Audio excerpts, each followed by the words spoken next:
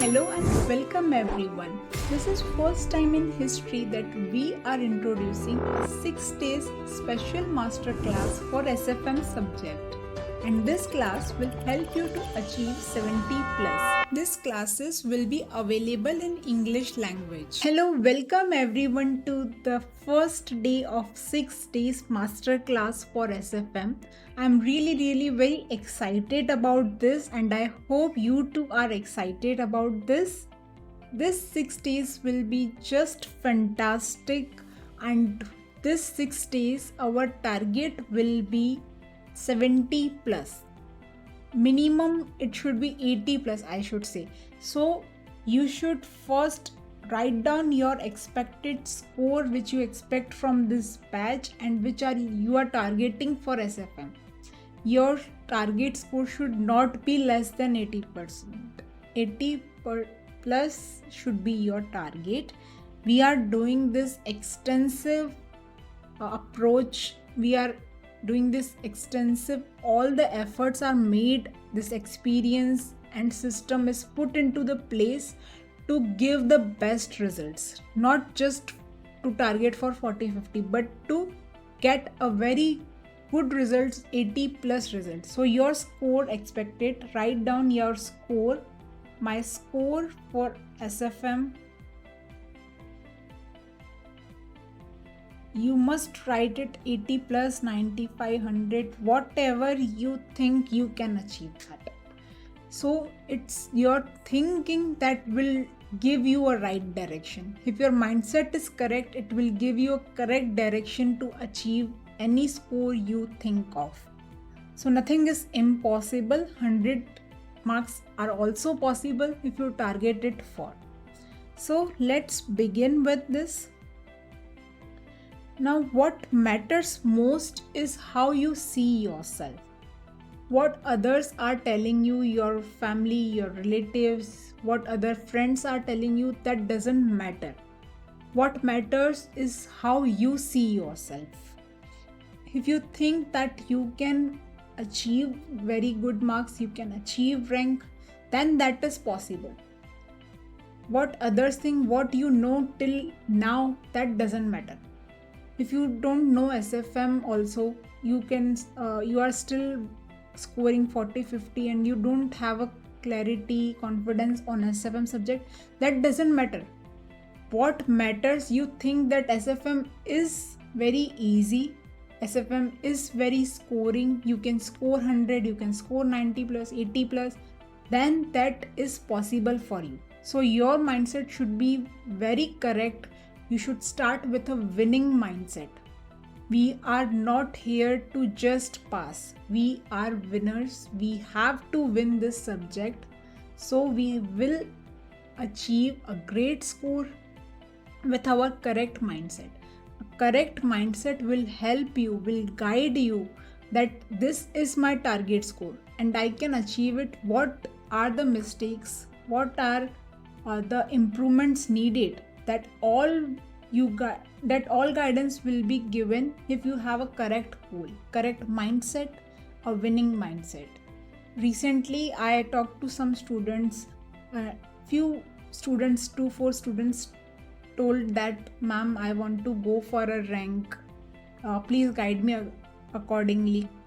So I was very happy, and recently some students said to me that they are joining the course after a long gap of 5 years. Someone said that I am joining this course again after 16 years.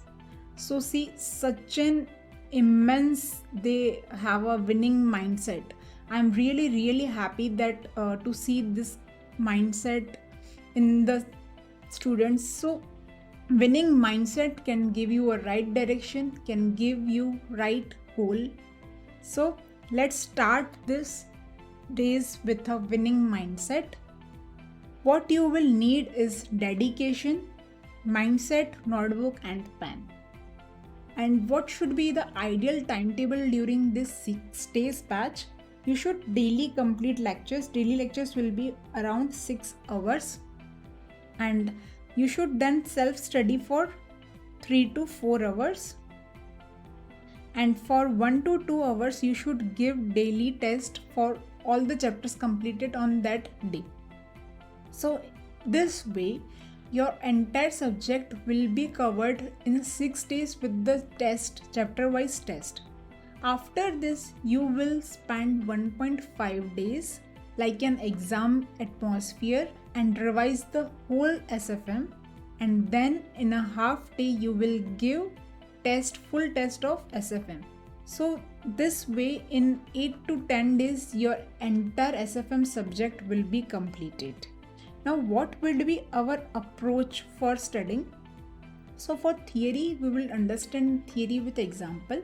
After understanding that, we will have a keyword revision. After this keyword revision you should revise the keywords very properly and then practice the keywords in the practice sheet and then appear for that chapter test. This should be the approach for theory. Next, for practical, what should be the approach? We will understand the concepts which are relevant to solve the questions. We will understand the formulas. We will do A and B category questions. After that, you have to self-practice the questions of that chapter. Then review. Along with it, you have to review all the formulas and then appear for the test of that chapter. If you face any doubt after the lecture, you can ask me that.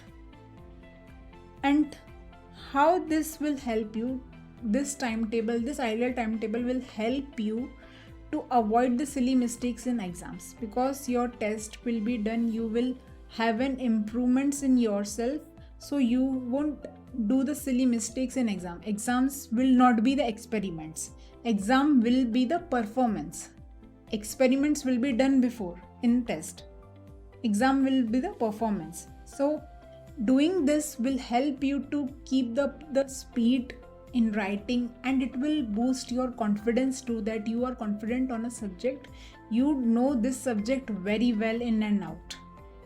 Then this exemption in SFM will help you to clear the CA goal also. It will make easier your path to clear the CA, and there is a little surprise gift from my side. If you complete all this timetable on time, that is, if you complete when the day you get lectures and you complete it within 8 to 10 days and give all the test in that 8 to 10 days, then we will send you a surprise gift for maintaining such a dedication and going in a right direction. So there is a surprise gift if you complete it on timely. Now let's just pray. Prayers gives immense energy. Let's pray and start with a positive energy. So pray for a minute that you should hold an energy to score good, to score 80, 90, 100, whatever you expect to. So let's take a minute and pray to get that energy.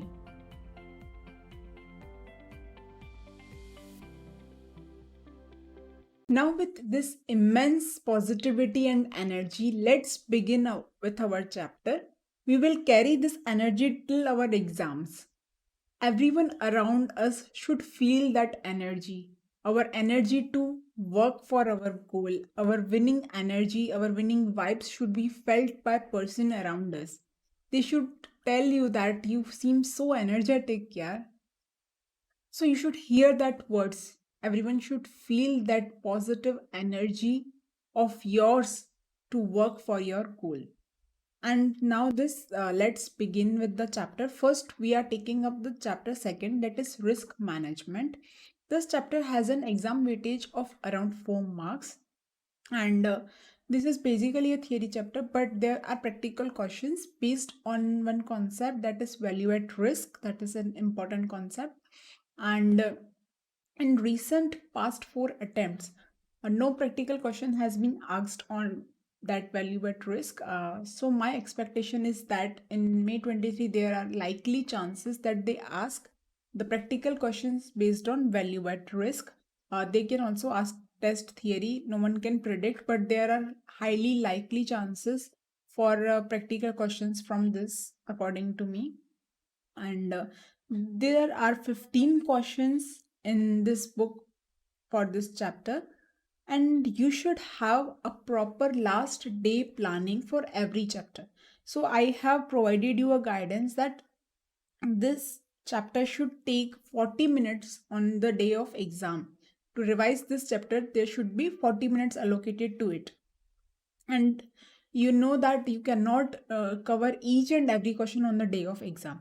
Even though we have very selected questions, very questions which cover all the topics, and very limited questions in numbers, around 400, but still you cannot complete all the 400 questions on the day of exam. So you have to sort out the questions beforehand, so that you just not give waste your time deciding what you have to cover or what you have not to cover. So there should be a proper planning for that. I have also shared a ABC ranking, and that is a guidance. That is a guidance from my side, and you can change the ABC ranking according to your preference, according to your potential, according to how you grasp that concept, how you grasp that question. So you can shift ABC according to yourself, and according to me, there should be 8 questions which you can cover in around 40 minutes. You can plus minus that, and there these are the questions suggested from my side to cover on the last day.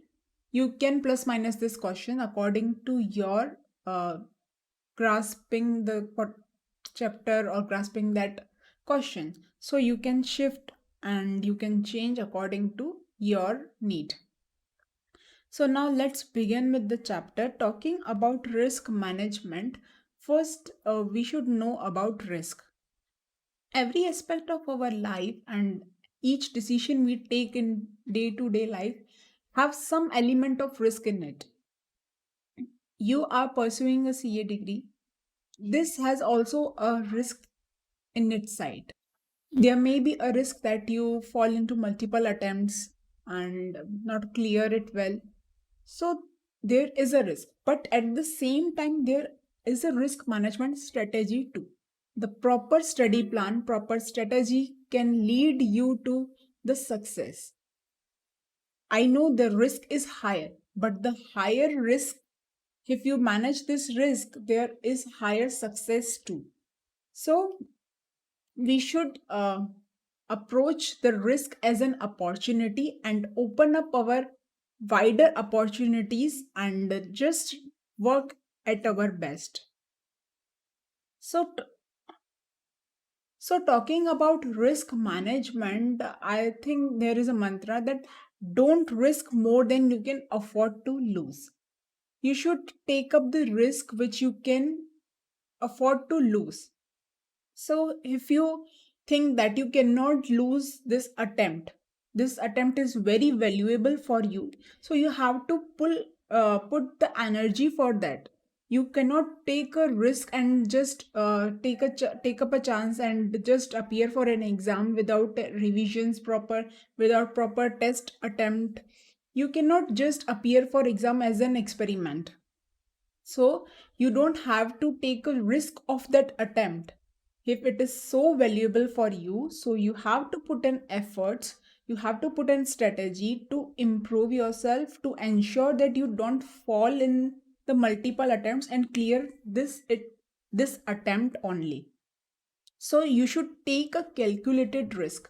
If you are avoiding test, if you are avoiding revisions, then it is not a calculated risk. You are just randomly going for the exams. So you have to take a proper risk management strategy for your studies too. The business also suffers risk, and business also applies the risk management strategy in their business approach. So talking about business risk, what is the business risk? Every business runs for the profits. Anything, any event, any happening any factor which affects the profitability of a business and take up the business to the losses is a risk factor for a business. So anything that threatens an ability to generate a profit at a target level or experience a loss is a business risk, and every business need to address the risk. They cannot ignore the risk, but it should be managed systematically. So we in this chapter we will study about various risks and how to identify that risk and how to take the measures to mitigate that risk. Identification is the first step. If you don't know what risk you are involved in, you cannot take the steps to correct it.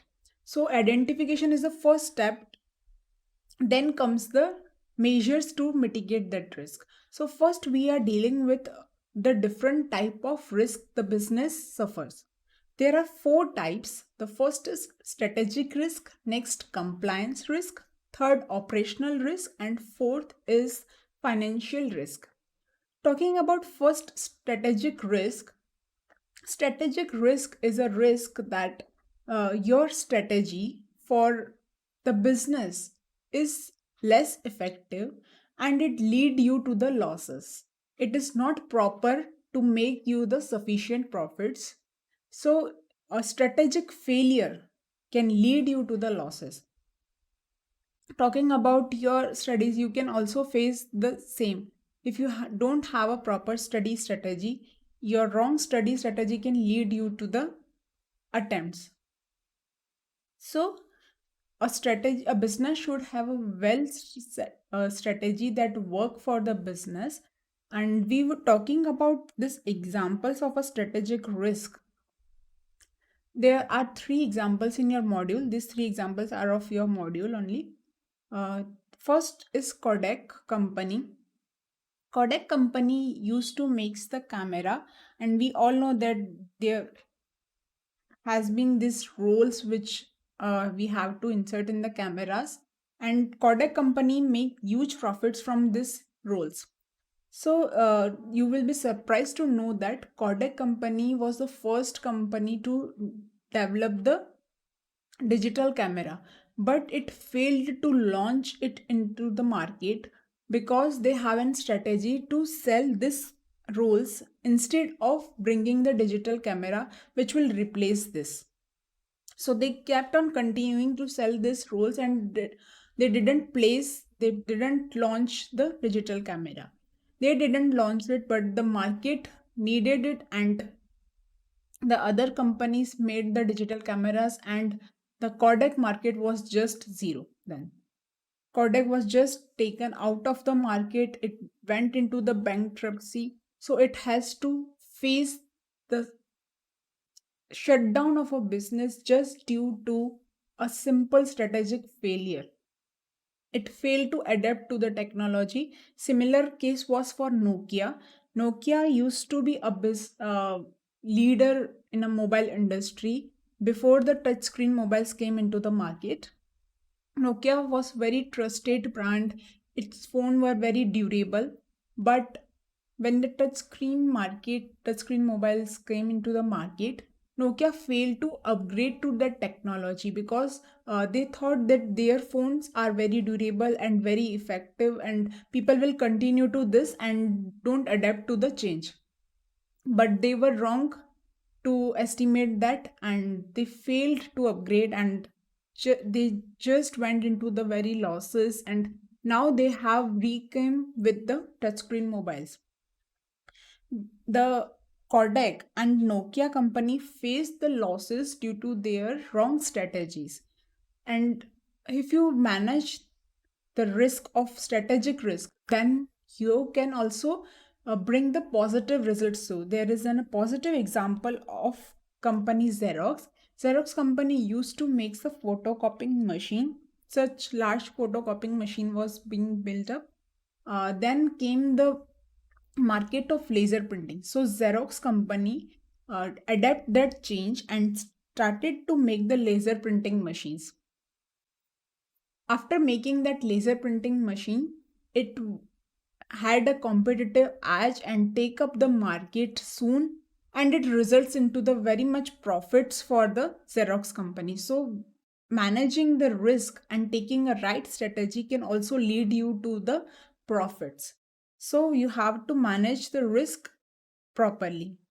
The next risk is of a compliance risk. Compliance risk is, we know that every business needs to follow some rules and regulation when they have to conduct their business. Every business has to ensure that they comply, that if they don't comply with the rules and regulation, they have to bear heavy fines and penalties. These heavy fines and penalties can lead to the losses. So losses occurred due to non-compliance is called a compliance risk.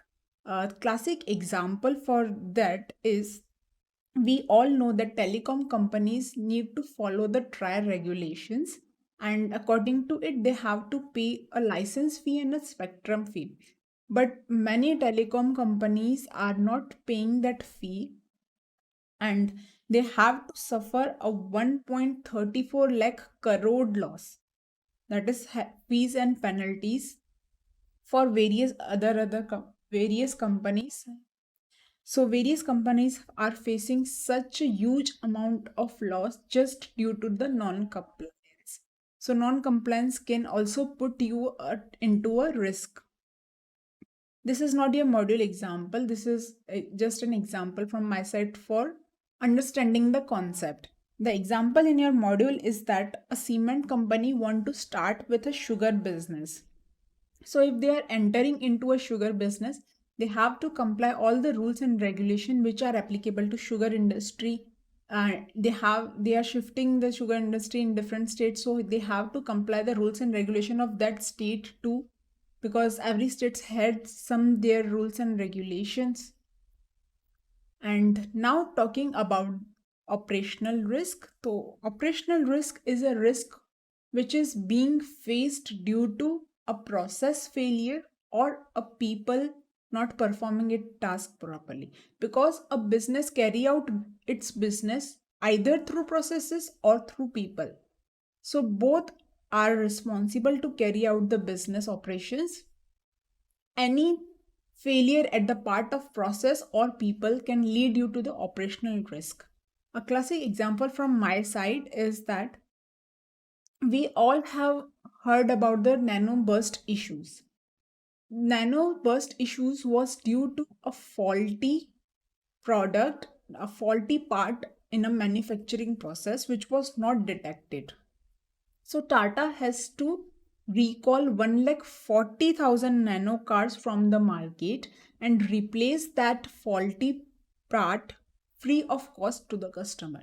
That was free of cost for the customers, but not for the company.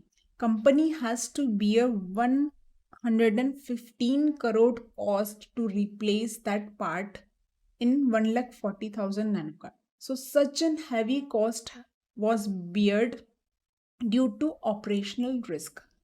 And the example in your module is that employee has paid 1 lakh instead of 10,000. Maybe intentionally or may not be intentionally, but the higher amount was being taken up from the company. So this is just a little example. 90,000 may be a big amount for a company or may not be. So even the amount is small or big, the wrong behavior of a people or the failure of a process can lead you to the operational risk. The next and final type of risk is financial risk. This financial risk arises due to the change in financial factors. Financial factors can be like exchange rate. If you are dealing in export import, and then change in exchange rate can impact your profits. Prices can impact the profits, they have direct connection to the profits. Credit rating can affect the profits, because if your credit rating is low, then business suffer uh, problems while raising the funds. They have to borrow the funds at the higher interest, so interest rates and credit rating can also affect the profitability.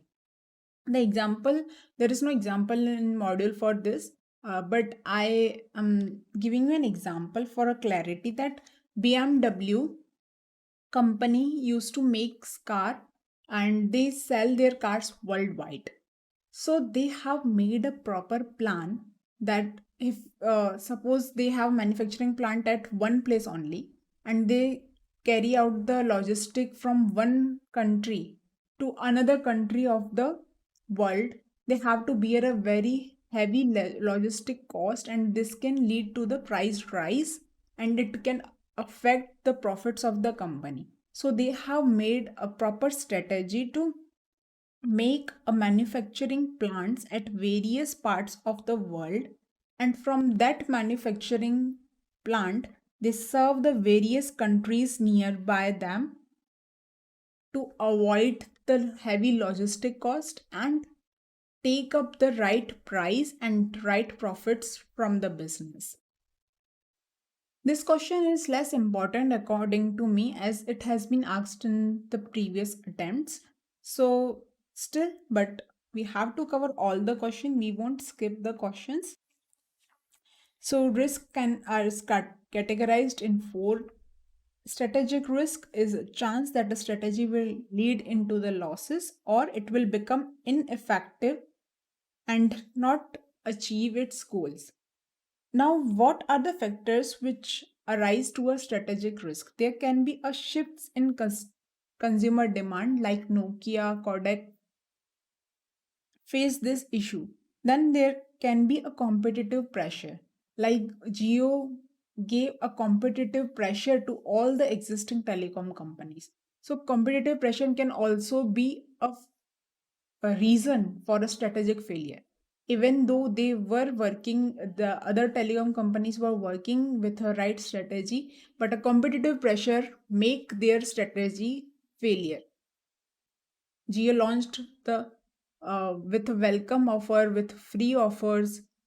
So the strategy of other telecom companies went wrong just due to the competitive pressure. Similarly, merger and integration can also pose a risk to the other companies. Technological changes like Nokia faced this issue. Senior management turnover, that is like your senior management is uh, continuously changing. You don't have a fixed management for a longer period. You have frequent changes in management. So, frequent changes in management will lead to a strategic risk because the person who made the strategy has a different intention, who is implementing is has a different way, and the person who is changing that strategy has a different perspective. So there is wider difference in implementing the strategy, so it won't work with that efficiency and it will pose a strategic risk for a company. The Kodak example, Nokia example, and Xerox example we have also dealt it in detail. Next, the compliance risk. Non-compliance can lead to penalties in form of fine and imprisonment. Business has to comply with various laws like Companies Act, SEBI guidelines, and CSR, and many others. So example is company ventures into a new business, new geographical area, then they have to put the efforts to comply all the rules and regulations of that industry area or that state. Then operational risk, failure on the part of a company to cope up with day-to-day operational problems. That that is day-to-day operational problems are not being dealt with properly, so that poses a operational risk for a company. This risk relates to a people as well as process. Then talking about financial risk, it is due to change in financial condition like price, exchange rate, credit rating, and interest rate.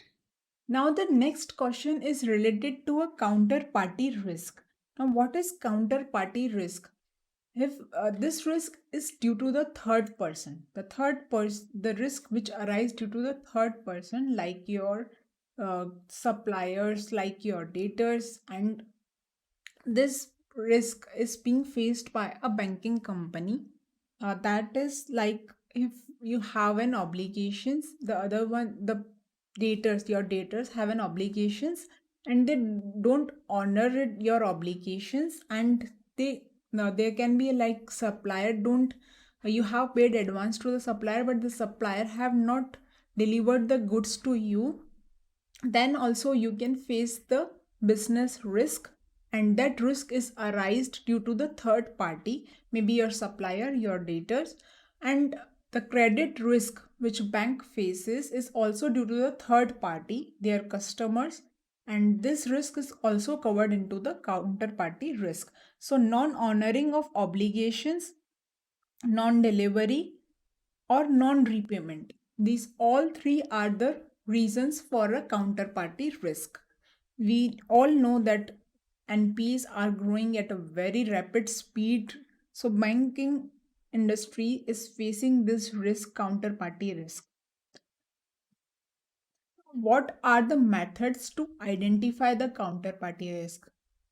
How we can identify that our business suffers the counterparty risk?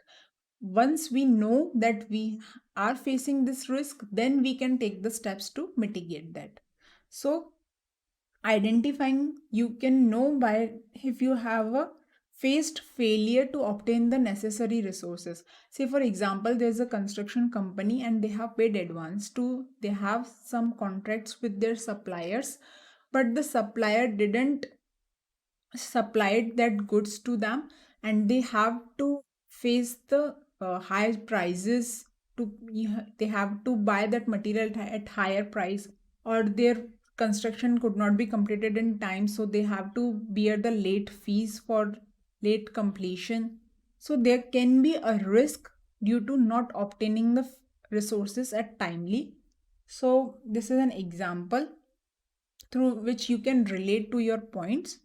The next is due to action of government or a foreign government. Say for example, government has given a stay to someone that you cannot recover amount from this person. So action of a government or any action by foreign government can lead to the counterparty risk, or else decline by a party that it does not show up, it does not pay your obligations, then, or it has been in an insolvent position. So they are not in a position to pay off the debt to you. So then in that case also there will be a counterparty risk. Now talking about techniques to manage. Once you know, then you have to manage it. How would you manage it? First, giving the loan, giving the money, giving the credit to others. First, you have to inspect that party. How would you inspect them? You should carry out the due diligence. Now, due diligence is a wider area. This is an area where many chartered accountants practice too. The due diligence report is being made to ensure that the party you are dealing with is credit worthy to deal with. Once you know that you can deal with this party, then you have to set a limit. You can't just give on n number of credit to a party. They have their limits. So after due diligence, you have to fix their limits. You don't have to overcommit to a single party, because a single entity, if they fail to pay you off, then you can be in a business risk, you can be in a financial losses just due to that single entity. So you should not overcommit, and you should also review the limits timely. We all know that we have CC limits which is based on working capital, so we bank review the limits timely, so to ensure that we don't give credit more than the limits. And if even you have taken so much steps to cover up this risk, still there are failures by the customers, then you have to take the action. You have to take action, rapid action. If you see that there is likelihood of defaults, and if you have taken any performance guarantee or insurance regarding that debt, or regarding that credit, you should exercise that. You should use use that performance, use that insurance, use that guarantee. So these can be the techniques through which you can manage the counterparty risk. So you have to inspect limits. 3 points are regarding limits, and you have to still, if you face the risk, then you have to take the action. So this is the linkage. So we are studying theory with the entire linkages and examples so that you can relate and learn it, and you don't have to just mug up the theory without any logics, without any sense. You know the proper sense of all the points, so it will be easy for you to learn and revise the chapter. So, counterparty risk arises due to non honoring of obligation. Default by a counterparty also covers the credit risk. So, failure to obtain resources, restrictions from government, action of foreign government, let down, or insolvent. We have to manage, we have to carry due diligence, know the limits, and do not overcome it, review the limits. Even after taking such steps, if you face the risk, then you have to take a rapid action and use the guarantee and insurance if you have taken that.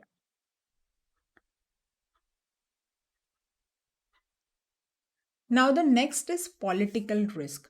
What is political risk? Political risk is a risk faced by a business due to the action of government.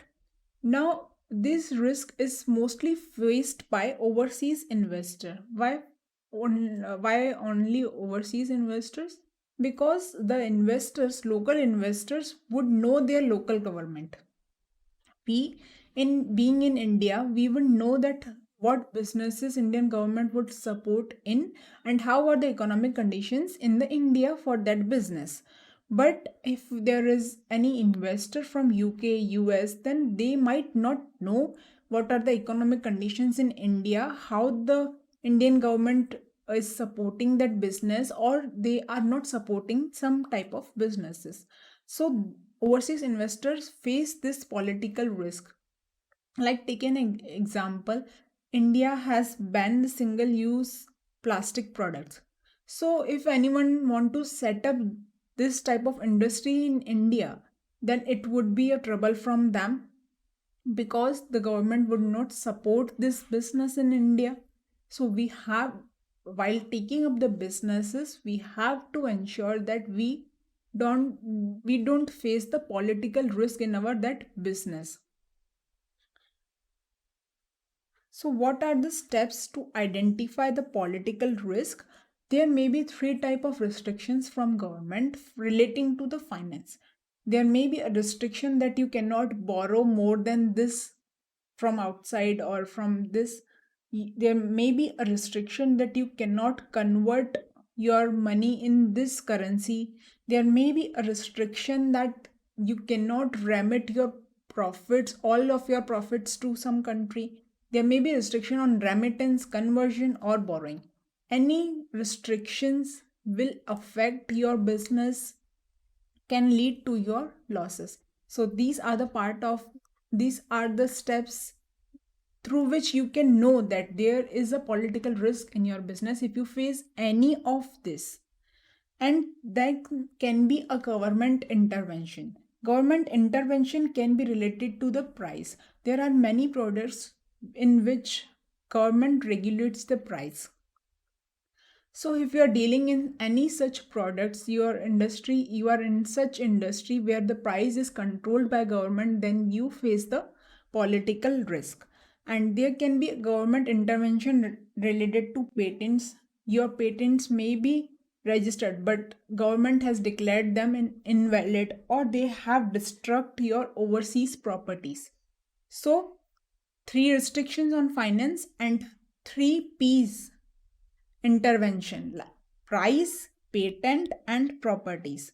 All these intervention can impact you, and this can be an indication that you face the political risk. Then comes to how to manage the political risk. For managing the risk, you have to take up the steps. You have to refer the political ranking. You have to prefix the price. You have to focus on the resident labor. You should focus on resident labor. You should focus on local joint ventures so that government does not intervene in your businesses. You should also study about government popularity, how popular the government is, how supportive the government is. We all know Mr. Narendra Modi has put our India at a very good place in the world. So we have a good government rank popularity, and we should also study the economic conditions of that country so that we can know how business are being supported by government in that country. And we should also inquire from embassies. Every countries have embassies in other countries, so we should inquire before starting up the business. We should inquire from their embassies that how the economic conditions, how supportive is the government for that business and that industry. So these this is the political risk, the methods to identify it. Then comes the techniques to manage. You can local source the raw material and labor. If you source them locally, then government won't interrupt and don't intervene into your businesses. So either you can take up the businesses through joint ventures with the Indian or any country you are setting up with. So you uh, so the compliances, you don't have to face the strict regulations if you enter through the joint ventures in that country.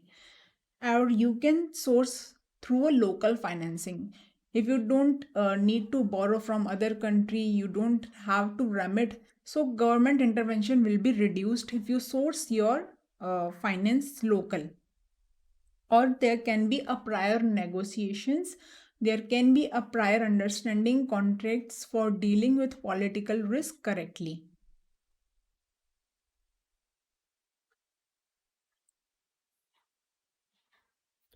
Now then comes the interest rate risk. Now what is the interest rate risk? If you face the losses due to change in interest rate. Now how can an interest rate affect? Interest rate can affect the investments made. This interest rate risk is very important for the banking companies because their assets consist of the investments which have interest bearing securities. So this risk is very critical for the banking industry. Now how could a interest rate affect an asset's value? There is an inverse relation between interest rate and assets value. If the interest rates goes up, then the assets value comes down, and if interest rates goes down, the assets values is going up. Now how is this? Let's understand with an example. If you are now having a 6% bonds, and now in the market their rate has increased, that is 7% bond. Now would anyone take your 6% bond? No, they would try to take a 7% bond. So the value of your bonds will decrease if the interest rate increase. So there is inverse relation between them. Now what are the methods to identify that your business carries out the interest rate risk? To identify that, you should study the monetary policy, or you should take note of any action taken by government. Why? Because the government is one who regulates this interest rate. So interest rates are regulated by government, so you have to study the monetary policy and any action like demonetization. Demonetization has a very impact on the interest rate were lesser when the demonetization came into the effect. And you can also study the economy and industry. You should refer to the industrial data and economic growth. If the economic growth and industry are growing properly and they are stable and there is no volatility in that, then interest rate are there are chances that interest rate will also be stable, and there won't be any higher chances for an interest rate risk. So you should study the economy and industry growth, and at the same time you should also check for the foreign investment. Is foreign investment of a sufficient amount in that country? If a sufficient amount of foreign investment is in a country, then it suggests indicate that interest rate risk may not be such high in that country.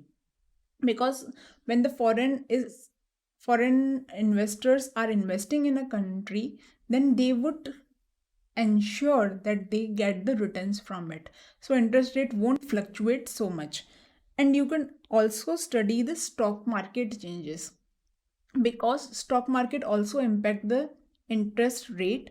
If your stock market is highly volatile and it gives you so much of returns, then many investor would take up the opportunity and not invest in banks for an interest, and rather they would go into the stock market. So stock market can also affect the interest rates. So you have to study all these factors to identify that there can be an interest rate risk affecting you or not. Then comes how to manage the interest rate risk. Interest rate risk is managed through derivatives. Now we will study about future, forward, swap, and all these are the derivative instruments. These we will study about this in derivatives chapter in detail. But what is done through these instruments? We need to fix the interest rate through these instruments, so that we don't have to suffer the fluctuations in the interest rate. And so we fix the interest rate, which will help us to manage our interest rate risk.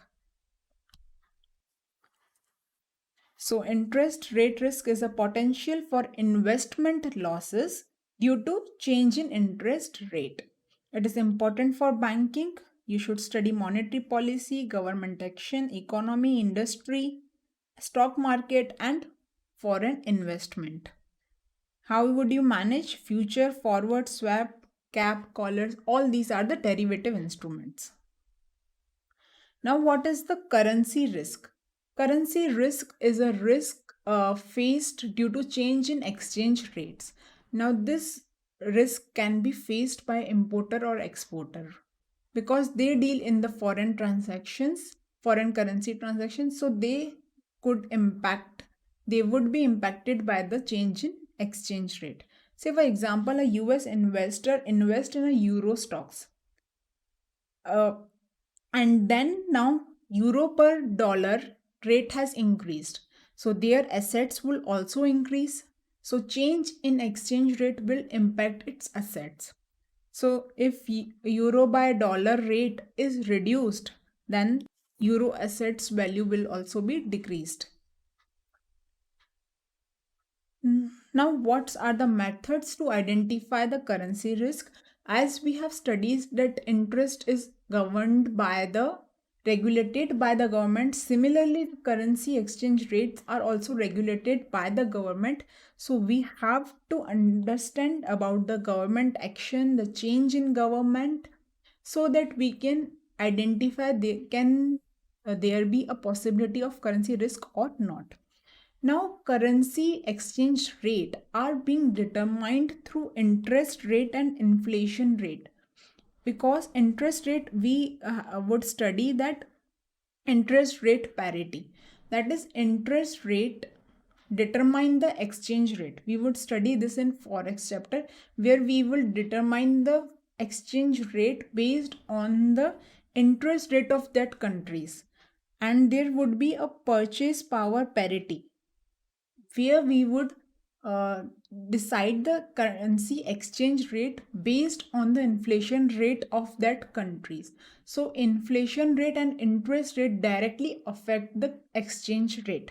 So these two rates affect the currency exchange rate, and this could create element of a currency risk. So we should study this interest rate and inflation rate. If they are stable, then there are likely less chances for the currency risk. If they are not stable, not stable current inflation or interest rate, then there could be a chances for a currency risk.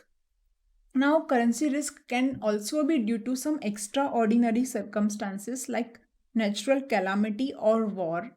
Now, recently we have seen Russia-Ukraine war, and this war has impacted the currency so much. So we can witness that currency risk may be due to an extraordinary circumstances like natural calamity and war. Now, once you face the currency risk, how would you manage it? It is also being managed through derivatives, which is future forward swaps. We will study in detail what all are this, but in this also we fix our exchange rate so that we should not suffer a currency risk.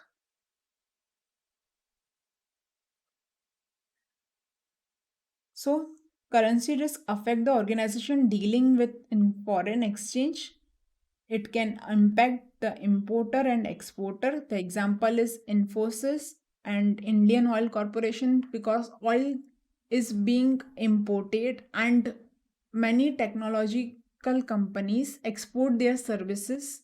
So this can impact them as an exporter or as an importer. Now, what are the methods? You have to study the government action. There is example that when UK government decided to diverge from the European Union, the pound was at its lowest. And this is a 1980s incident. Then you should also study the change in government. Their attitude can impact the currency rates.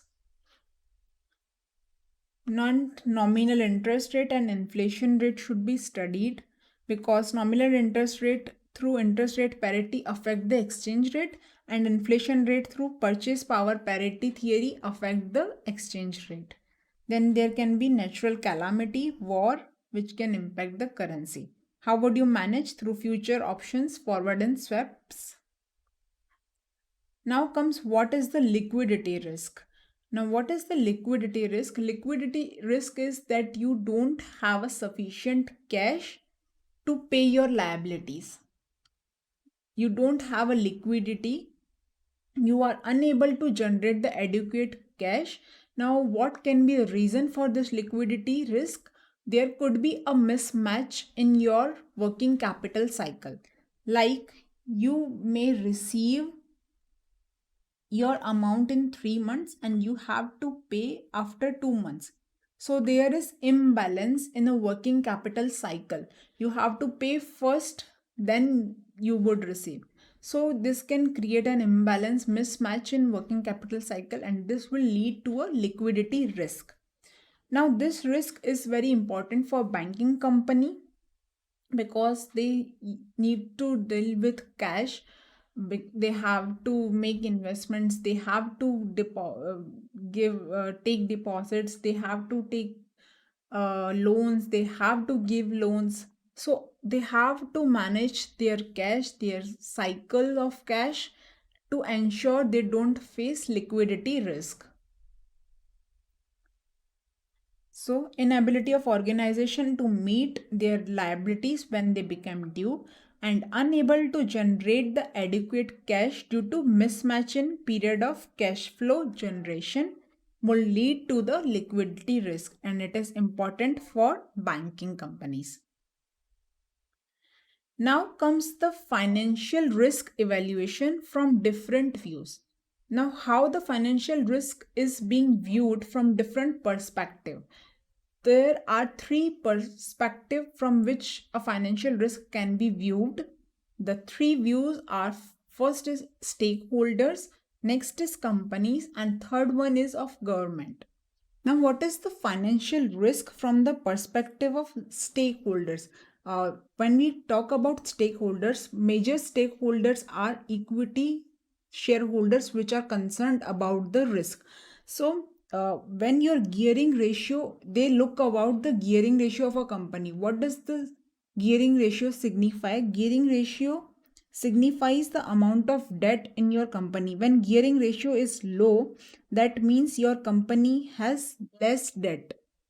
When debt is less, then the chances of defaults and risk is also less. When the debt is high, that is high gearing ratio, then there are chances of being defaults, making defaults and going into the bankruptcy. So when debt is high and if you make low profits, then you can go into the financial crunch. So risk is high when debt is high. High gearing ratio, high risk. Low gearing ratio, low risk. So stakeholders take the decision of financial risk based on gearing ratio. Now next is the view of company. How the company views the financial risk. If a company is borrowing so much an amount and they are not able to repay it, then there could be a financial risk. Or a company has lent so many amount but they are unable to recover them, there is a default risk in recovering the amount, then also they can face a financial risk. Those financial risk from a company perspective is either borrowing excessively or lending excessively where there are chances of default. So these both factors can pose a risk, financial risk for a company. So company view financial risk from that perspective. Next is from government's perspective. Government perspective is bank and financial institution are the pillars to regulate the finance. So when a bank is failed or there is a downgrading in the financial institution, then government can face the financial risk. So now we have seen that many banking revival strategies are being made to revive the banks, and so that economy can be made stable, the finance can be made stable in the country. So from government perspective, if there is any failure in a bank or downgrading in a financial institution, then government faces the financial risk. So there is an example that Lehman Brothers in 2008, due to bankruptcy filed by the Lehman Brothers, there were many job lost, nation was in a recession, and this impacted the whole country. So government ensure that banks and financial institutions run properly, else they will pose a financial risk for the government. So there are three perspectives. From stakeholder perspective, they view the financial gearing ratio. If the high the gearing, high the risk. From company, they see that they don't borrow excessively or they don't lend excessively, so that there are not chances of a default. Next, from government view, if there is a failure of a bank or downgrading of a financial institution, then there can be a financial risk from the perspective of government.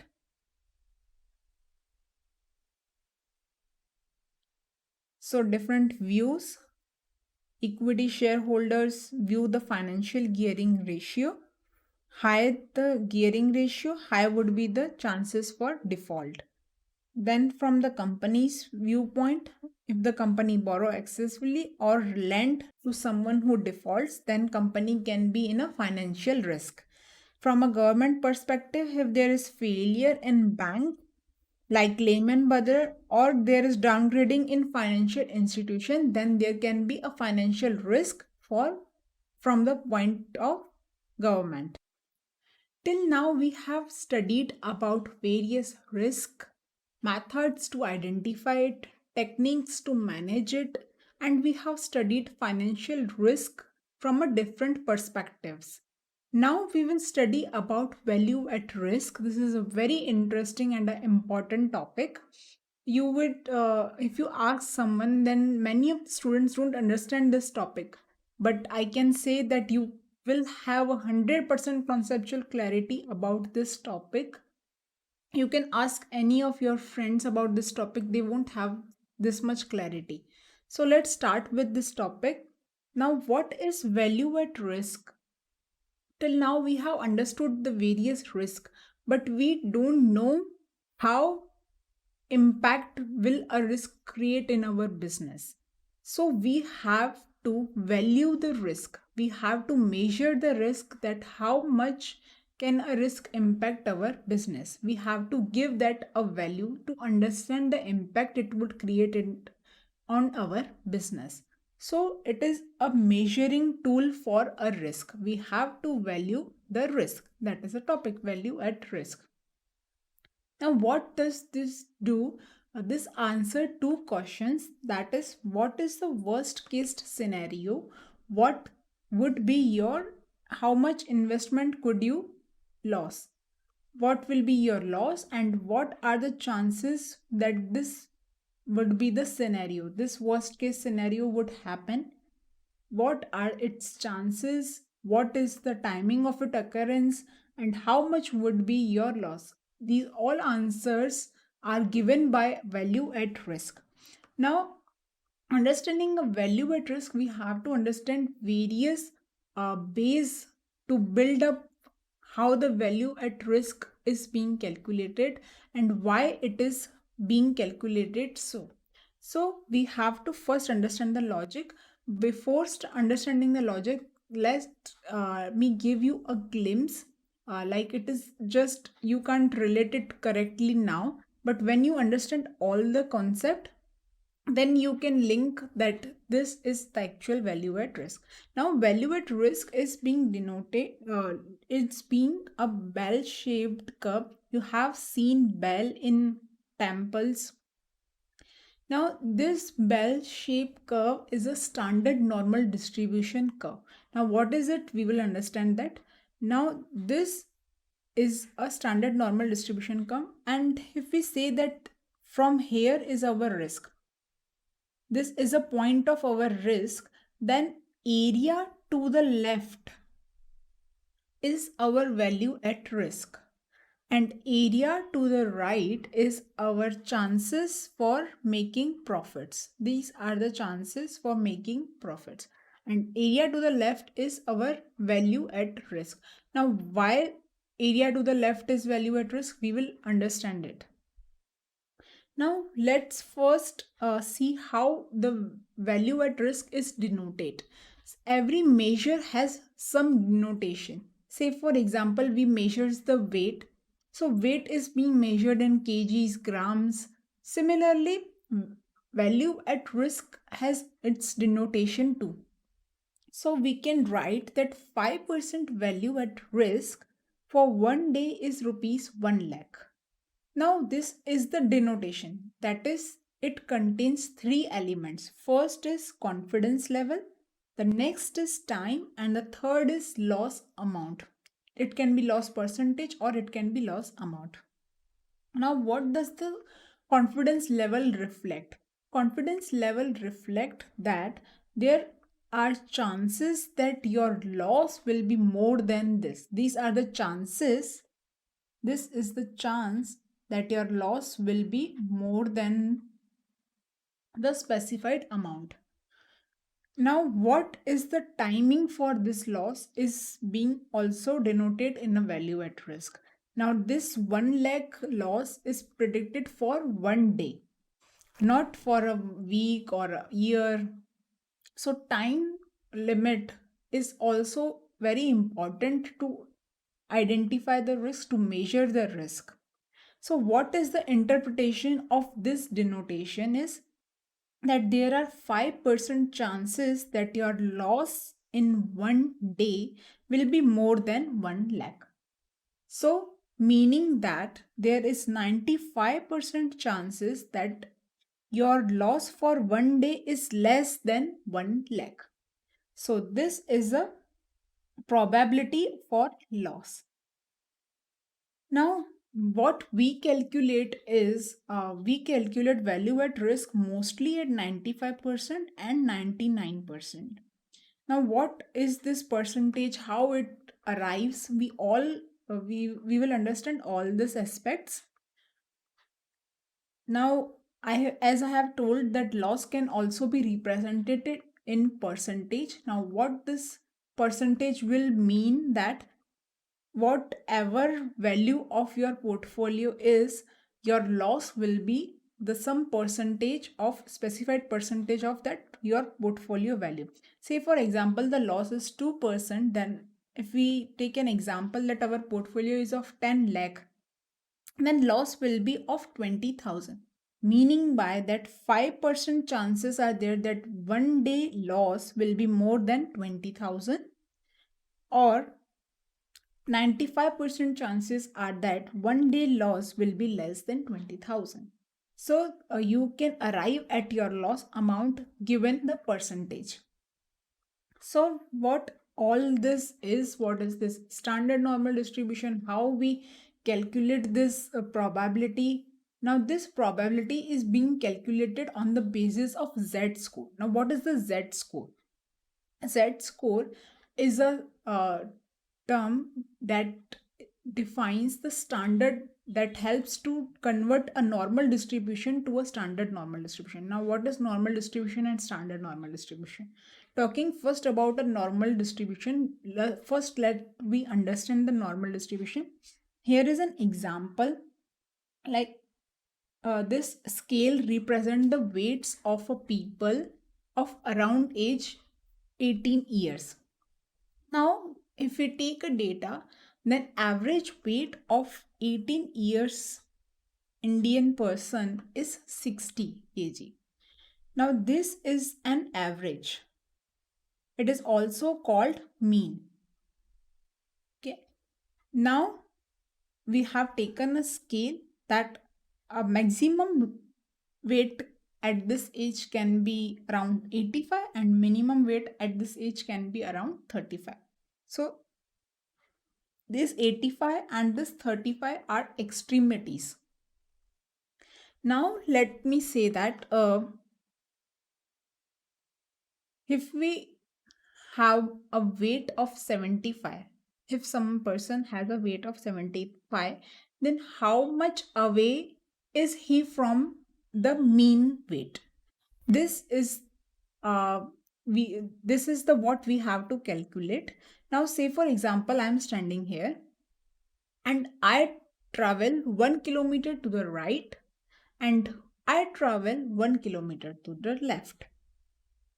In either ways, I travel for 1 kilometer. The distance is same, though I have traveled in a different direction. So the area to the left is has the less value than the mean. That is, if you fall in this area, that means that that person's weight is less than mean, that person's weight is less than 60. And if I am in this area, this means that this person has a weight more than 60. Now what is the probability? This, as this is an average, a mean 60, so 50, that means that 50% of population will be in this area having a less weight than 60, and 50% of person will have a weight more than 60, as this is an average weight. So the probability of going this side is 0.5 and probability of going this side is 0.5. So the entire probability of this area is 1. Okay. Now, as we see, if we see scale like 15 centimeter scale, basic 1 centimeter, then 2 centimeter, it has millimeters in between. So this is the way a scale is represented. It has a difference of 1 centimeter each. So here we also have some difference of measuring that standard scale.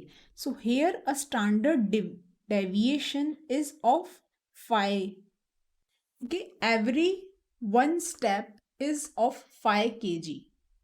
Every one step you move in any direction has a value of 5 kg. Now if you say that I have to move to the 75, how many times it will be away from it? It will be away 3 steps. You have to take 3 steps to reach to the 75. Similarly, if I talk about 45, you have to take 3 steps to reach to the 45. Even though directions of both is different, but the distance remains the same. As I talked in an example that I travel 1 kilometer to the right, or either I travel to 1 kilometer to the left, the distance will remain the same. Now, how would it be identified? How would this 3 be arrived at? How can we know that how much far we are from an average? So, taking a difference 75 minus 60, this comes to 15.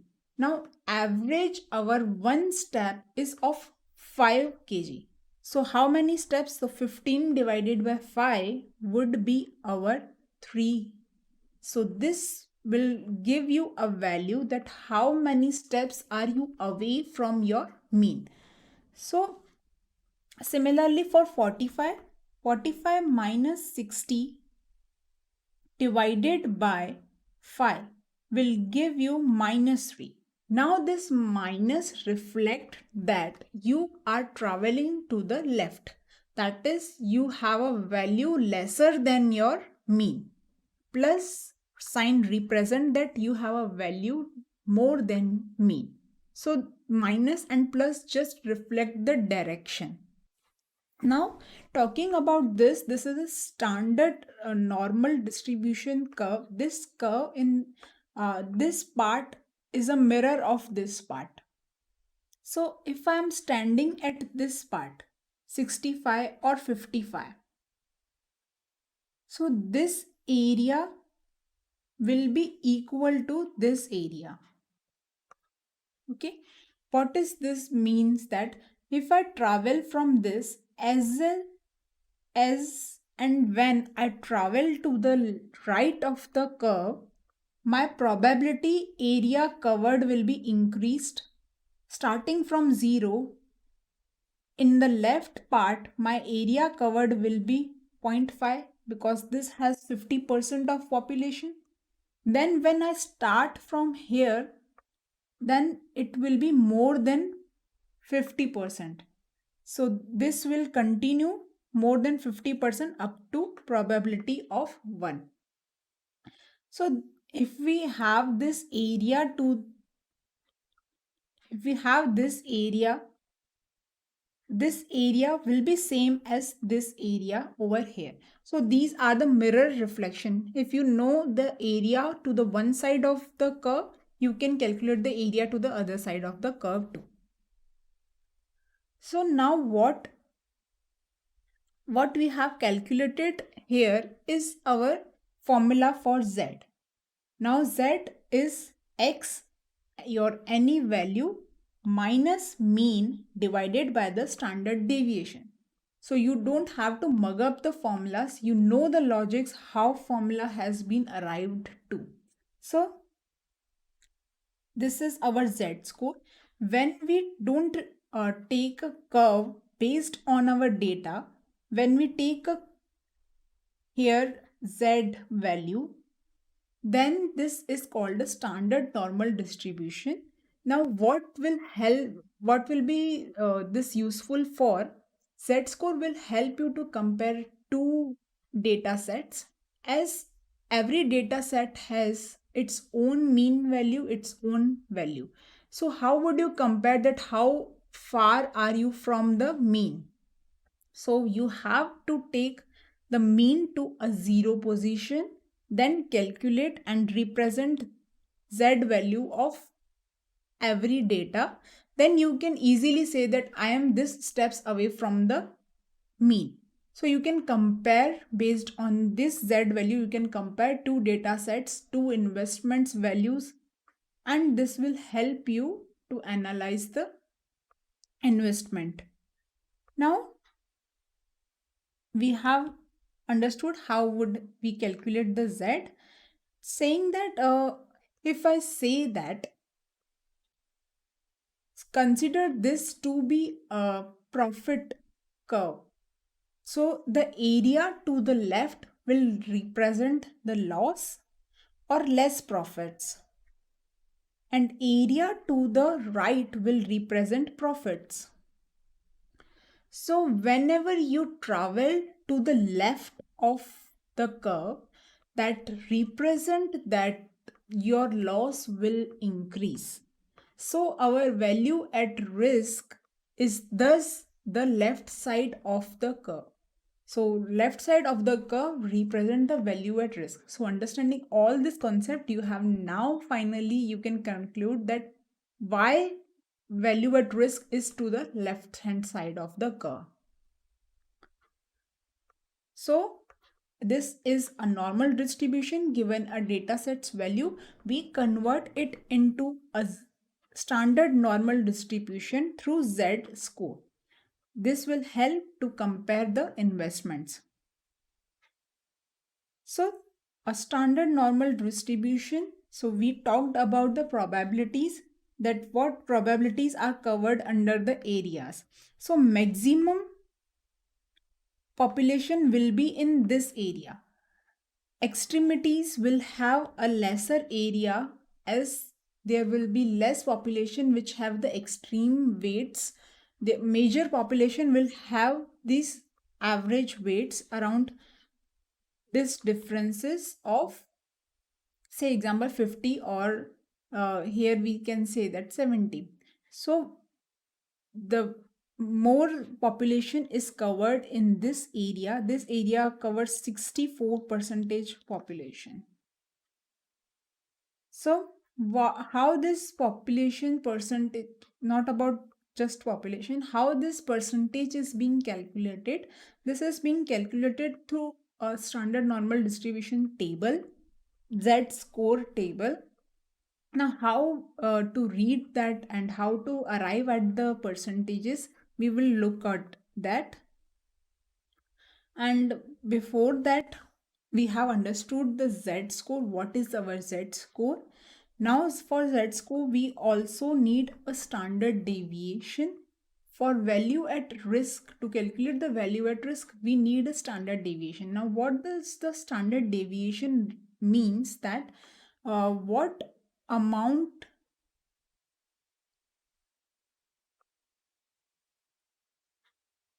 what will be the amount of fluctuation.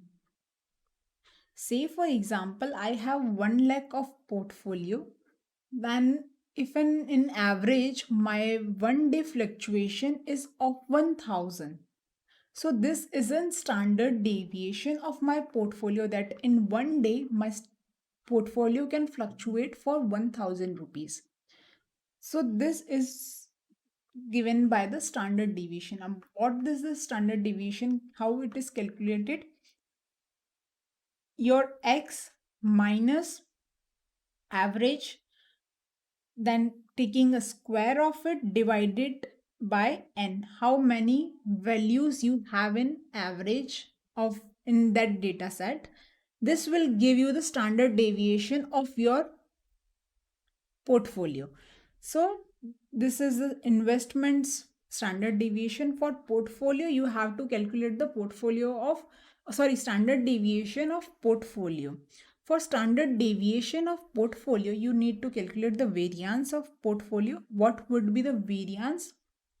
It would be the variance of one security plus variance of other security plus 2 into standard deviation of A, standard deviation of B, multiply by correlation coefficient R. Now what does this R signifies? Say for example, I have two investments in my portfolio. When market increases by 10%, my investment in A increases by 10% and investment in B decreases by 10%. Now, what would be the net return for my portfolio? One investment is increasing 10% and other is decreasing 10%. So, my net portfolio will have a zero value. So, how this both investments are related will affect my portfolio. So this correlation coefficient is very important to arrive at the risk of that portfolio. Now, how it is this calculated? This is a formula. We will understand it in detail in a portfolio chapter. Now, from this variance, we will calculate the standard deviation, that is under root variance. So, now we know this how our investment can fluctuate. We know the probability of fluctuation. This Z score will give us a probability for fluctuation. Now, from standard deviation, we know how much it fluctuate. Now we would know that in what time this fluctuation could be happen. So our value at risk contains three components. That first is confidence level, that is probability, that is Z. The second one is the loss, which is represented by standard deviation, and the third is time in which that loss can happen. So our formula of value at risk will be the multiplication of these three, that is Z multiplied by standard deviation multiplied by T. Now a very important logic over here, as this standard deviation is under root, standard deviation is calculated as under root, so we also take the under root of time so that our base for calculation should be similar. To arrive at correct value, we should take the correct way. So this standard deviation is under root. So this T is also being under root. So you don't have to mug up the formulas why this T is in under root. If you ask your friends, and many of the students don't know the logic of this formula, but you know this, so you don't have to mug up. You know the logic how this formula is being arrived at. So value at risk has three components: a time frame, a confidence level, and a loss amount. Now how would we arrive at a probability? There is I told that there are Z score tables. Now how that Z score, there can be a different type of Z score table.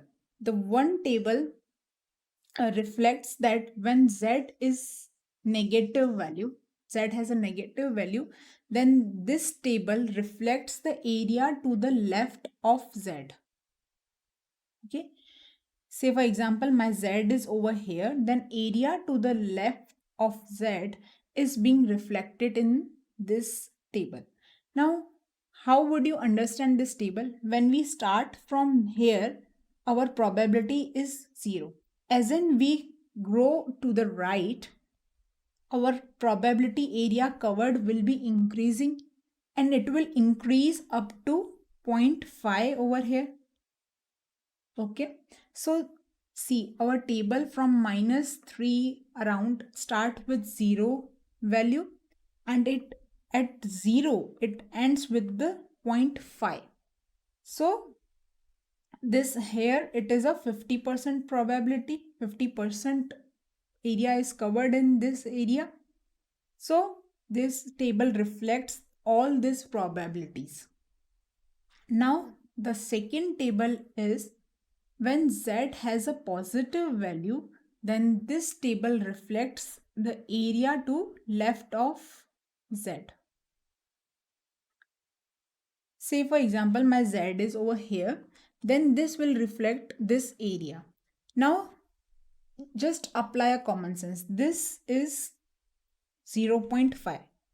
So, any value of this table will be greater than 0.5 because you have already covered this 0.5 area. Now we are growing still more to the left. Oh, sorry, still more to the right. So we will cover area greater than 0.5. So our table will start from 0.5 and it will end up to here to value of 1. So this is the way you can understand the table, what data is given in the table. Now the other table is that this reflect when Z is positive, then this table gives you the area between mean and z. That is this area. So the above table was giving you entire this area. So how will you arrive at this area? Total area which was reflected in above table minus zero point 0.5 will give you this area. Okay, so this table has values taken from this table. If you deduct zero point 0.5 from this table, then you will arrive at this table. And if you add zero point 0.5 in this table, then you will arrive at this table. Okay, so this way you can understand how the tables are given in the question. So if you have having a positive z value, but your probability given is less than 50%, then you can say that you have been given this area mean and z. Not you are not given the cumulative probability. Now, what is value at risk? This question measures the risk of investment. What is the worst case scenario and what will be the loss is the two answers which we get from the value at risk. Now, what are the features of value at risk? The components of value at risk are three: time, confidence, and loss. We consider time horizon. Value at risk can be calculated for various time: 1 day, 10 day, 1 week, 1 month. You can calculate it for any time horizon. We also take account the probability, that what is the probability of loss occurrence. We should also answer that question. Now we also consider the z score, which reflects the probability, and we also consider the statistical method, that is standard deviation, while considering the value at risk. And now what does the value at risk help us to? It helps us to control the risk. These all are the features which can define a value at risk. Now these features: question, time, confidence, and loss are components. Statistical method based on standard deviation. Time horizon: 1 day, 1 week, 1 month. Probability, that what is the probability of maximum loss. It can help to control the our risk. It can help to decide the limits for a maximum loss. Next is z score. It shows that how many standard deviation we are away from the mean. So this is reflected by the z score. This we have understood in very depth. Now, what are the applications of value at risk? How value at risk is being applied to a practical life? It helps you to measure the maximum possible loss. When you make an investment, it will help you to know what amount can you lose in while making that investment. And it also help to set a benchmark for performance. Say for example, at 5% value at risk, one investment has a 5% value at risk for 1 day. One investment has a loss amount of 1 lakh and another investment has a loss amount of, say for example, 10,000. So which would you prefer? The one which had less loss probability. So you can set a benchmark. You can say that we have to achieve this value at risk. Our risk should be minimum. So this can help you set a benchmark for performance. And this is also a very useful tool to manage the asset and liability for banking companies. Next, it can help you to fix the limit of front office employee. Say for example, you may be knowing that in banks every manager has their limits to sanction the amounts. One manager can have a limits of sanctioning the loan of amounting 1 crore.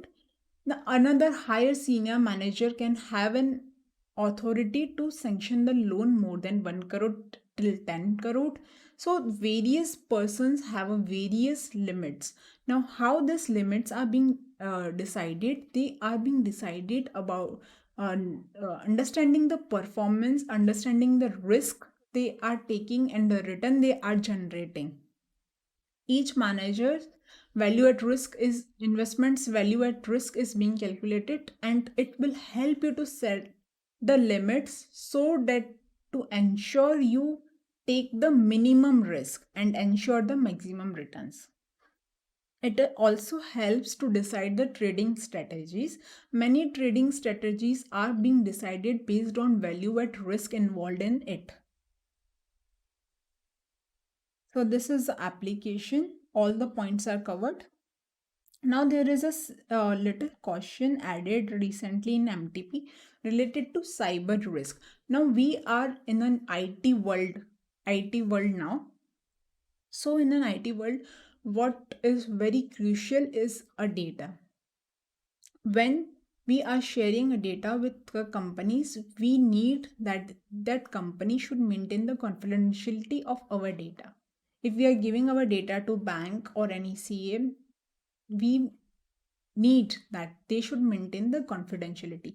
If they don't maintain that confidentiality and leak our data to some unauthorized person, then we have a right to claim the damages, to file a suit against them. So if a business is facing a losses due to leakage of data to an unauthorized person, then business has to bear losses due to cyber attack, then it is called a cyber risk. Cyber risk is defined as a risk of damages paid in lawsuit or a compensation to a victim of cyber attack in which data of customer, vendor, or third party is being linked to unauthorized malevolent entity. Now, what is malevolent entity? Malevolent entity means a entity which don't have a good intentions. They have a bad intention to misuse the data. They are called the malevolent entity. So, if data is leaked to some such person, then you can have a attack cyber attack, and you can be victim of it, and you have a data leakage, maybe intentionally or unintentionally. May there can be chances that your data has been hacked. It was unintentionally, but still you have to bear the damages. You have to pay the damages compensation to the your customers, vendors, whose ever data has been leaked. So this is the cyber risk.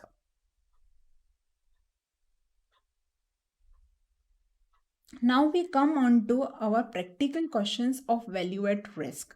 Suppose you hold 2 crore of X limited whose standard deviation is 2% per day. Your standard deviation of 1 day is given. Total portfolio is of 2 crore. So standard deviation will be 2 crore, 2% of 2 crore, that is 4 lakh. Assuming 252 days a year, determine maximum loss level over a period of 1 trading day and 10 trading days. So you have to calculate the value at risk of 1 day and value at risk of 10 days with a 99% confidence level. Now, what will this 99% reflect? We have to take the Z value based on 99%. So if we look at this table, so here we see this is value very near to 99%. So our value will be 2.33. So our value will be 2.33 for 99 percentage. If we calculate this for 95 percentage, so here we see that this value is very near to 95 percentage. So it has 1.6.5. So 1.65 is for 95 percentage and 2.33 is for 19 percentage. So this is the Z value and this is the probability. So question will give you the value of Z. If it doesn't give you, you have to remember these two values, 2.33 and 1.65. So Z value we know, we have a standard deviation and we know time 1 day and 10 days. So we will apply standard deviation multiply by Z multiply by under root T. Now from this we can calculate value at risk for 1 day. Now how would we calculate value at risk for 10 days? You can apply this formula for 10 days, or you can say that value at risk of 1 day multiply by the time will give you the value at risk of 10 days. Okay, you can calculate either way you are comfortable with. Next question is, you have 2 crore investment in XYZ, 2 crore investment in ABC. Both shares have daily standard variation of 1%. So our standard deviation for 1 day will be 2 crores 1%, that is equal to 2 lakh. Okay, you have given a correlation as this is a portfolio consisting of more investments, so you are given a correlation. So you will calculate first variance of a portfolio, then a standard deviation of portfolio, then you will calculate value at risk. You are required to determine 10 days 99% value at risk. So standard deviation is given of one security, then you will calculate variance of portfolio. Variance of portfolio, variance of ABC, variance of XYZ plus 2 into standard deviation A, standard deviation X and correlation coefficient. So this will give you a variance. Under root of variance will give you the standard deviation. Now you will apply the formula of value at risk and arrive at the value at risk. This is very simple. Now the third question, this is very interesting question. This is based on a practical applicability of value at risk, and in this question you don't have to calculate the value at risk. There is a reverse calculation required here. On Tuesday morning, before opening of a capital market, an investor, while going through his bank account statement, has observed that an amount of 7 lakh is lying in his bank account. So your bank account is having an amount of 7 lakh. This amount is available for use from Tuesday till Friday. Tuesday, Wednesday, Thursday, Friday. So you can use this amount for 4 days. The bank requires a minimum balance of 1000 all the time. So you need to keep 1000 in bank. So rest 6,99,000 you can use. The investor desires to make a maximum possible investment where value at risk should not exceed balance lying in his bank account. So here you are given directly value at risk. So this is the amount of value at risk which you can afford to lose. The standard deviation of market price is 1.5% per day. The percentage of standard deviation is given, but you don't know how much amount is of your portfolio. You don't know the investment amount. So how could you arrive at standard deviation? So here you have to calculate the investment amount taking the reverse calculations from value at risk. So here we have given that 99% value confidence level we have to take. So reading this table, we can arrive at 2.33. So here we are given value at risk, we are given Z, we are given time, that is 4 days, but we are not given standard deviation. So we will calculate the standard deviation. First, we have to arrive at standard deviation for 1 day. So we have to calculate this value at risk for 1 day. This 6,99,000 is value at risk for 4 days. So we will calculate the value at risk for 1 day. So how would we calculate 6,99,000? We will divide it by under root T. So we will arrive at the value of loss for 1 day. This is the value at risk for 1 day. Now, taking the effect of z-score, we will arrive at standard deviation of 1 day.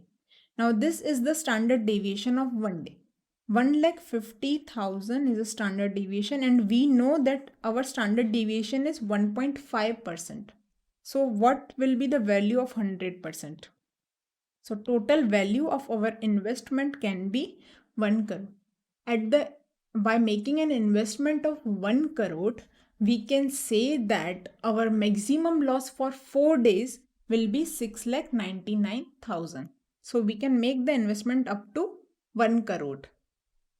So this is a very practical application of value at risk, where you set a maximum loss limit and make your investment according to it. Now, fourth question. Considering a project where mean return is 2 crore and standard deviation is 1.6 crore. Now here we are given mean and standard deviation. And if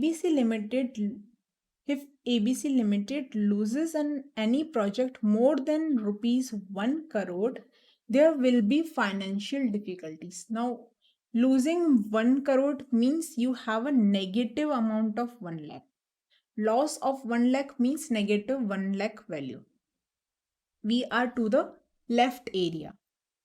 Determine the probability of a company will be in a financial difficulty. Now here you are given a standard normal distribution table which gives the value between mean and z. Now if you read the data, these all values are less than 50%.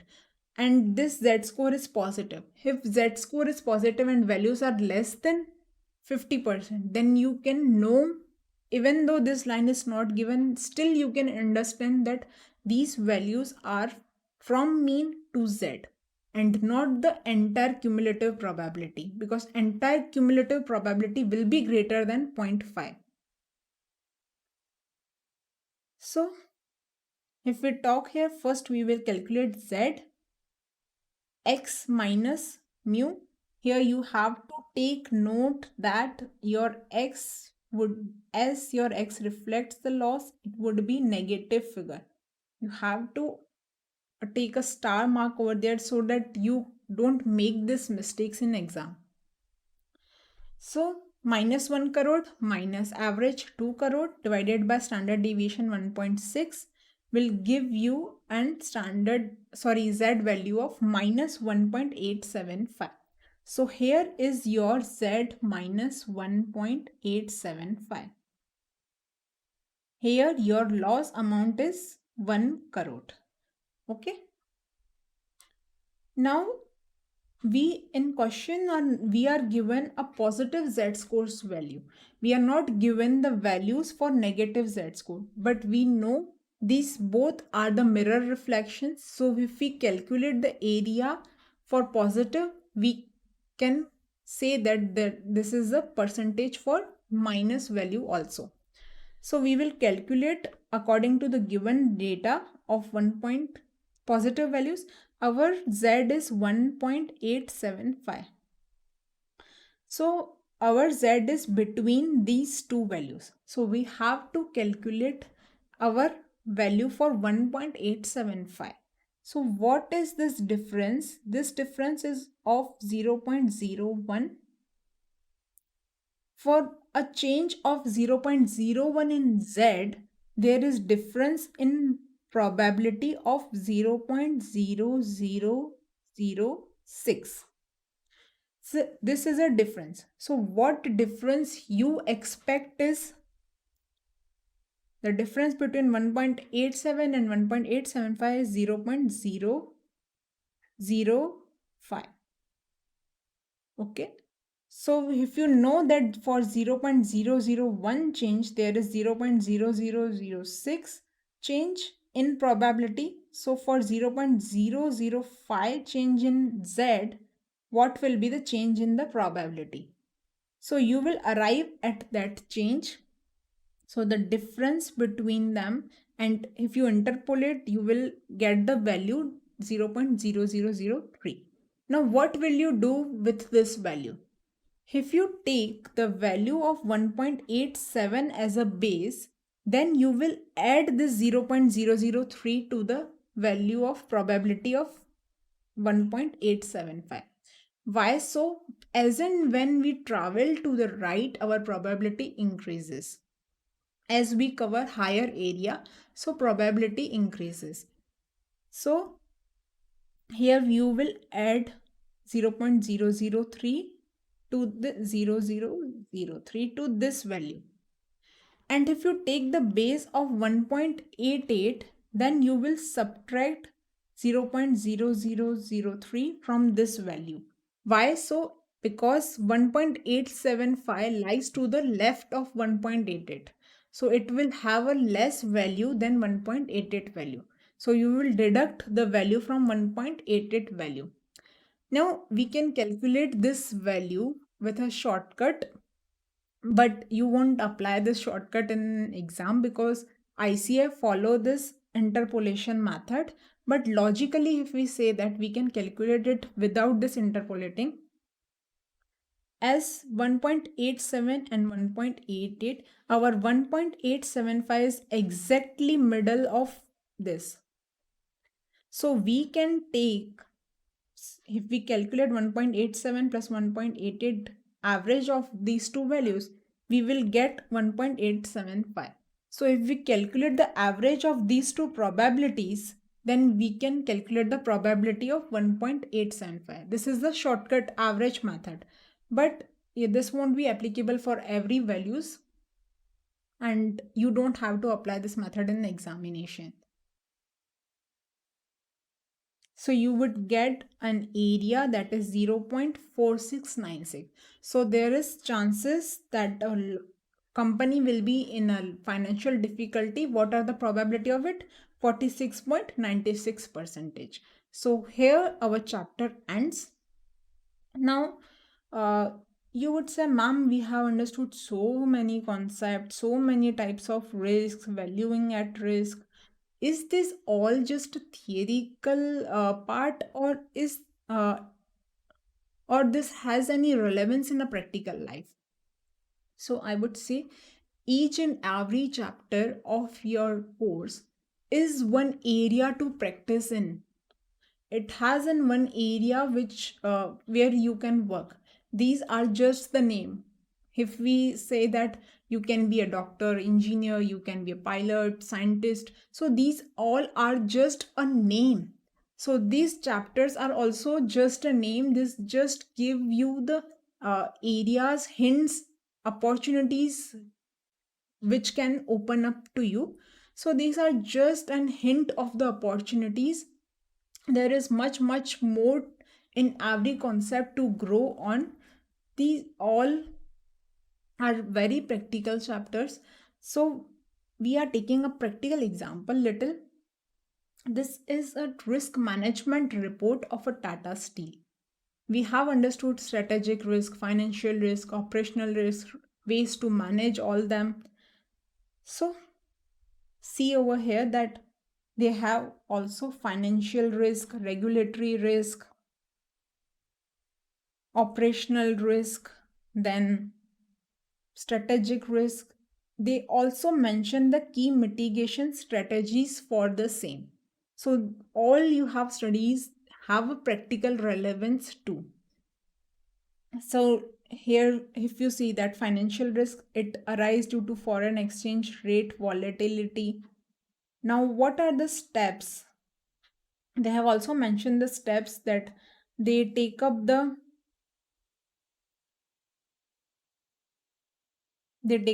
foreign exchange hedging policies for ensuring that they don't have a foreign exchange risk, currency risk.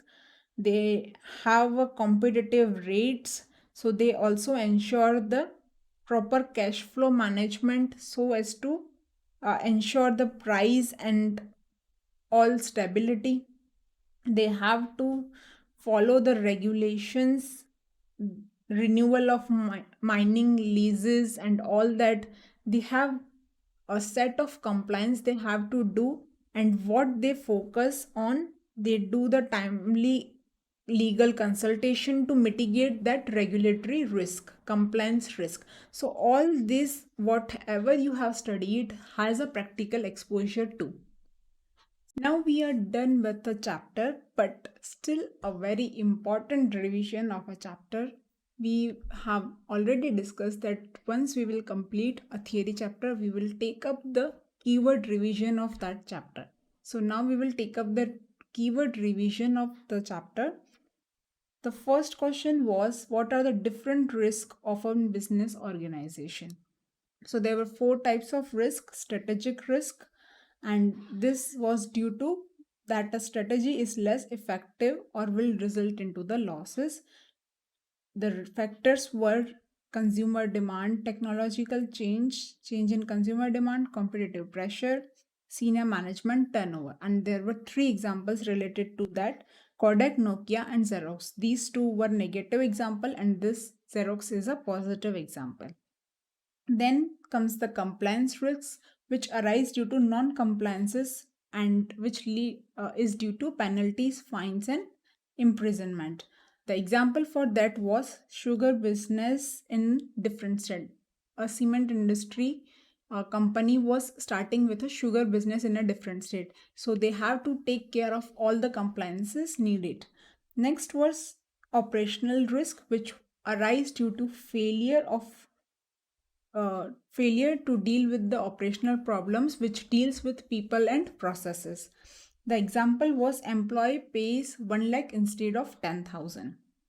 Then comes financial risk, which arise due to change in financial factors like exchange rate, interest rate, and credit rating.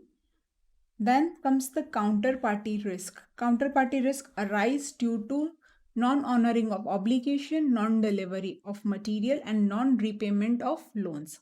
So non-honoring, non-delivery, and non-repayment. The methods to identify this risk is, we have taken the example of construction company. You have failed to obtain resources. There is a government restriction or there is any action by the foreign government which creates the counterparty risk, or there is decline by party, that is either party let down or is insolvent to pay the debt.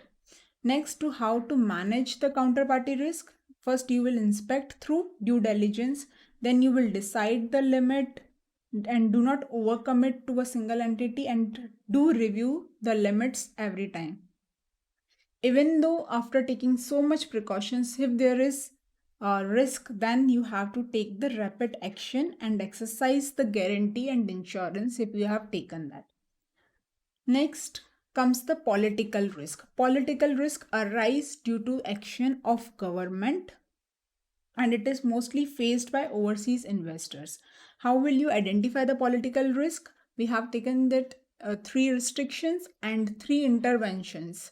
Three restrictions on finance, that is borrowing, conversion, and remittance. Then three government interventions in three P's, that is price, patents, and properties. Price control by government, patent invalidated by government, and destruct overseas properties by government. Then techniques how you will manage the political risk. You will enter into the joint venture, local financing, and you will insist on a resident labor. You will also refer the political ranking and analyze the popularity of government. We have taken example of Narendra Modi ji. So you will analyze how government is the government popular, how is the ranking of that government. If good ranking, then you can take up a business in that country. How are the economic condition and embassies? You will inquire from the embassy. Next is interest rate risk. Interest rate risk arise due to change in interest rate, which is, and this risk is very critical for banking sectors as they have interest bearing assets. How to identify the interest rates are governed by government, so you have to review the monetary policy and look out for any action of a government like demonetization. Then you have to analyze the economy and industry. Then foreign investment, you have to look out that is there sufficient foreign investment in the country, or is change in the stock market normal, or stock market is highly volatile. So you will look on to these changes to analyze whether there would be any chances of interest rate risk or not. Then how to manage the interest rate risk? That is through derivatives. Currency risk which arise due to change in exchange rate.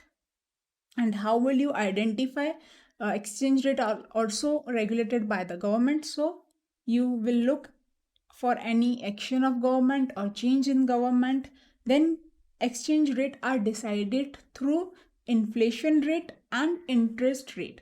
These both rates affect the exchange rate, so you will also analyze this interest rate and inflation rate. Then any extraordinary circumstances can lead to the currency risk too, that like natural calamity or war. Currency risk is also managed through derivatives. Now comes the liquidity risk. Liquidity risk is that you have a liability but you are unable to pay the liabilities. There is mismatch in your cash outflow and cash inflow timings, and you are unable to generate the adequate cash. This is also important for the banking. Now, what were the different views related to the financial risk? There were three views from stakeholders, company, and government. Stakeholders look out to the financial gearing ratio. Higher the gearing ratio, higher is the risk. Then comes the company. If you borrow excess or lend to one who default, then comes the financial risk from the perspective of company. Talking about government, if a bank fails or there is downgrading of financial institution, then government has in view of a financial risk. Now, what is the value at risk? It is a measure of a risk which answer the two questions, that is worst case scenario and how much investment will be lost. So what are the features of it?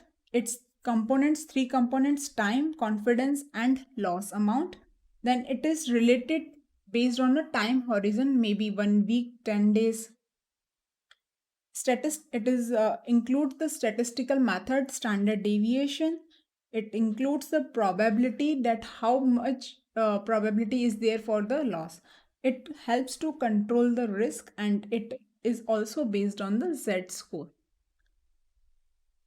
Now, what are the applications? 5 applications. It helps to measure the maximum possible loss. It helps to create a benchmark for performance, to analyze the investments. It is a useful tool to manage the asset and liabilities for banking companies, and it helps to fix the limits for front office employee. Then it also helps to decide the trading strategies. Now, final last, what is a cyber risk? A cyber risk is a risk that you have to pay the damages in lawsuits, or you have to pay compensation to the victim in case of data leakage of customers, vendors, or any other third party is leaked to unauthorized malevolent entity. So here our entire chapter ends.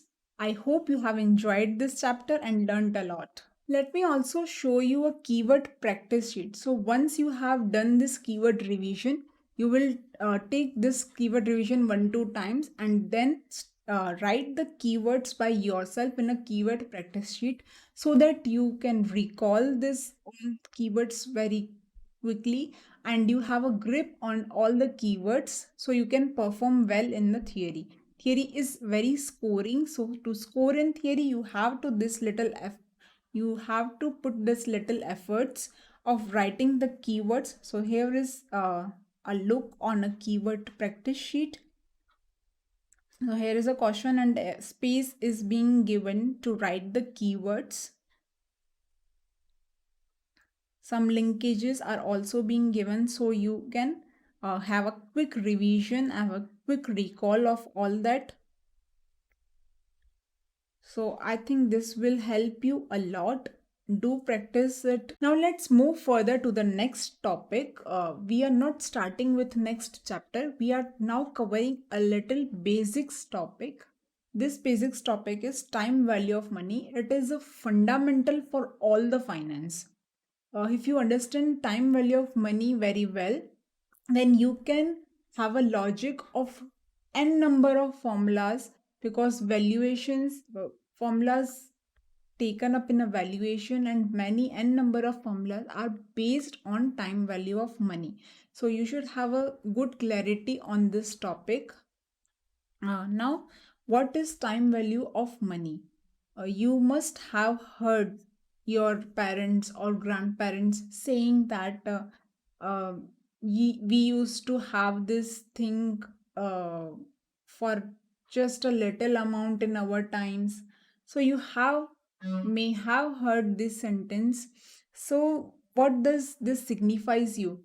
That what value money was carrying at that time is different from the value it carries at this time. So there comes two aspects in respect of time value of money. First is the present value and the next is future value. So what is time value? It states that the value of money today is worth more than value of money in future.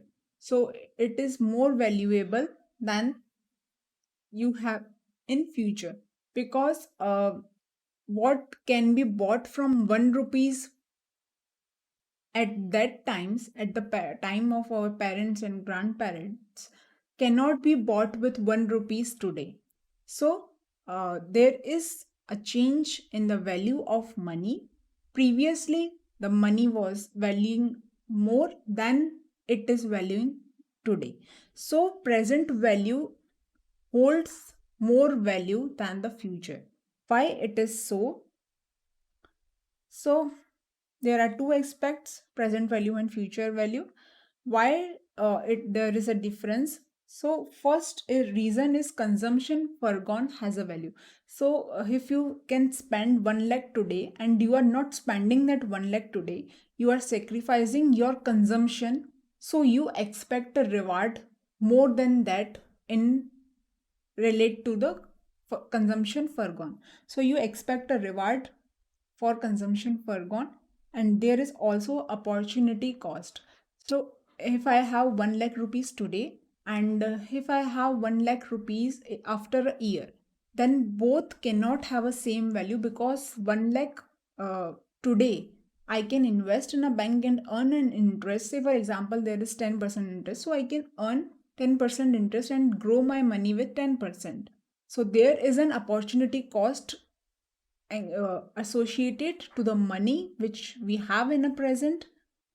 So the present value holds greater value than the future value. And their other reason is inflation, which I explained through the example that you might have heard that this product was costing at a very low price in previous years, and now it is costing greater price. So what it is due to the inflation. So the money value change due to the inflation. Now there is the reason is liquidity preference. Who don't want the cash in hand? Cash is king. So everybody enjoys the cash in hand. So liquidity preference is always high for the present money. And the other factor is risk factor. There may be a risk factor that if I give 1 lakh to you, you may not pay it back to me after a year. So there is a risk associated if we give money to and a credit. If we take up the money in future, there is a risk associated to it. So it is better that to take up the money in a present. So always present value holds greater value than the future value. Now, what is the application of time value of money? It has n number of applications. There are lot many finance problems are being solved on the basis of time value of money. The first we take up is asset replacement. Suppose you need 10 lakh rupees after 5 years to replace some assets in a company. So you have to save the money from now to gain that 10 lakh after the 5 years. So you have to calculate how much you should save now to get onto that value of 10 lakh in after 5 years. This problem can be answered through time value of money. Other is loan repayment. We have taken up loan, and how much you should pay off to complete that loan in n number of years. So these type of problems is being solved by time value of money. Profit problem, that how much return should you expect from the company, or how much return you should expect from this business, is also addressed by time value of money. Then information systems also have an we use time value of money in various models, various aspects like lease, loans. So all these, when we develop systems related to this, we use time value of money for developing that system. Next, marketing. We also do the cost benefit analysis, because when what we spend now, how much return would it give in the future, is also the way to analysis the cost benefit analysis for a marketing. So we can take up time help we can take help from time value of money to arrive at the best marketing strategy. Then comes the investment problem. Where should you invest so your money grows very well, is also being addressed by the time value of money. Valuation problem. Already told that valuation, time value of money is basis for the valuation. You may take about equity, bond, debentures. All these valuations are connected to time value of money. Next, accounting. Many accounting transactions like amortization and lease payments are being done on the basis of time value of money. Management take various decisions based on time value of money. Where should they invest, in what business project they should carry on or not, are all the decisions being taken up with the help of time value of money. Then operations, it also helps to carry out the operations, because what prices are expected in future and what should be the demand at that time, are many problems take the basis from the time value of money. So many operational problems also get answered through time value of money. Now, talking about time value of money, we have to deal with the cash flows. So there are two patterns for cash flow. One is single cash flow, or there is multiple cash flow. Either you have to calculate your present value or future value relating to single cash flow. Say for example, I have rupees 10 lakh now. Now what would be the value of this 10 lakh after 10 years? So I have just a single amount and I want to know its future value. Or someone is saying that pay me this amount, pay me X amount, and I would give you 10 lakh in future after 10 years. So what should be the correct amount to pay? So I have to make the future value convert into the present value to calculate what should be the optimum amount to pay to get the 10 lakh in after 10 years. So we have to value just a single cash flow, and there could be a problems where we have to deal with the multiple cash flows. So FD, like FD is an example for a single cash flow. Then multiple cash flow, there are business projects which business not runs for a single cash flow. Business runs and derives the multiple cash flows. Like we also have an RD, pensions, which have multiple cash flows. In multiple cash flows, there can be three patterns. The first one is that there can be unequal amounts which you get in every year, or there can be equal amounts. Equal amounts is also called annuity, and there could be a perpetuity, that is you receive the same amount for infinite time, so that is called perpetuity. So there are three kinds of cash flows if you deal in a multiple cash flows. Now we have to take a note that whenever there is cash outflow, for when we are analyzing some projects, there is also a cash outflow included in that. So if we have to consider the value of the cash outflow, we consider that value with a negative amount representing outflow. Now, how will we calculate future value and present value? That is very simple. From one little formula, we will take up all and derive all the formulas. Just one formula, and that too, this formula is known to you very easily. So let's take up an example for that. See, for example, I have 1,000 rupees now, and that are being invested at a 10%. And what will be the amount you receive after 1 year? So that will be, you will receive 1,000 rupees, your principal, plus you will receive 10% on 1,000 rupees. Okay, so taking up 1,000 common from this, you can derive the formula, that is 1 plus 0.10. Okay, then this 1,000 is, this will be equal to 1,100. Now this is for, if you have to calculate for multiple years, you have to multiply it by n times. So this is let me wait. This 1,100 is in respect of 1 year. So how would you derive your formula? This 1,100 is your future value, and this is your present value. This is your interest or rate at which the money grows. So this is a formula. No rocket science, just simple logic which you understand very well. Now you have got a future value. You can derive present value formula from this. Present value will be equal to future value divided by 1 plus I. Okay. Now what is this 1 plus I and 1 divided by 1 plus I?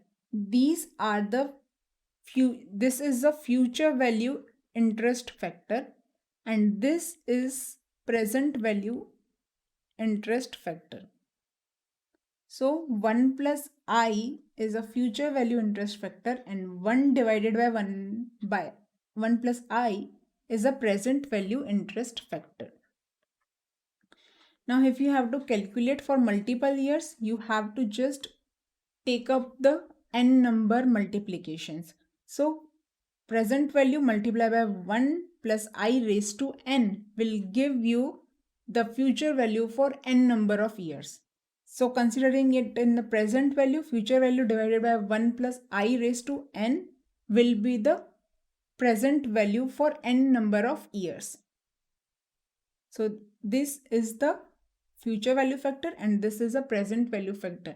So you can notice that both the factors are inverse of each other.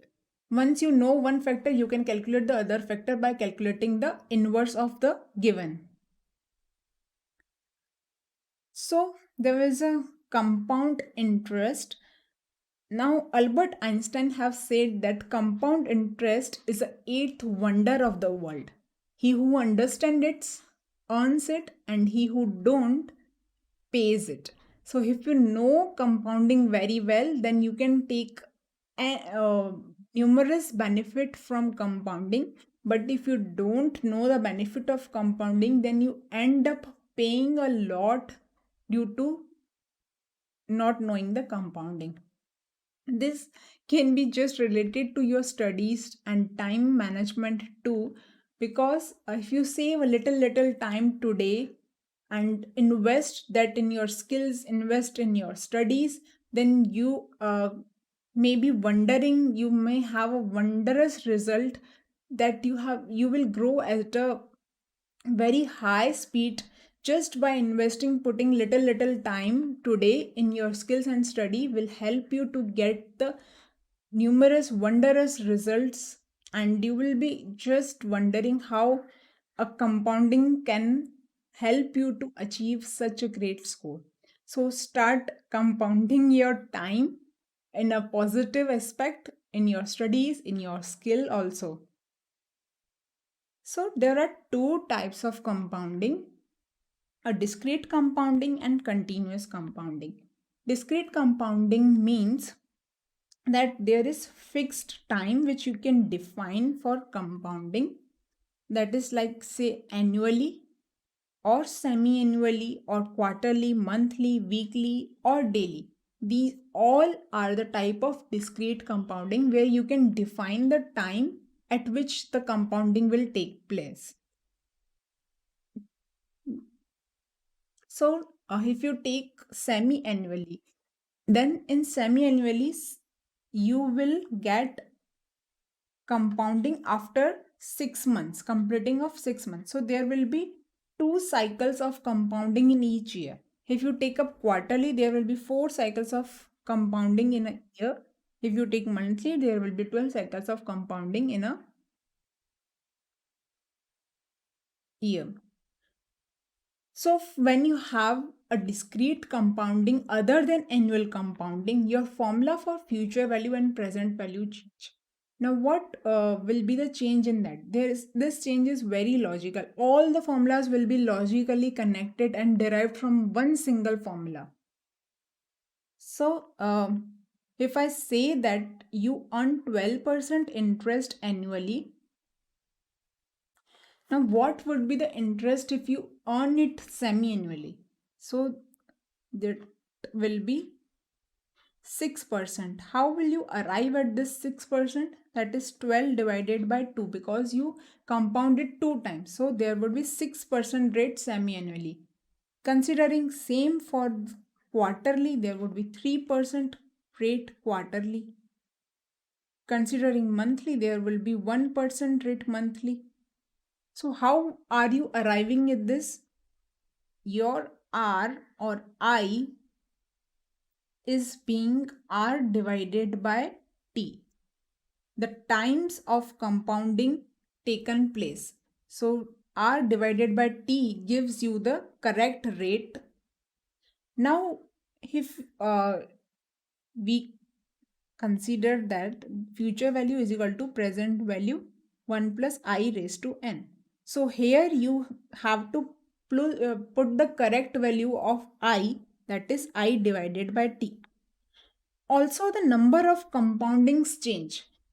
When you have annual compounding, you have compounding just one time. If you go for semi-annual, then your n will be 2n because you have a compounding of 2 times in a year. So if you calculate for 2 years, so you will have a 4 compounding for 2 years. So wherever you have n, you will take n multiply by t, and wherever you have I, you will calculate I by t. If you have discrete compounding other than annual compounding. So your formula will be for discrete compounding, future value is equal to present value 1 plus I by t raised to nt. And similarly for present value is equal to future value divided by 1 plus I upon t raised to nt. So these are the formula.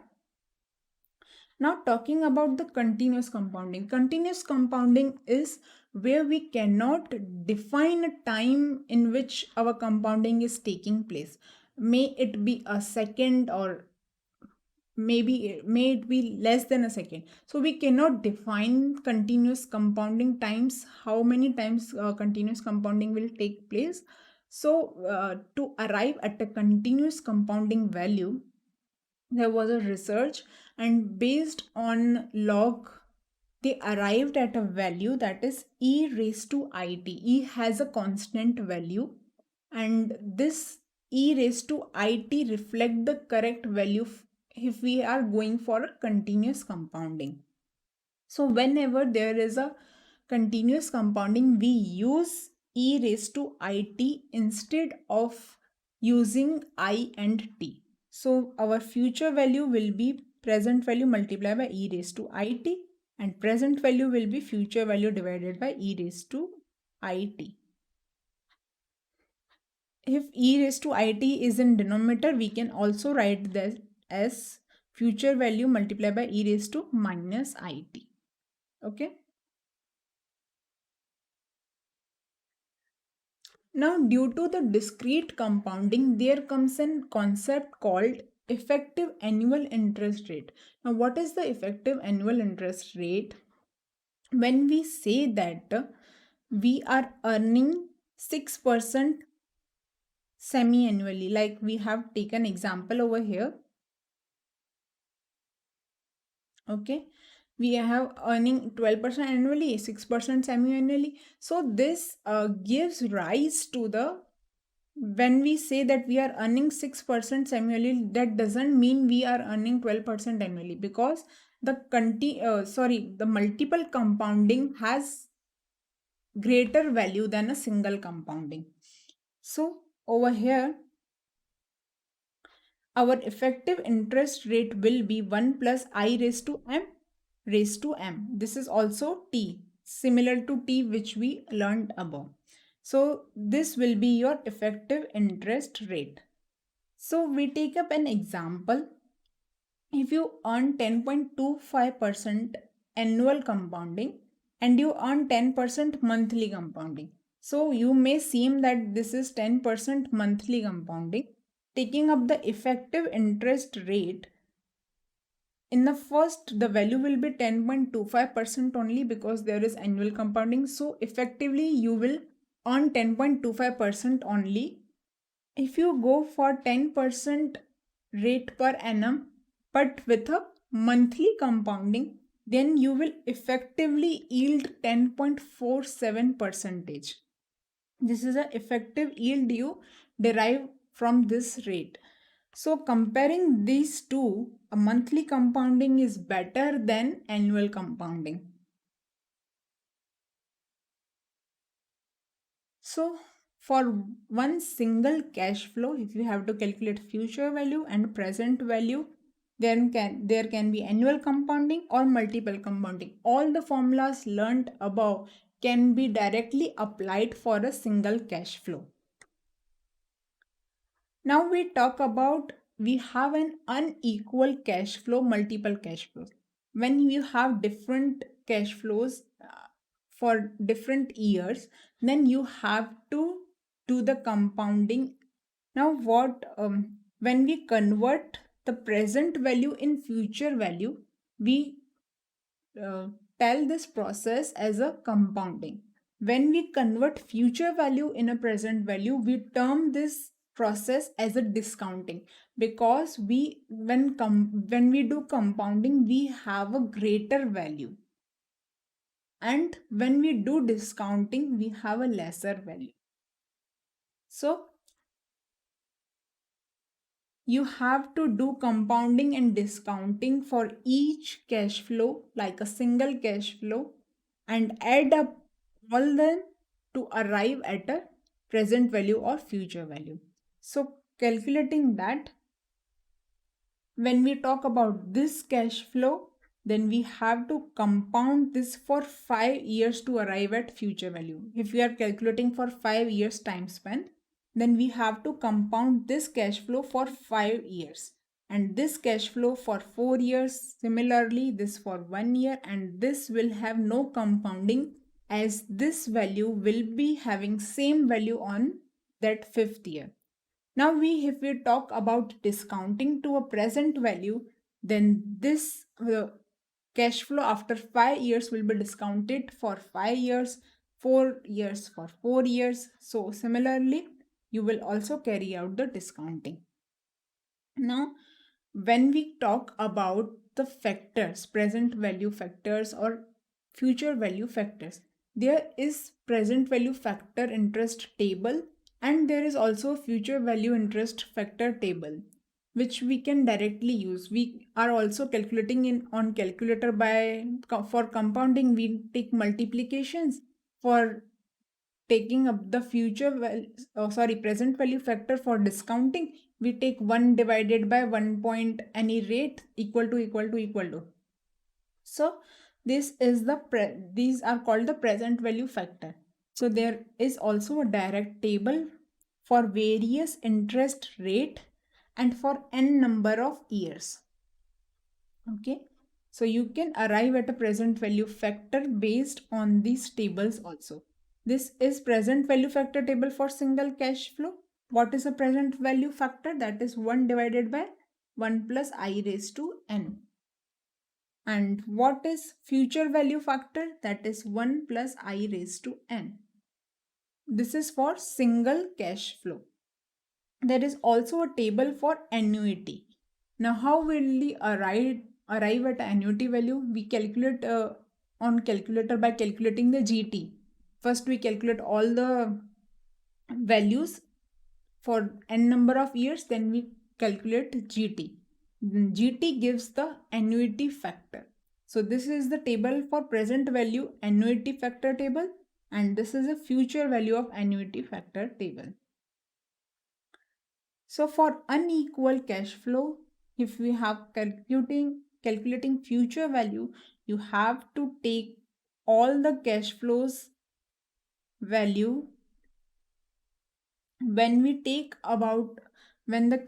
talk about zero cash flow, that will grow for n number of years. So you will compound it with raised to n. When we go on to the first year cash flow, that will be compounded for one less year. We have taken up here. So this cash flow is compounded with one less year compared to the 0 year cash flow. So we take up the cash flow of 1 will be raised to 1 n minus 1. Similarly, we go up onto I 1 plus I raised to 0 because this is the cash flow at the end of that period only. Calculating for present value, we will take up the discounting for all the cash flows relating to that particular year. And then we will take the summation of all that to arrive at a present value. Now there is an assumption. This is a special assumption, and this is not used widely in your calculations and all that. This is just for a general knowledge, that time value of money doesn't take the consideration of losses.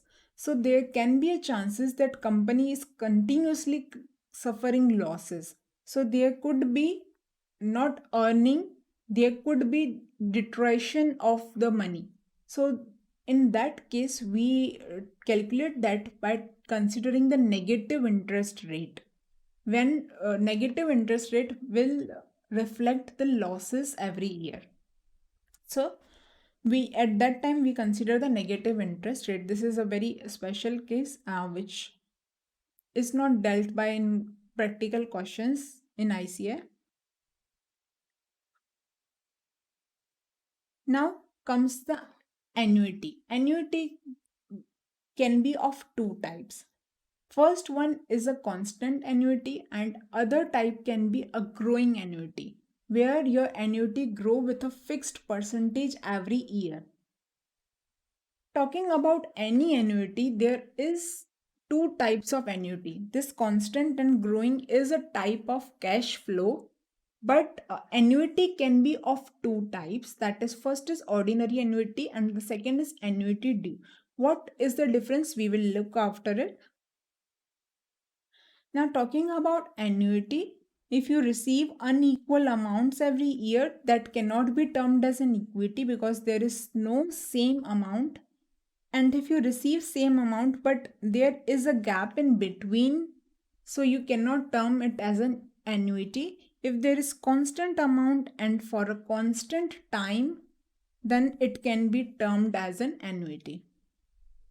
Now talking about two types of annuity, what does ordinary annuity and annuity due difference is? Ordinary annuity means you will receive your cash flow at the end of the year, and annuity due means it is also called annuity immediate, which means that you will have a cash flow at the beginning of the year. So when we talk about first year cash flow, in ordinary annuity, you will have a cash flow at the end of year, that is at the end of first year. But for annuity due, you will have a cash flow at the beginning of the first year. At the beginning, first year means 0 year. So every cash flow is preponed, prepaid in annuity due. So talking about future value of both these ordinary annuity and annuity due, when we talk about future value, in ordinary annuity we receive cash flow from first year at the end of first year. So our cash flow starts from the first year. So these all will be compounded. We are considering 3 years time period. So this first year cash flow will be compounded for 2 years. 2 years. Second year cash flow will be compounded for 1 year, and third year cash flow won't be compounded. Talking about annuity due, this cash flow will be received at 0 time.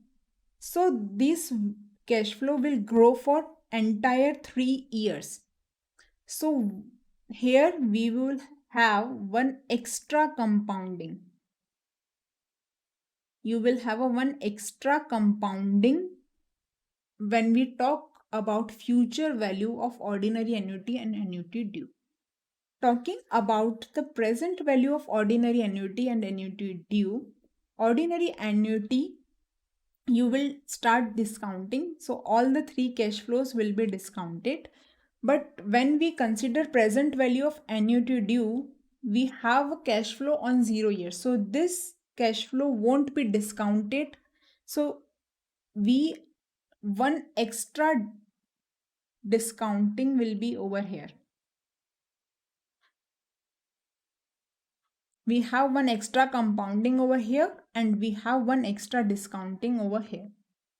Okay. Now talking about the future value of ordinary annuity. For future value of annuity, how we have calculated the future value of unequal cash flow. There our cash flow, the difference for annuity will be that our cash flow will be same for every year. So this would form a geometric progression where we can calculate this summation by calculating through this formula, that is a r raised to n minus 1 divided by r minus 1. Here a is our annuity value and here r is 1 plus I.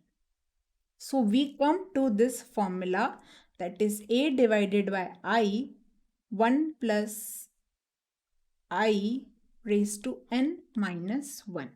This is the formula which we arrive at after calculating the summation based on geometric progression. Now, this is the value for ordinary.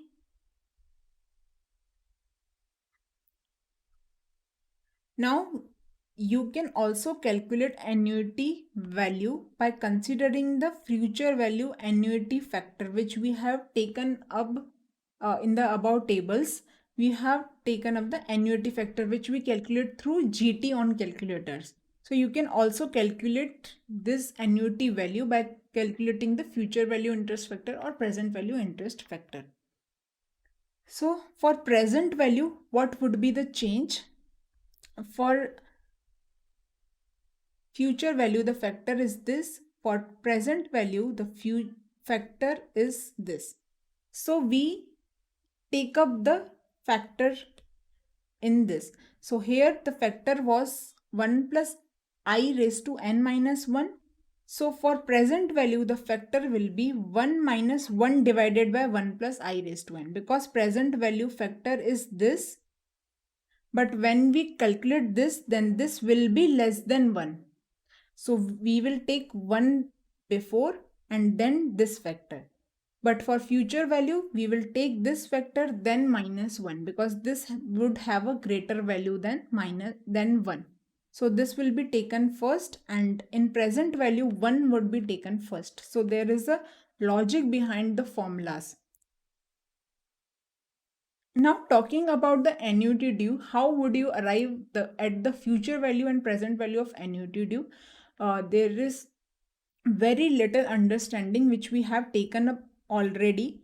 Now what if you have a value of ordinary annuity Now, what you have to do to arrive at annuity due, you have to just take up one extra compounding. What is the compounding factor? That is 1 plus I. So you have to make one extra compounding to arrive at the value of annuity due from ordinary annuity. So whatever is the formula for ordinary annuity, you just multiply 1 plus I into it and you will get the annuity due value. Similar, this is same for present value. How would it be same for present value too? Here, ordinary annuity, we have done one extra discounting. That is, we have done one extra discounting. So, neglecting that discounting, so we have to multiply 1 plus I to square of the extra discounting done in ordinary annuity. So we have to square off the extra discounting, and so multiply by 1 plus I will give you the annuity due value in present value also. So for for annuity due, what you have to do is you have to take up the ordinary annuity value and just multiply by 1 plus I. Whatever you have to calculate, future value or present value, the formula will be the same. So for annuity due, the formula of annuity is same, just you have to multiply by 1 plus I. Present value, same formula of annuity but multiply by 1 plus I. Now if you have a growing annuity, that is your annuity is growing every year by some percentage. In that case, you will also have a growth every year, and your growth will start from the first year.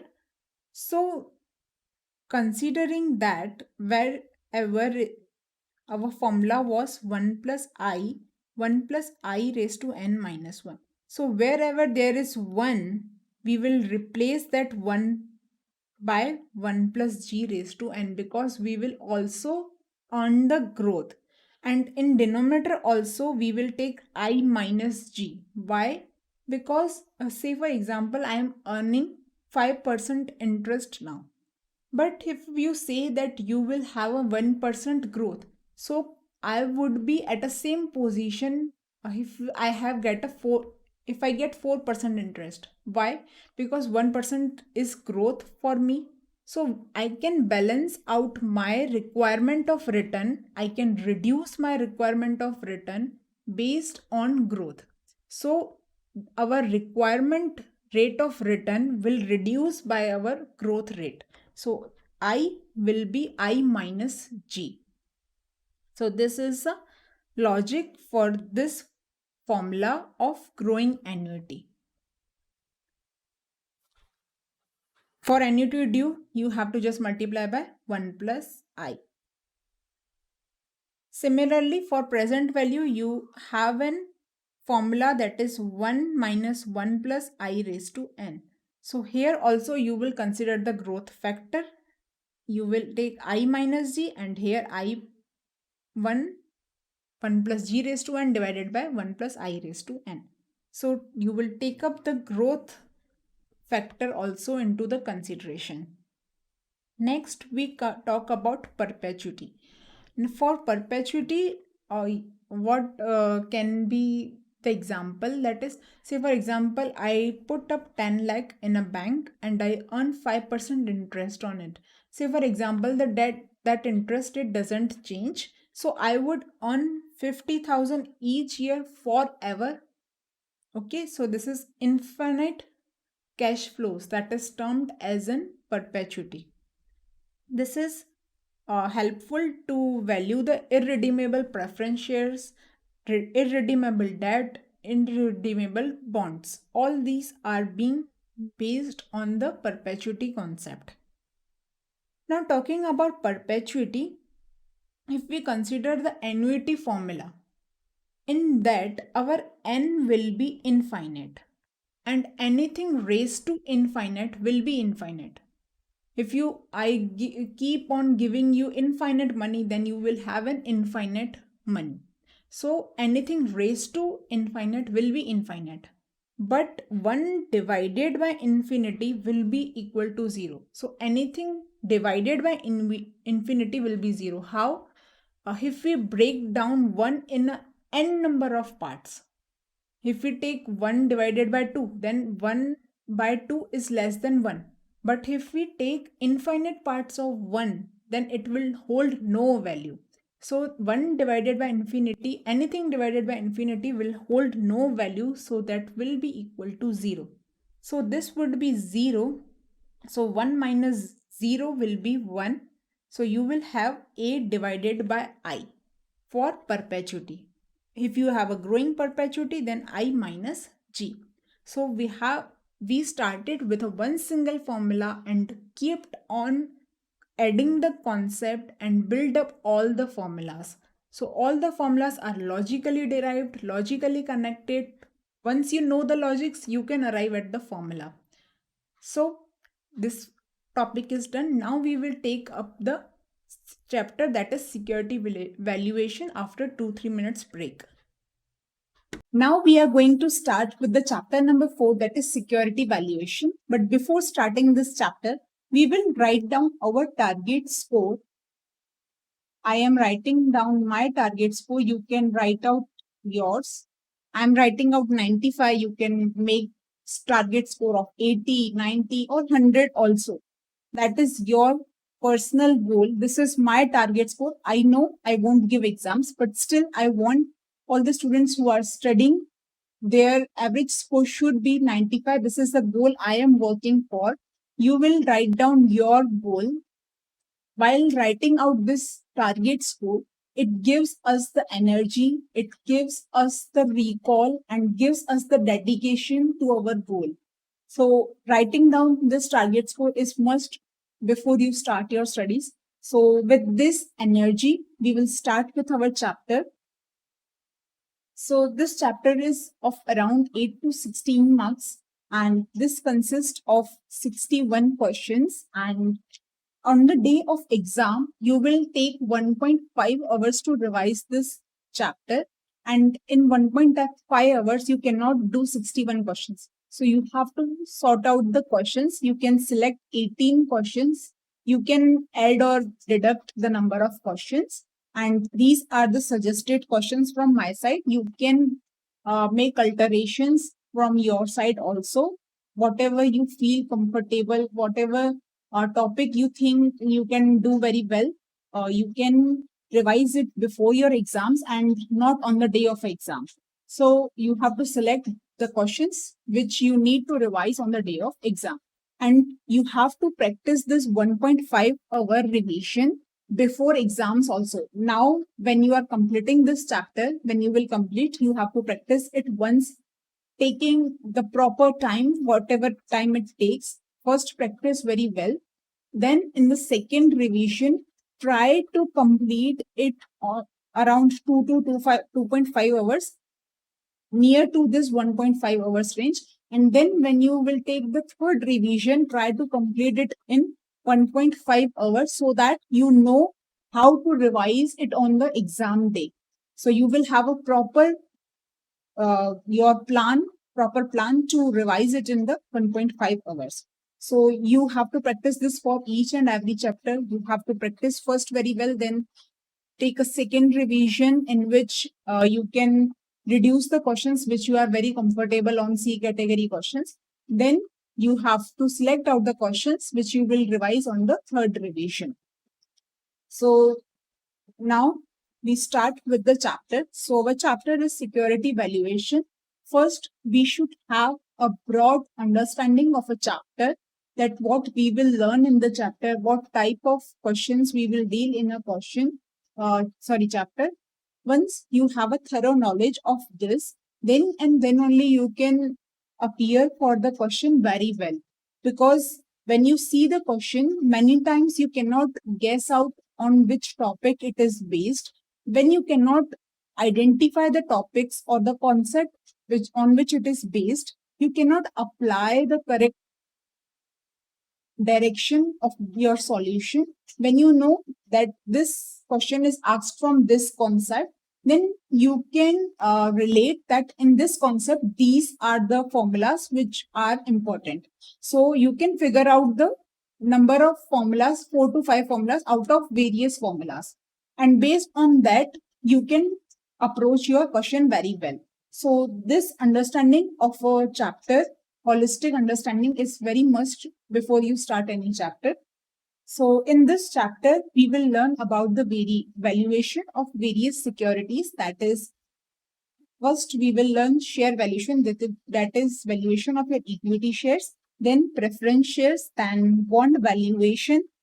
Then we will learn a topic of immunization of a portfolio, and there is a small theoretical topic, that is enterprise value, which is not so much important, but still we will cover it out.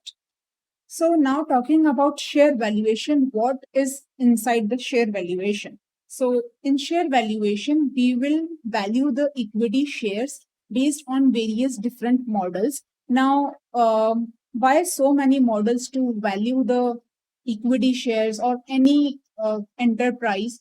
There are various methods, various techniques for valuing the equity share or your company or debentures or any other securities. Why so? Because valuation is a subjective matter. It is not fixed that uh, this product can be priced at only this value only. You can pay X amount for this product and I can pay Y amount for the same product. So valuation is different with the different users, with the different perspective, the different users see the valuation. Say for example, I want to purchase some equity share based on the dividends it gives. So I want to invest to earn that dividends. So my mindset is to earn the dividends, earn the income. You can be an investor who want to invest in an equity share with the goal of earning the growth.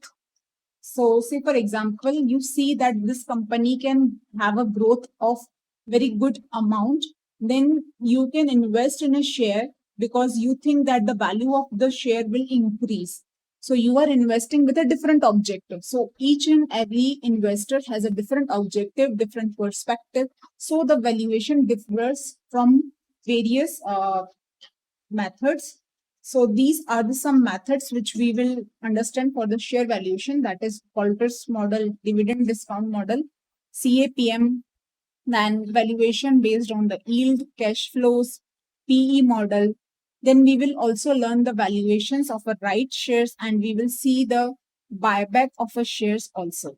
So these are the topics which we will deal in the share valuations. Then coming on the topic of preference shares. The preference shares are of two types, that is redeemable and irredeemable. We will see out the valuation of both the preference shares. Then comes the topic of a bond valuation. Now, bond valuation, this covers various topics. So the length of bond valuation and share valuation is 95% of this chapter. So preference shares is not so deep and it is not included in the practical questions also. The bond valuation, share valuation are the major part of your chapter.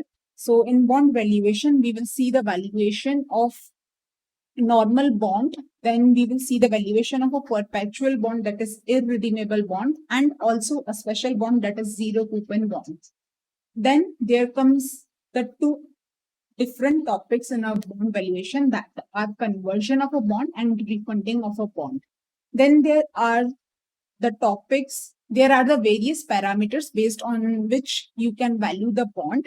So we will learn out that all parameters, that is your yield to maturity, duration, volatility, realized yield, convexity, modified duration, and all these we will learn out. Then we will also learn about the money market instruments.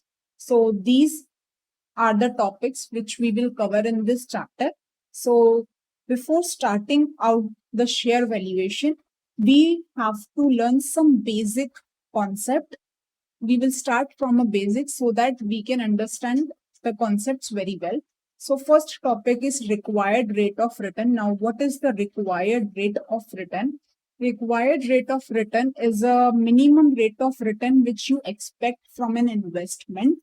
Now, this return is also called an opportunity cost, and this also can be a cost of capital.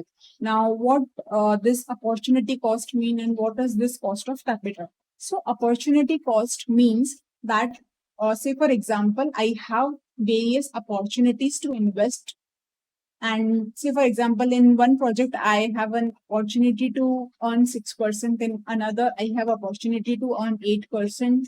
In the next project, I have an opportunity to earn 5% return. So what is the maximum rate of return I could earn in an investment? That is 8%.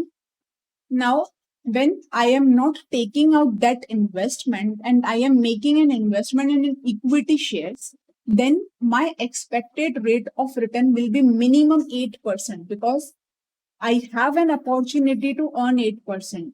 When I have an opportunity of 5, 6, and 8, I will select the project which has an opportunity to earn the more return, because we prefer more returns. So, when you have to evaluate the equity share, you must see that you should earn minimum 8% by investing into the equity shares, because the other investment you are taking out maybe your knowledgeable area, and equity shares are the more riskier part. So there could be a chance that you are taking more risk while investing in the equity shares, then you expect more returns also. So this is the base of an opportunity cost, that you select the maximum rate of return you can earn. The another part of it could be cost of capital. That is, whenever you want to make an investment, you would make sure that you at least recover your cost. So whatever is your cost of capital, you will make sure you should earn more than your cost of capital. So this rate of return is very, very important and very, very crucial when we talk about the valuation in a practical terms, because you have to select the right rate to value the investment option. When you select a wrong rate, then your valuations will differ a lot.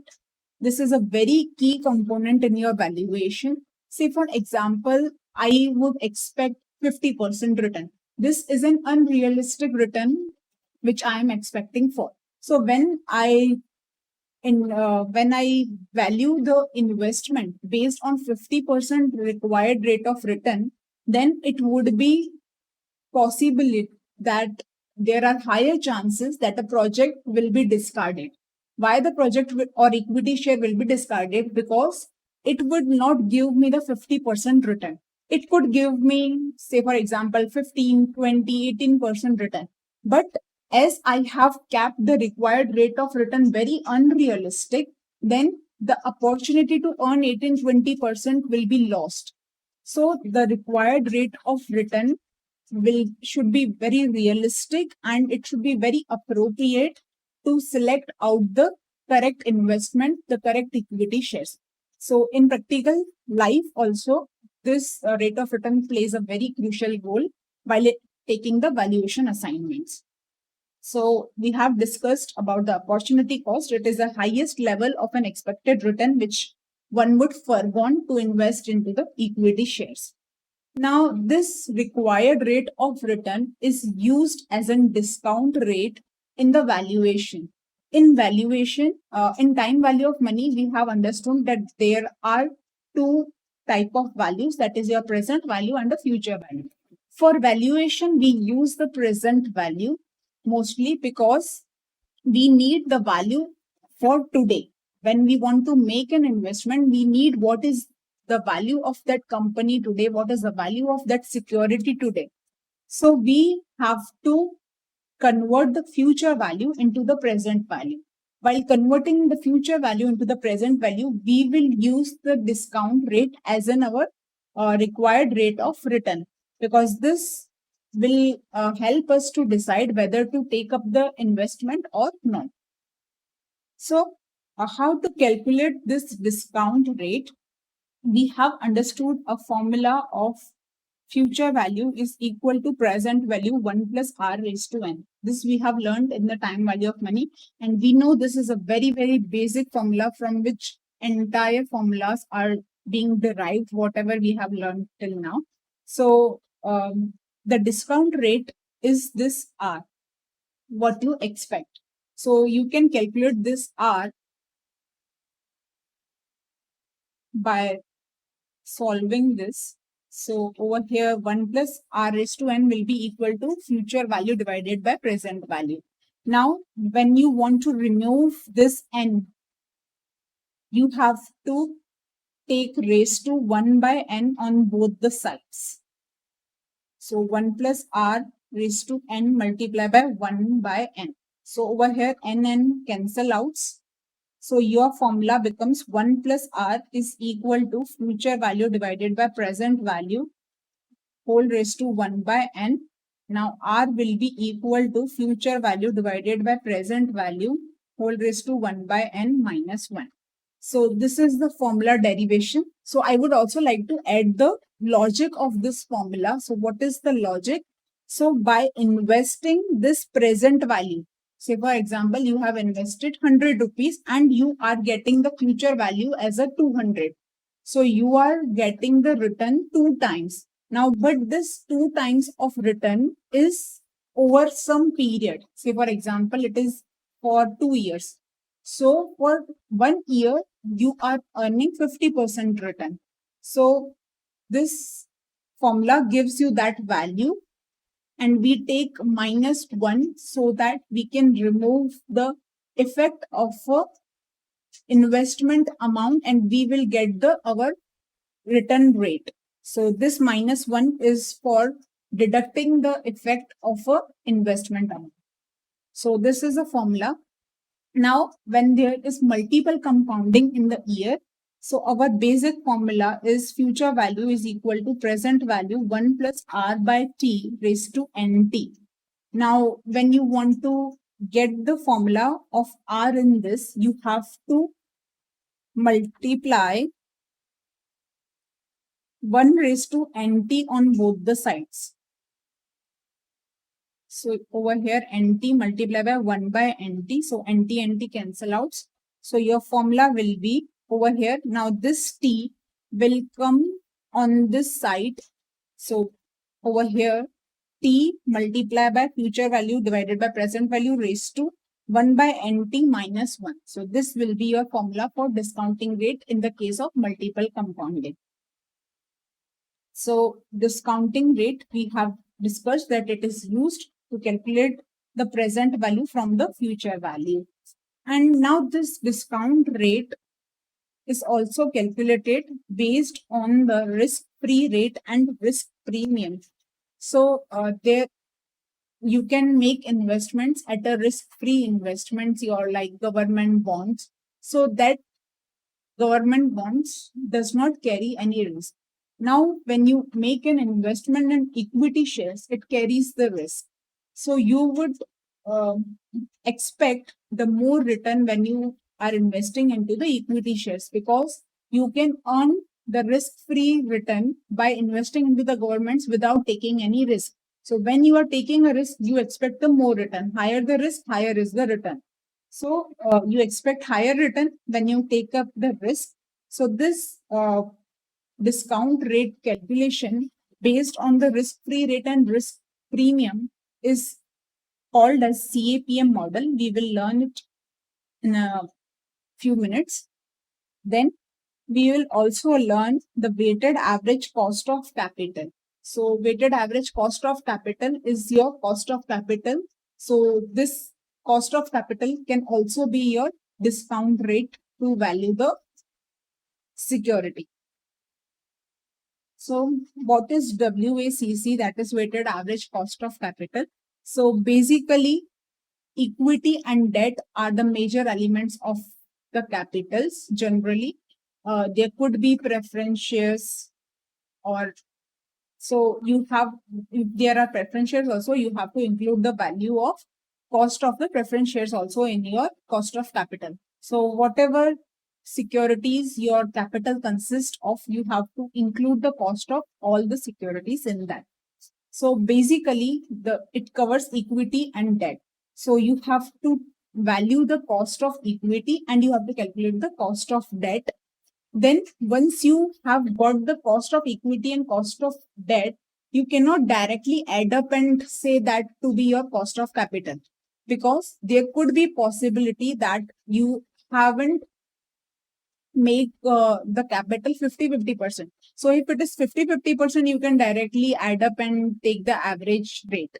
But if it is not 50-50%, then there could be different proportion of equity and different proportion of a debt. Say for example, you are earning return of 4% from some investment and you are earning 8% of return from some other investment.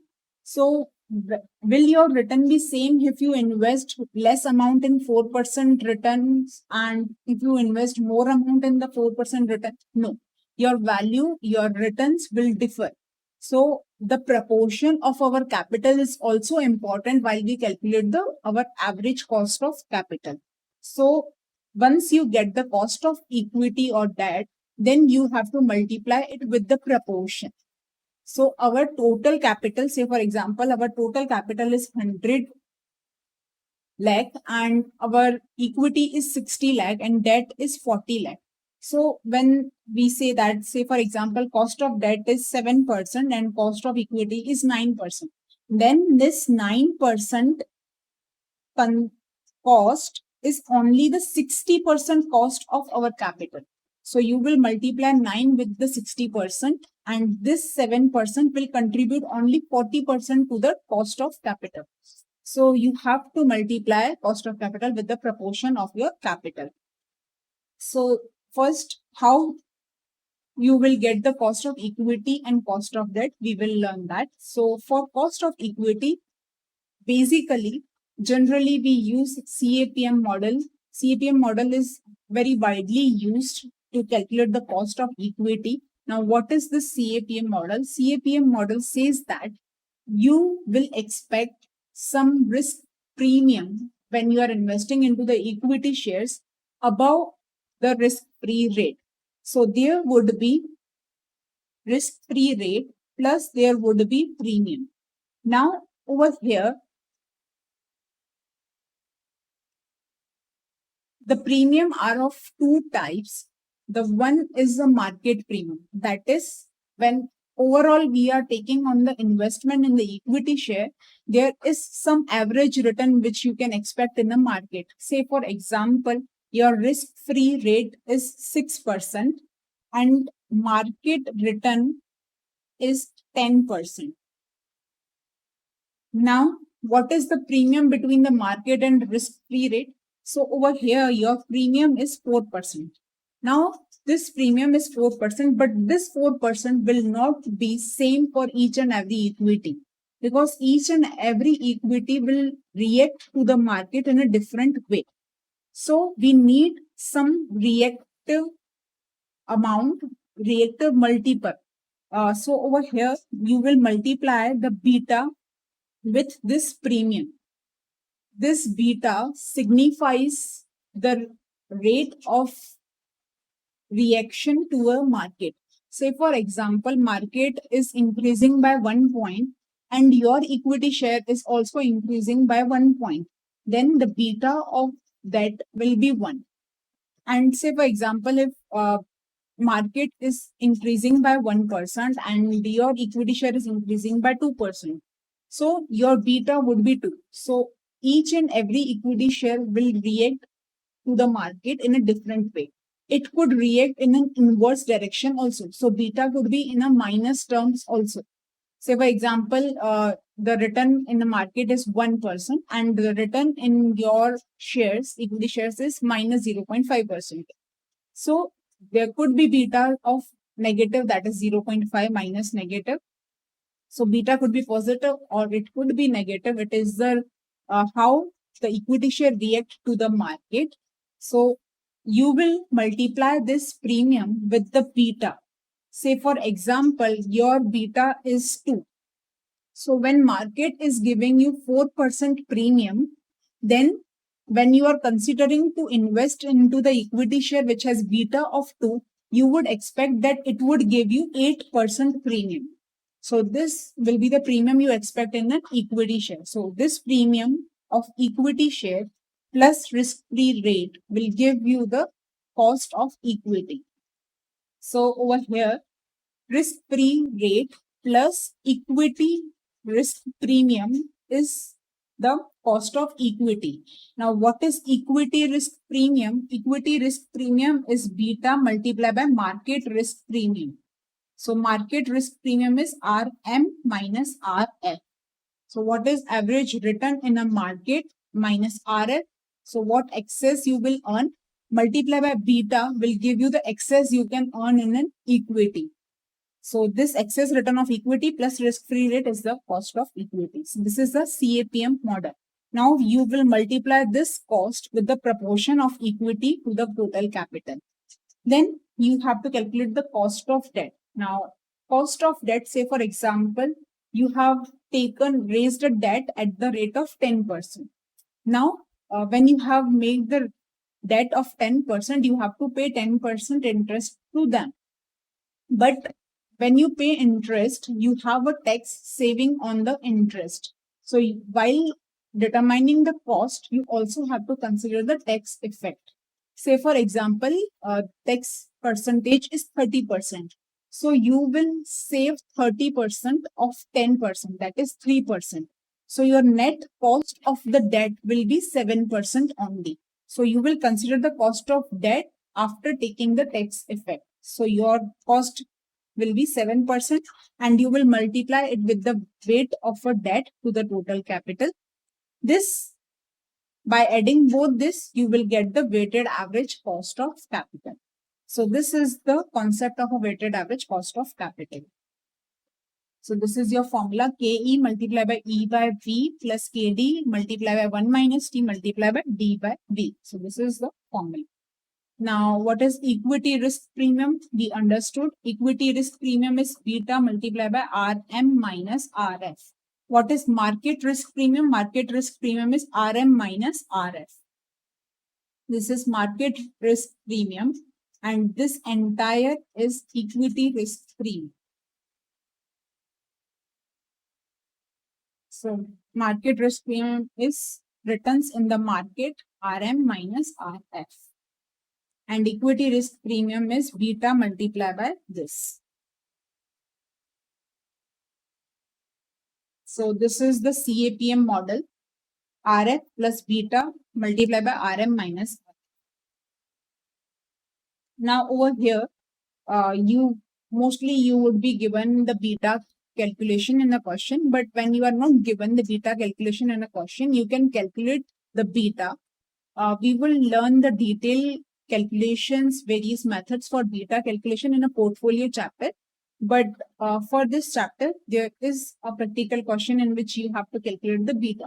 So over there, you have to calculate it based on the covariance of a market with the stock return. So how market and stock return co-vary with each other divided by the variance of a market. That is how it behave with the market and how it will change with the market. So this covariance between the market and return divided by the variance of a market.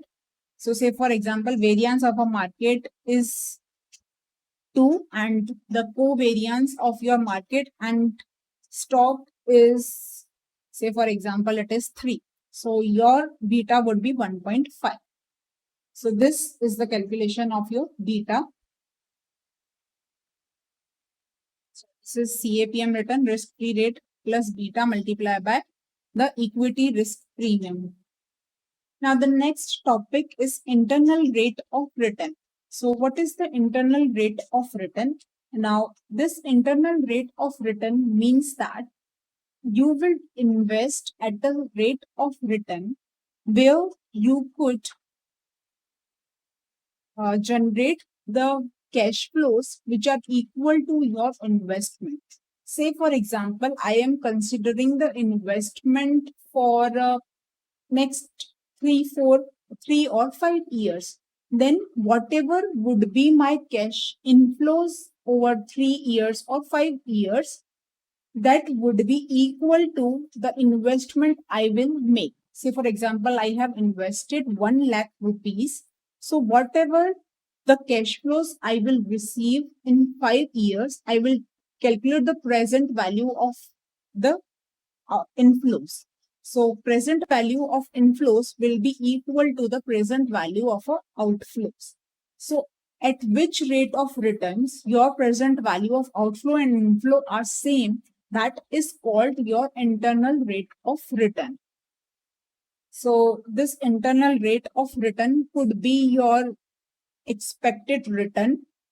So, this is the minimum return which you would want in the investment. So, what is IRR? So, it is based on a concept that the NPV should be zero. Now, what is NPV?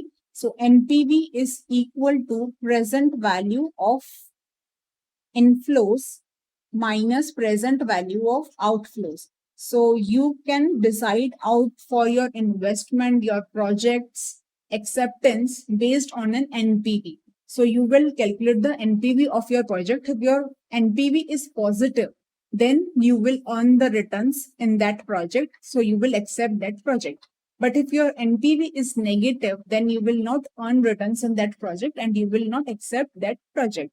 So over here, we need some rate of return at which NPV is zero. So your NPV will be zero when your present value of inflow and outflow is same. Say for example, you make an investment of 1 lakh now and you also make some investment of 50,000 after 2 years. And the present value of your outflow, this 1 lakh and that 50,000 will be equal to the present value of your inflows. So you have to calculate this rate of return where NPV is zero. So how to calculate this rate of return? So this rate of return is calculated based on the trial and error methods. So you will have to calculate the NPV, that is your cash inflows present value multiplied by the minus cash outflow. That is your initial investment. So this is the NPV. You have to calculate the NPV at two rates, and based on the interpolation, you have to calculate the value of NPV 0. So how to do that? So you will calculate two NPVs. One will be your positive NPV and one will be your negative NPV. So how would this be helpful? So say for example, but before positive NPV and negative NPV, you have to understand the relation between the rate of return and NPV. So whenever you increase your rate of return, your NPV would be negative, and whenever you decrease your rate of return, your NPV will be positive. So this is the NPV and rate of return shares the inverse relationship. Now, why it is so? Whenever you refer to the present value factor tables, you can see that the number of the present value factor is more at the lower rates and it is less at the higher rates.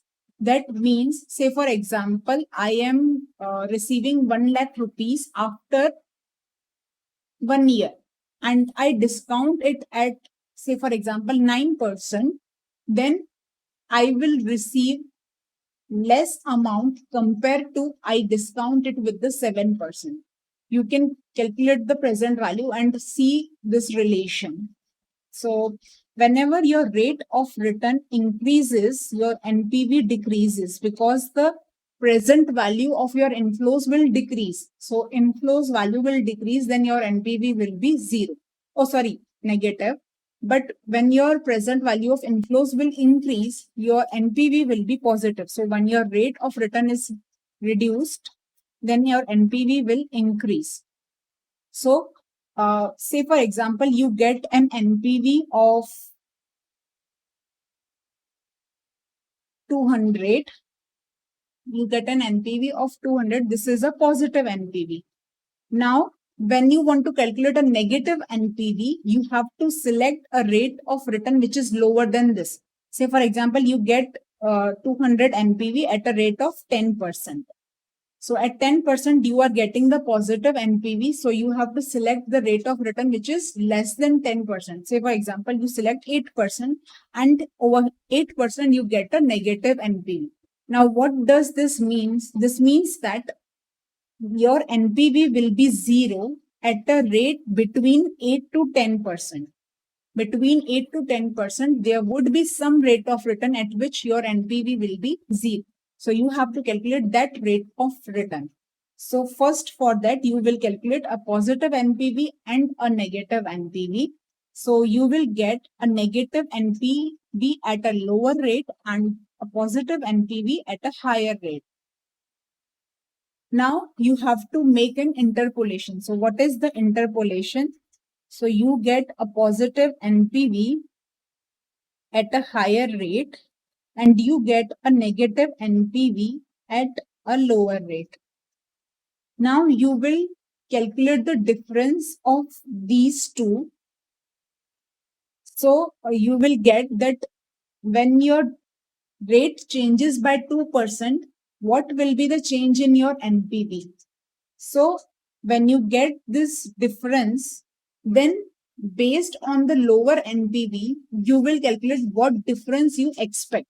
Say for example, over here, this is 200 and at 8%, it is minus 50. So what is the difference between these? The difference is of 250. Why it is 250? Because from minus 50, it has gone to the 200. So the difference is of 250 for 2%. For 2%, your NPV changes by 250. Now, what does the change you need? What is the change you will need? So you have a negative NPV at a lower rate. You will consider the lower rate NPV as your base NPV. So now when you want zero, so from minus 50, you have to move to zero. That is, you need the difference of 50 only. So what should be the change in the rate? So you will get the change in rate. Now you will add that rate in the lower rate. Why you will add? Because when you move from lower rate to higher rate, your NPV will reduce. Sorry, and lower rate to higher rate, your NPV will be. So you need zero. From negative, you need zero. So you have to move to the higher rate. So you will add this difference to the 8% to get your IRR. So this is nothing but your, over here, you will get your change by 50 multiplied by 2 divided by 250. Now what is this 50? This is the change you need. So this is the change based NPV from a lower rate NPV divided by the change in the lower rate and higher rate NPV. So you will get this 250 multiplied by the change in a rate, that is RH minus RL. Now over here, you have to also note out that point that you are starting with the lower NPV, but in the denominator, you take the difference of lower NPV and higher NPV and not higher NPV and lower NPV. Why so? Because the NPV at a higher rate would be positive and the NPV at a lower rate. So, sorry, over here it would be negative and it would be positive at a lower rate. So I have just mistaken out the plus minus point. So the lower rate NPV will be positive NPV and the higher rate NPV will be negative NPV. So when you want the difference should be a positive difference, because when you take the NPV H minus NPV L, you will get the negative term. So when you get this term as a negative term, you have to reduce the rate So indirectly your IRR will be lower than RL, which is not possible. So you have to take the difference of NPVL minus NPVH and difference of RH minus RL. So this way you will get this value to be a positive value, and this positive value will be added to RL to get to the IRR. So RL plus NPVL divided by NPVL minus NPVH multiplied by RH minus RL. So this is the formula to calculate the IRR. Now we will learn some basic calculation before starting out the proper chapter, proper different models for valuation of equity shares. So first we will learn some basic calculations. So first is income statement, that is sales minus operating expenses will give you the contribution, less fixed cost will give you the profit before interest, depreciation and tax. Minus depreciation will give you the profit before interest and tax. Minus interest will give you profit before tax. Minus tax will give you profit after tax. Then you will reduce any preference dividend if you have preference dividend. Then the remaining will be the earnings for your equity shareholders. So these are your earnings for equity shareholders. When you divide this earning with the number of shares, you will get EPS, that is earning per share. Now, what will be the further step of this earnings? Now, this earnings will be distributed to the equity shareholders, and some part of this earnings will be retained in the company for further growth. So, say for example, you have given the dividend of 30%, then the 70% of your earnings will be retained in a company for the further growth. So earnings minus dividend will give you the retained earnings. Now, what is the dividend payout ratio and retention ratio? So we have, say for example, we have an earning of 10 rupees. This is your EPS, earning per share. This is 10 rupees and you give 30% dividend, that is 3 rupees. So you don't know this 30%. Okay, you have to calculate this 30%. So you know that you have received 3 rupees as a dividend. So you have received 3 rupees as a dividend from 10 rupees. So you have received 30% as a dividend. So dividend payout ratio is DPS divided by EPS multiplied by 100. Then what is the retention ratio? Retention ratio will be retained earnings divided by EPS. So what will be the retained earnings over here? It would be 7. If you are directly given 7, then you can apply 7 by 10. But if you are not given the value of 7, then you can calculate 10 minus 3 divided by 10. So EPS minus DPS divided by EPS will also give you the retention ratio. So over here, you can make out a point that dividend and retention ratio, the summation of both this ratio will always be equal to 100%. So dividend payout ratio plus retention ratio will always be equal to 1. So you can calculate the dividend ratio from the retention ratio and retention ratio from the dividend ratio. So 1 minus dividend ratio will give you retention ratio and 1 minus retention ratio will give you the dividend ratio. So based on the earnings and DPS also, and based on one ratio, you can calculate the another ratio also. So these are the various formula to calculate the dividend payout ratio and retention ratio. So we can note out the relation that dividend payout ratio plus retention ratio is equal to 1. Now, dividend you can also calculate based on the retention ratio we said. So over here, say for example, you are having 10 as your EPS, multiply by 1 minus 0.7. Say for example, you know that 70% is your retention. So 1 minus 70% will be your dividend. So 10 multiplied by dividend ratio, you will get your dividend amount. So dividend amount can also be calculated as EPS multiplied by 1 minus B. This B is retention ratio. or you can say EPS multiplied by D. This is your dividend payout ratio. So you can calculate the amount of dividend by these formulas. So now the another concept is decomposition of EPS. Now what is decomposition of EPS? EPS, we know it is earnings for equity shareholders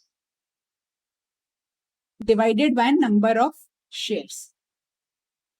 Now this EPS can be calculated in another form also, that is book value per share multiplied by ROE. Now what is this EPS? This book value per share and ROE. So book value of per share is equal to equity shareholders fund. Whatever is your equity plus reserves, this is your value as per your books. Your equity plus reserves, whatever is your equity shareholder fund as per books, will be your value of equity. So this will be value divided by number of shares, will give you the book value per share.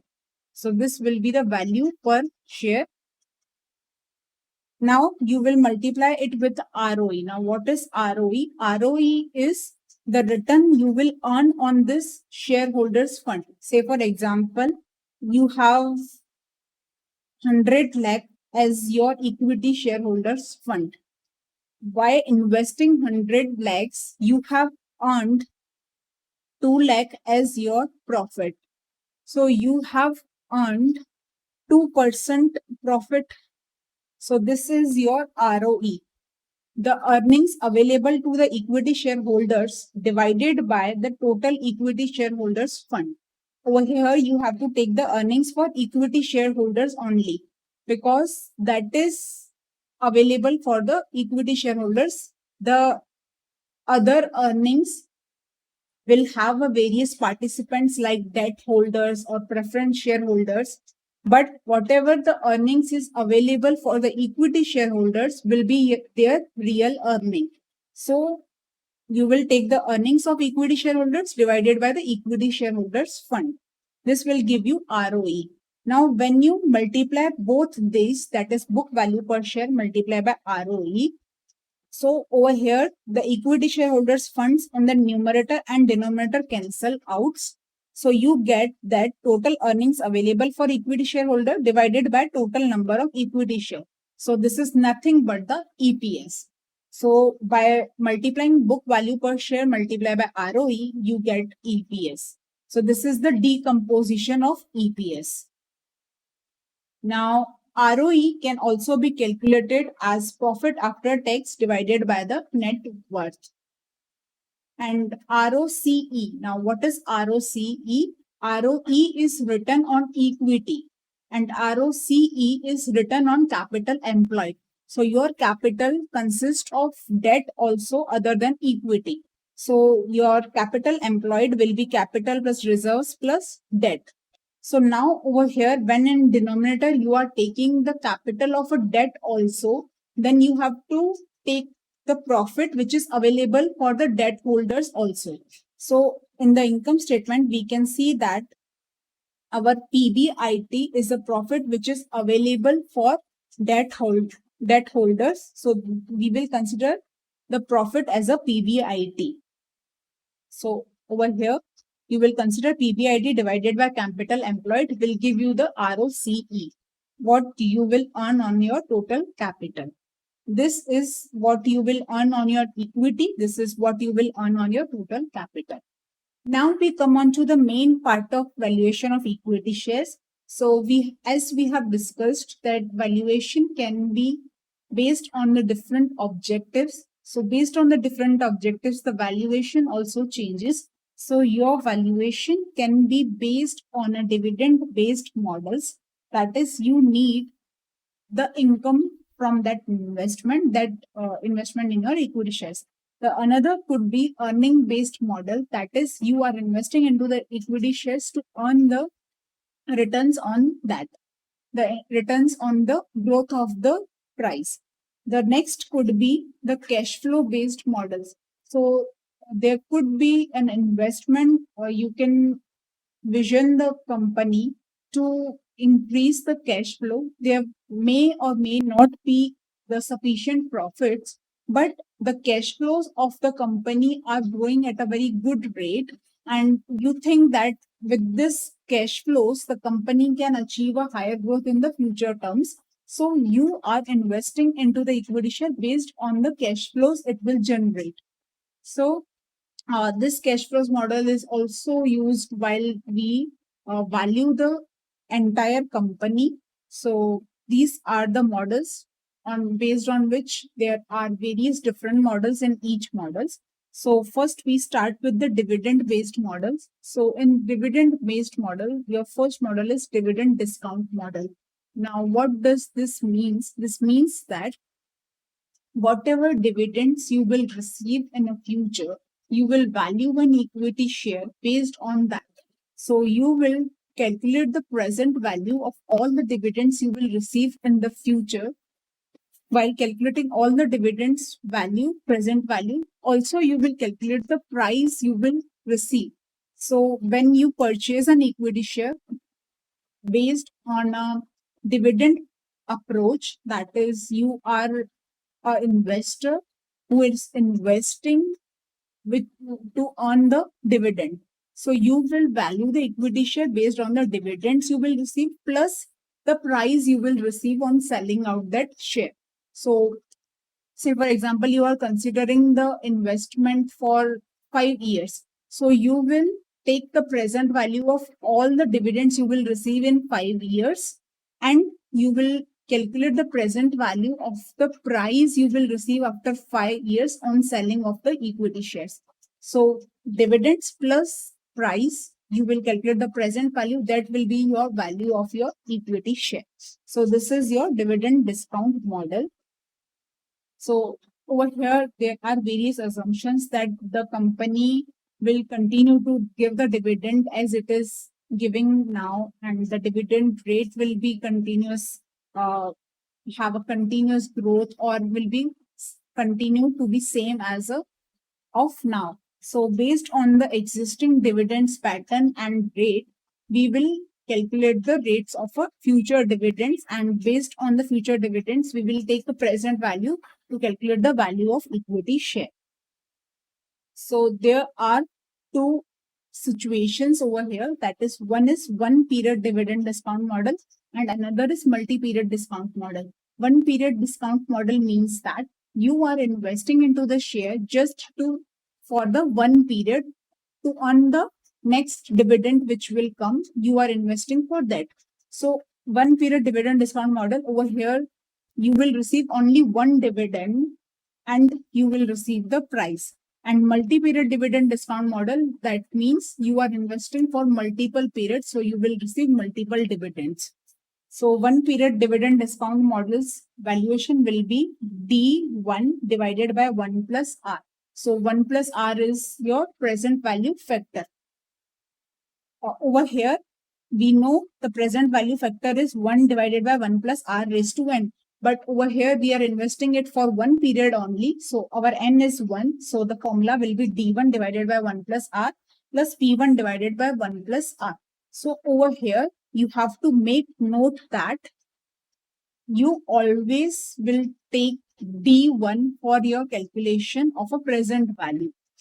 D0 is your current dividend and D1 is your future expected dividend.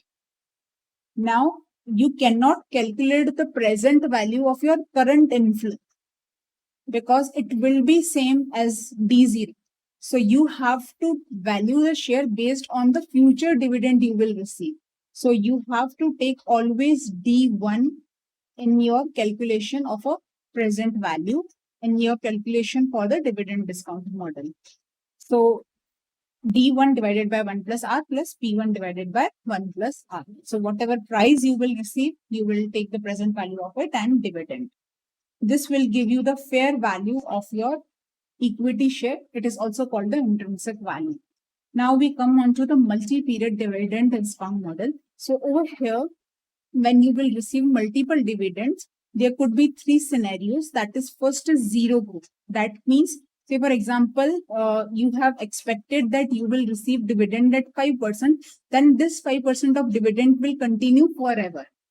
For infinite time, you will receive this 5% dividend only. Each and every year, you will receive this 5% dividend only. So over here, your valuation will be based on the perpetuity. In time value of money, we have understood the valuation of a perpetuity. So what is it? The perpetuity amount divided by KE. This is the value of your perpetuity. So based on over here, we will take the cash flow of dividend. Our perpetuity amount will be our dividend amount, which will continue forever. So dividend divided by KE will give you the value of equity share when there is zero growth. And next scenario could be constant growth. That means the dividend could grow at some constant rate each year. Say, for example, you are having now 5% of dividend, but each year you will have a growth of 2%. So now this growth will continue forever. So over here, this will be valued based on the perpetuity with growth.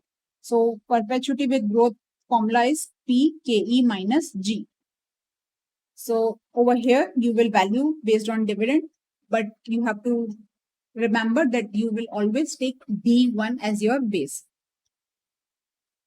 So when you are not available with a D1, you will calculate D1 as D0 multiplied by 1 plus G.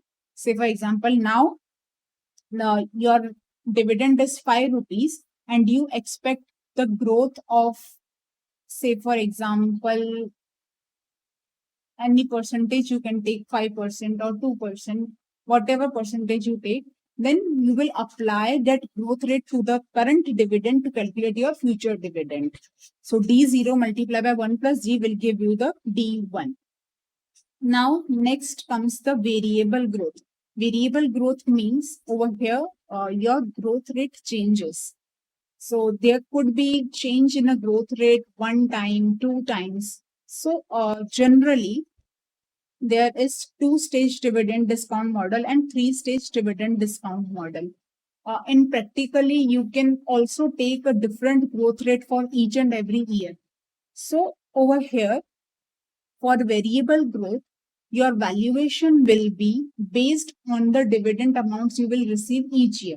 Say, for example, in first year, you receive 5 rupees as a dividend, and in next year, you receive 1% growth, and the another year, you receive 3% growth. So you will calculate the dividend for each and every year. So based on the unequal cash flows, like we have valued in unequal cash flow, you will take the dividends separate for each year and calculate the present value of that dividends. Now, in variable growth also, you have to calculate a terminal value. Now, what is this terminal value? Terminal value means you can predict a growth rate for certain period only. In practical life, you can maybe predict for 3 years, 5 years, 7 years, maximum 10 years. You cannot predict beyond 10 years. So whatever you predict now for more than 10 years will there are higher chances that it will not materialize. It will not be a real growth rate. So at some point, you have to stop out and you have to fix a certain growth which can sustain forever. Say, for example, now I am growing at the 8% rate of return, but this 8% rate of return I can predict for next 5 years. But after that 5 years, I cannot predict that I will grow at this same rate. There, I have to make an assumption for a sustainable growth rate. I have to calculate a sustainable growth rate which I can maintain forever. Say, for example, my sustainable growth rate is 5%. So I will take 5 years dividend present value. Then after 5 years, I will calculate a terminal value which will be based on a perpetuity, like this constant growth. Similar to constant growth, I will calculate a terminal value at the end of a 5th period. When you have to calculate the terminal value at the end of 5th period, that will be based on the dividend of the next year, that is 6th year. So based on the dividend of 6th year, I will calculate the terminal value at the end of 5th year. And to calculate the value of equity, I will calculate the present value of all the dividends of 5 years plus the terminal value at the end of 5 years. So this is the variable growth. So over here, dividend discount model, you have to calculate the value, present value of dividends and terminal value. So in two-stage dividend discount model, first, for some years, your growth will be at the rate of G1. So you will calculate the dividend for each year based on the growth of G1. After some time, say for example 5 years, 7 years, your growth will come to a constant rate, that is G2. So based on that, you will calculate the terminal value, that is D0 1 plus G1 raised to N. That is, say for example, for 5 years, I am having a growth of 8%. So I will take N as a 5. So this is my dividend of 5 years. Then multiply by 1 plus G2 will give me the dividend of a 6th year. Then based on this dividend, I will assume this as a constant growth. So KE minus G2, I will take a present value. Sorry, I will calculate the value. This is my terminal value, and then this is a terminal value, and I have to calculate the present value of this terminal value also. So this will give me the value of my equity share. Now there is three-stage dividend discount model. That means that you are growing at some rate now. In two-stage model, what we say is that, say for example, for 5 years, I grow at 8%. And after 5 years, from 6th year, I will continuously grow at 5%. Now, in practical life, this is not possible. This is unrealistic that you are growing at a 8%, then suddenly you come at the 5%. In practical life, as per practical applications, you can say that you will start gradually decreasing from 8% and you will come to the 5% for in some years. Say for example, over here I am coming for 6 years. 6 years I have assumed that I will grow at a 8%. So in practical life, you cannot grow at 8% for continuous 6 years and then come to 5%. So in this 6th year, your growth rate will decline linearly. So linearly, your growth rate will decline from 8% and it will come to the 5% and it will then continue to the 5%. So over here, the valuation you can calculate based on a H model. When you are given in a question that you have to calculate based on a H model, then and then only you will apply the H model. Now, what is this H model? We will understand that. When you are not given that you have to apply the H model, then you will calculate based on the linear declining growth rates. You will calculate the dividends based on the linear declining growth rates, and then terminal value based on this sustainable growth rate. Now, what is this sustainable growth rate? We will understand that part also. First, we would understand H model. Now, as per the H model says that this 5% of your growth is continuous from day one to infinite period, because this is your sustainable growth which you will continue forever. You will earn some extra return for some period. So this is an extra return you can earn for some period. So the value of this is very simple. That is D0 1 plus G2 divided by R minus G2. So based on this continuous sustainable growth rate, you can value your equity based on the constant growth. So this is your constant growth from day one to infinite time. So this is constant growth part.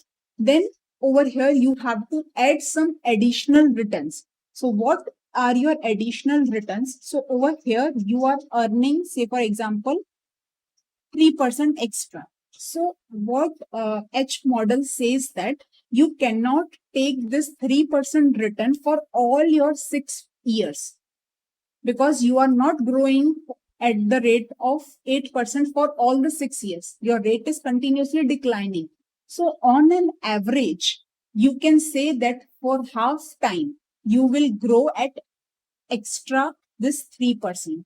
So I have taken that the high growth period will continue for 6 years. So this is 2H. H model says that the growth declines linearly over 2H period. 2H period means this is your 6. So this is 2H. So you will consider the excess return only for a half period. Half period of this, that means 3 years. You will consider that you will have an extra return of 3% for 3 years only. So this will give you an average excess return over this period. So what you will do, D0 multiply by the excess growth. This is your excess growth, that is 8 minus 5. So this is 3%. Multiply by H. What is H? Half time of a high growth period. This is a half time. So this will balance out all the uncertainties, which will, that rate will be, say for example, 5% now, then 6%, then 8%. So balancing out all the uncertainties, we can say that we will have a growth of extra 3% for 3 years. So this is H, that is half period, divided by R minus G2 to calculate the present value. So this is your H model. This is your constant growth plus extra returns. So this is H model. D0, 1 plus G2 divided by K minus G, plus D0 multiplied by H multiplied by G1 minus G2, extra returns divided by KE minus G2, which is your present value factor. Now we come on to the models which are based on the earnings also. So first is a Gordon's model. So Gordon's model is same as a dividend discount model. In dividend discount model, you can also, we have learned that you can calculate the dividend based on the earnings. That is your EPS multiplied by 1 minus B is your dividend. So you can calculate the dividend based on the earnings also. Now over here, G, when you are not given with the growth rate in the question, you can calculate the growth rate. When you are said to calculate the growth rate, you can calculate the growth rate using the formula B into R. Now, what is this? We will learn in a few minutes. We will learn the sustainable growth rate concept, which says that G is equal to B into R. So over here, you can write down G as BR also. So this is a Gordon's model, which is same as a dividend discount model. So now we will come on to the concept of a sustainable growth rate. Now we will learn this concept in a detailed manner with an examples in a chapter number 1. But to know the concept for the practical questions, we will learn it in short over here. So sustainable growth rate means a growth rate which can continue forever for a long time. A business starts with a vision to continue forever. We have a going concern vision. So businesses not start to run for next 4 or 5 years. Business is started to run forever. So we have a long-term vision for a business. So we need a growth rate which can continue forever. So we need a sustainable growth rate which will continue for a long-term period. Over here, now this sustainable growth rate is based on a various factors considering the profitability, asset utilization, dividend payout, debt ratio. Based on these various aspects are included in this sustainable growth rate calculation. So the calculation of sustainable growth rate is given by an equation, that is G is equal to B into R. Now what does this mean? This R is your ROE your return on equity multiply by B. This B is your retention ratio, or you can say 1 minus D. This is your dividend ratio. So over here, what is the logic of this formula? Say for example, you have 10,000 rupees.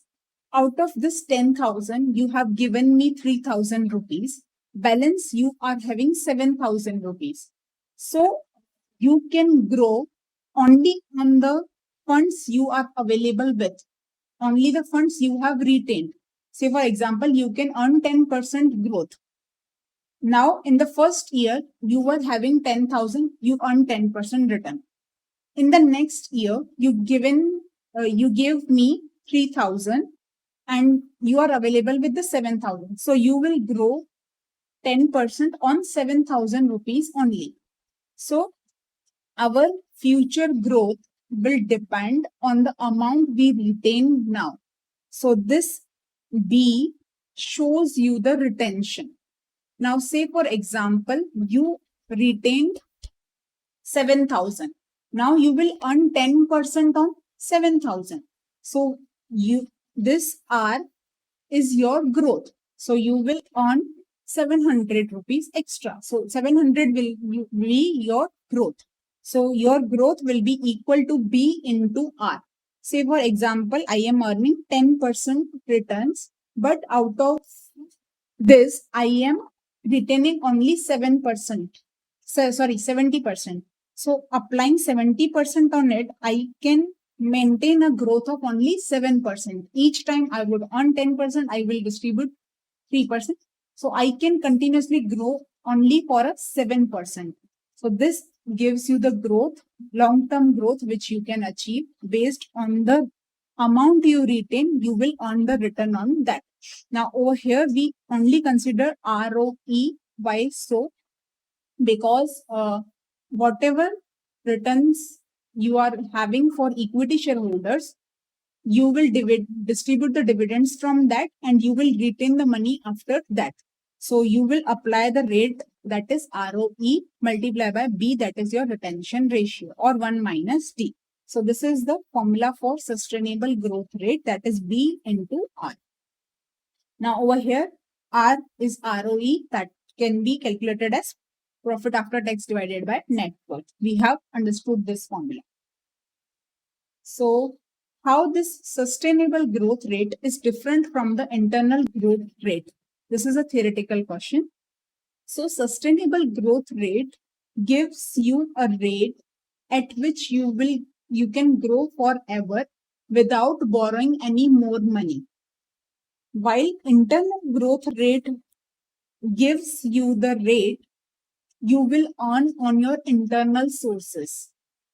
Your internal sources are your equity.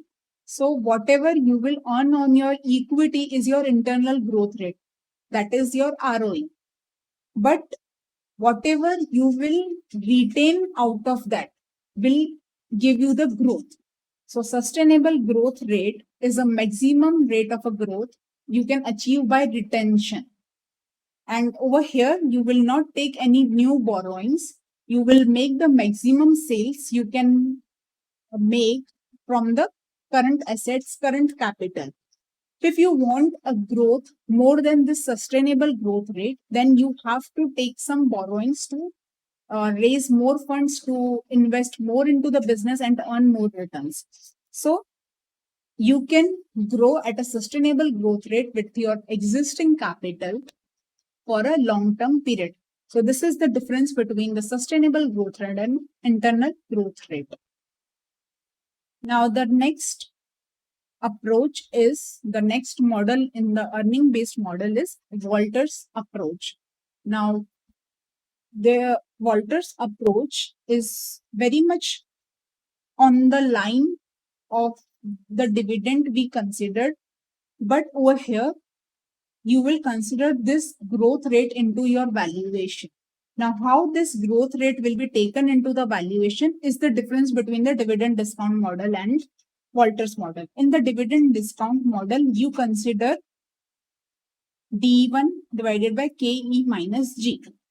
But over here in Walter's model, what you will consider that you will receive the dividend, and you whatever you will retain, you will receive the return on that. So you will calculate the return on this retention amount. So whatever you retained, you will earn the return on it. Now say for example, the example we considered, we will earn 700 rupees our return. Now this 700 rupees return we will earn forever, because as I have retained now 7,000 rupees, this 7,000 will grow forever. So this 700 rupees of return will continue forever. So this will give you the infinite cash flow. So based on infinite cash flow, you will calculate the terminal value based on this infinite growth cash flow. So over here, this EPS minus DPS is retention multiplied by R is your growth each year. Calculating the terminal value, you will take the divide it with KE to calculate the terminal value. Now this part is your terminal value. Now you will calculate the present value of this terminal value. So present value will be divided by KE. So over here, your growth will not be in the denominator.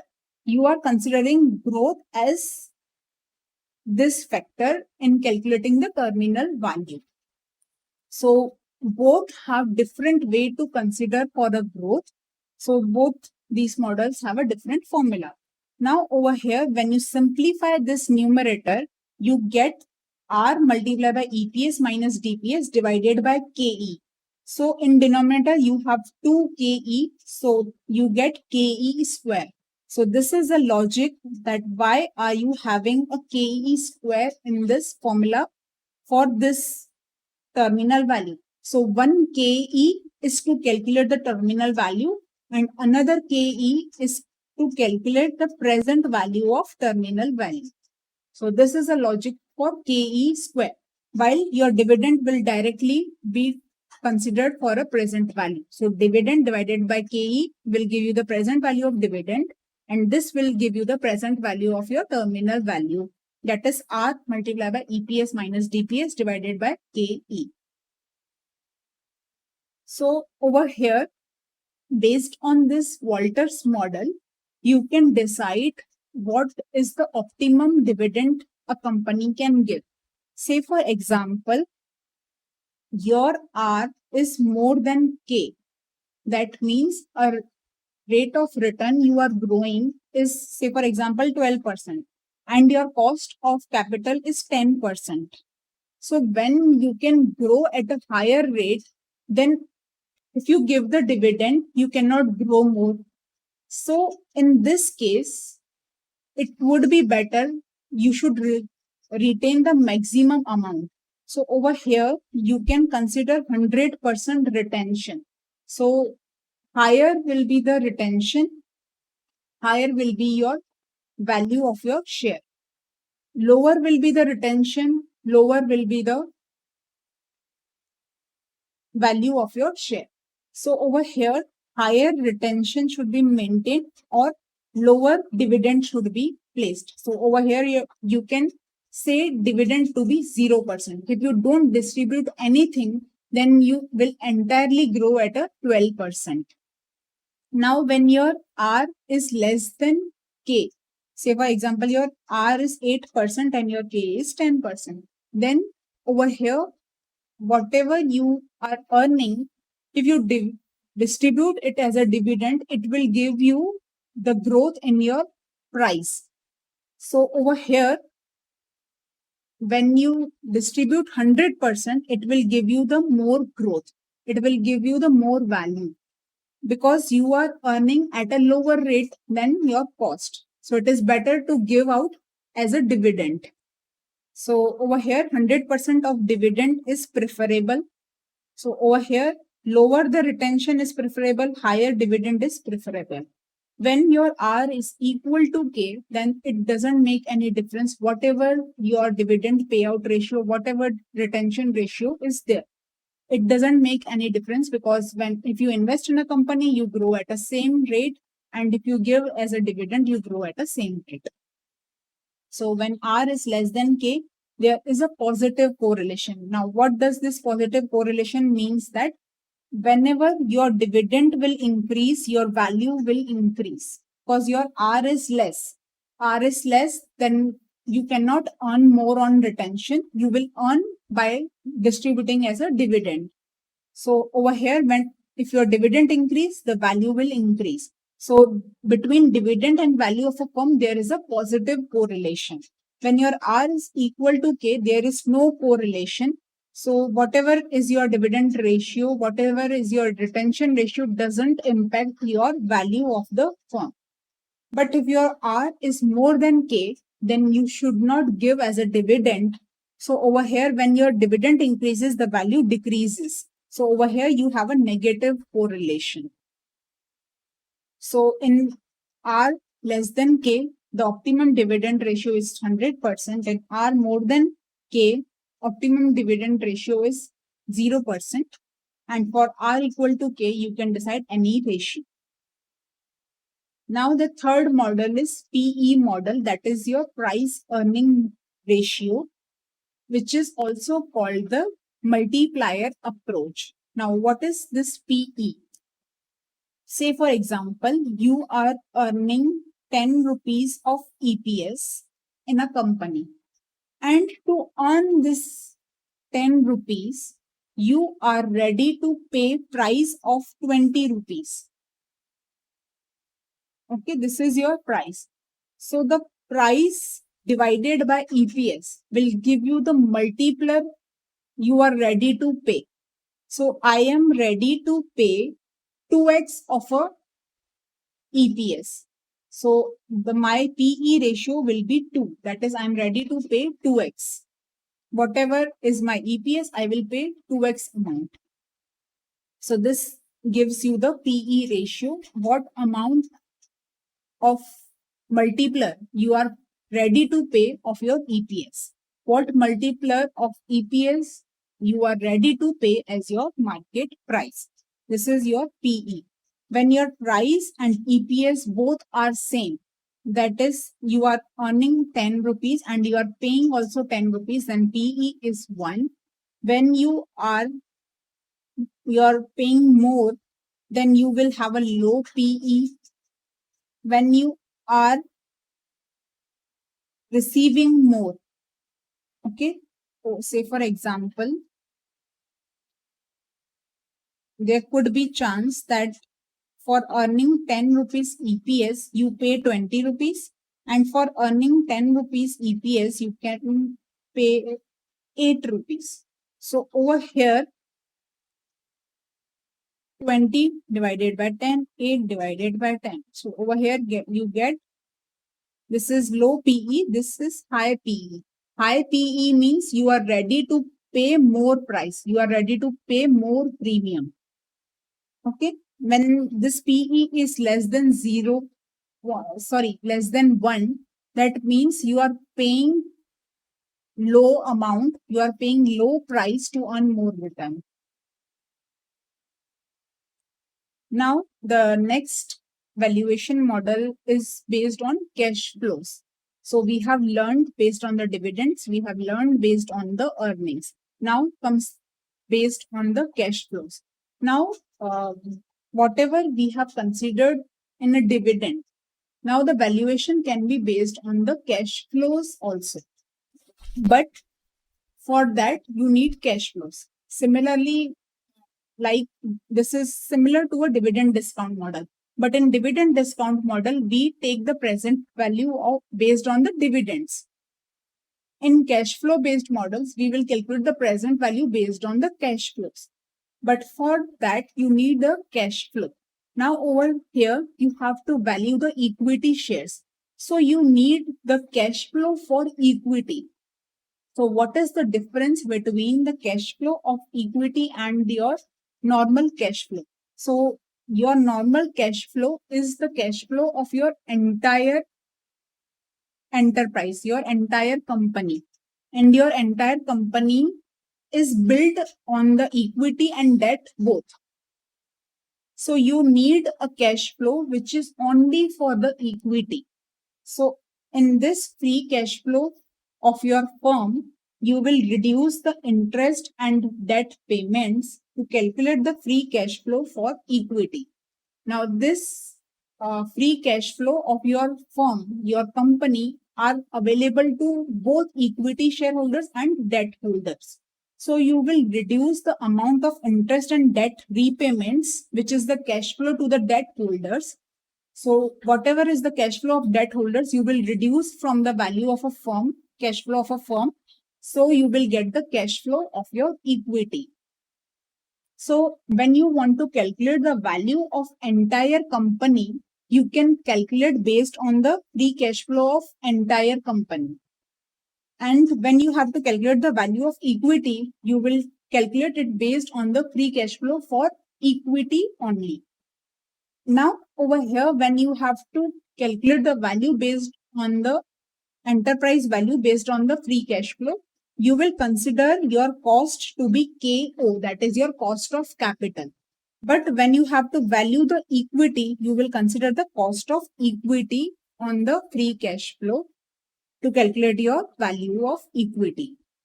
So this is the logic understanding of a cash flow method. Now, how would you calculate free cash flow? So before going to the cash flow of equity, first we will learn how to calculate the cash flow of a firm. So your cash flow for a firm, you need a free cash flow. So your net income plus non-cash expenses. You will add non-cash expenses because these are not your cash payments. So you will be having a cash more than the net income. So you will net income plus non-cash expenses. Now after this, there could be increase in a working capital.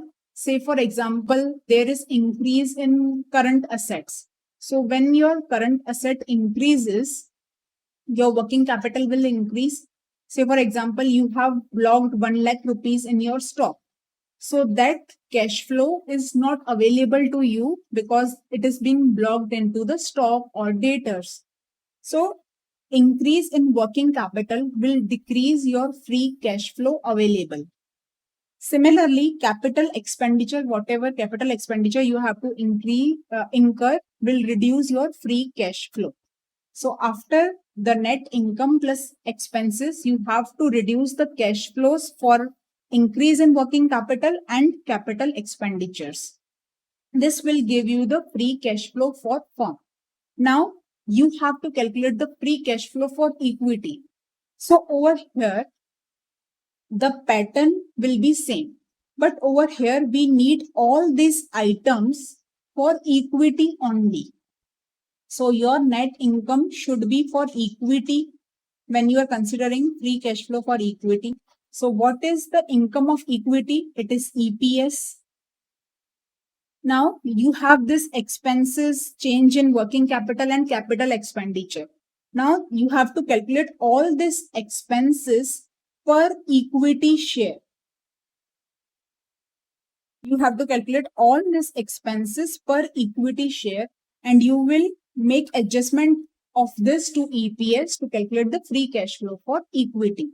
Now, how would you get the now once you get the per equity share value,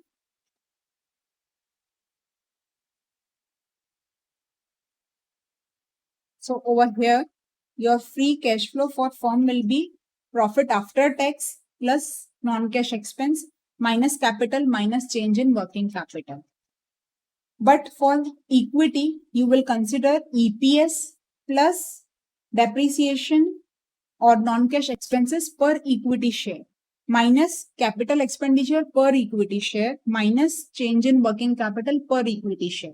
So all this should be per equity share. So this means that EPS minus capex, over here we have considered minus outside. So inside this depreciation will be in minus terms, this capex will be in a plus terms, and this working capital change will be in a plus term. So your capex plus working capital minus depreciation. Now this is the value. Now you will multiply it with 1 minus D, not B, 1 minus D to get the portion of equity. Say for example, I have a depreciation of 1 lakh rupees and my capital consists of 60% equity. So out of 1 lakh, only 60% of expense belongs to the equity part. So you can calculate capex minus depreciation plus working capital multiply by 1 minus D. This is your B, that what part is allocable to the equity. You have to consider the expenses only allocable to the equity. So EPS minus B into capex minus depreciation plus working capital. So this is your calculation of free cash flow for equity. Now first, once you got the free cash flow for equity, you will calculate the value of equity share based on this free cash flow equity, similar to the dividend discount model. But instead of dividend, you will consider this free cash flow for equity. So now we will do the another concept little later. First, whatever we have learned till now, we will do the practical questions based on that. Then we will move to the further concepts. Now let us begin with the questions. So your first question is the question from your additional sheet. Following are the details for X and Y Limited. You are given with the dividend per share, growth rate, beta, market price, risk-free rate, and market rate. Calculate the price, comment on a valuation, and as an investor, what will be your course of action? So over here, you have to calculate the intrinsic value of the share. Then you have to comment on the valuation, whether the valuation is undervalued or overvalued. How will you come to the conclusion of valuation? You will compare the intrinsic value and current market price. Then you have to decide the course of action for an investor, that whether he should invest or not. So first you want to calculate the intrinsic value. Now the information given in the question itself will direct you to the method you need to apply. So over here you are given with the dividend and the growth. So you will apply dividend discount model. So the formula is P0 is D1 divided by KE minus G. Now over here you are available with a dividend per share. Now over here you are not mentioned that whether this dividend is a current dividend or an expected dividend. So you have to make an assumption whether you consider it to be D0, that is current dividend, or you consider it to be D1, that is expected dividend. So you will mention and note whatever assumption you are taking, and then according to it, you will solve the question. Now you are given with the dividend, you are given with the growth. Now you need KE. So for KE, you are given with a beta, risk-free rate, and a market rate. Using these three information, applying CAPM model, you can calculate KE. So you got your KE, you are having G and D, then you will calculate the price using dividend discount model. If you assume this D to be D0, then you will apply the formula, that is D0 1 plus G divided by KE minus G.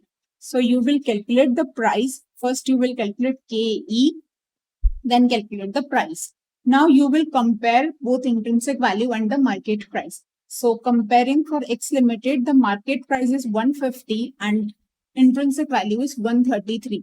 So current market price is higher. So market price is higher, the share is overvalued. And if it is overvalued, then you will sell out the shares or you will not invest into it. So if you will not invest into it, if you are already having, then you will sell out. Then for Y Limited, current market price is 70 and intrinsic value is 81.48. So current market price is low. So the share is undervalued. So you will invest and purchase the shares.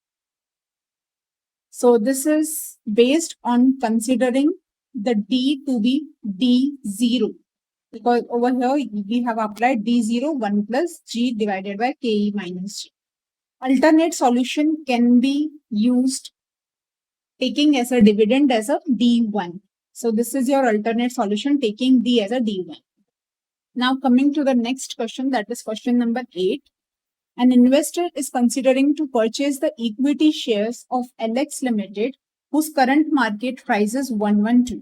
The company is proposing a dividend of 4 for the next year. Proposing dividend.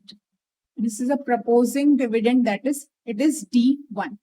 LX Limited is expected to grow at 20% per annum for the next 4 years. Growth will decline linearly to 16% per annum after first 4 years. Thereafter, it will stabilize to 16%. The investor requires a return of 20% per annum. So over here, the case is that growth is declining linearly.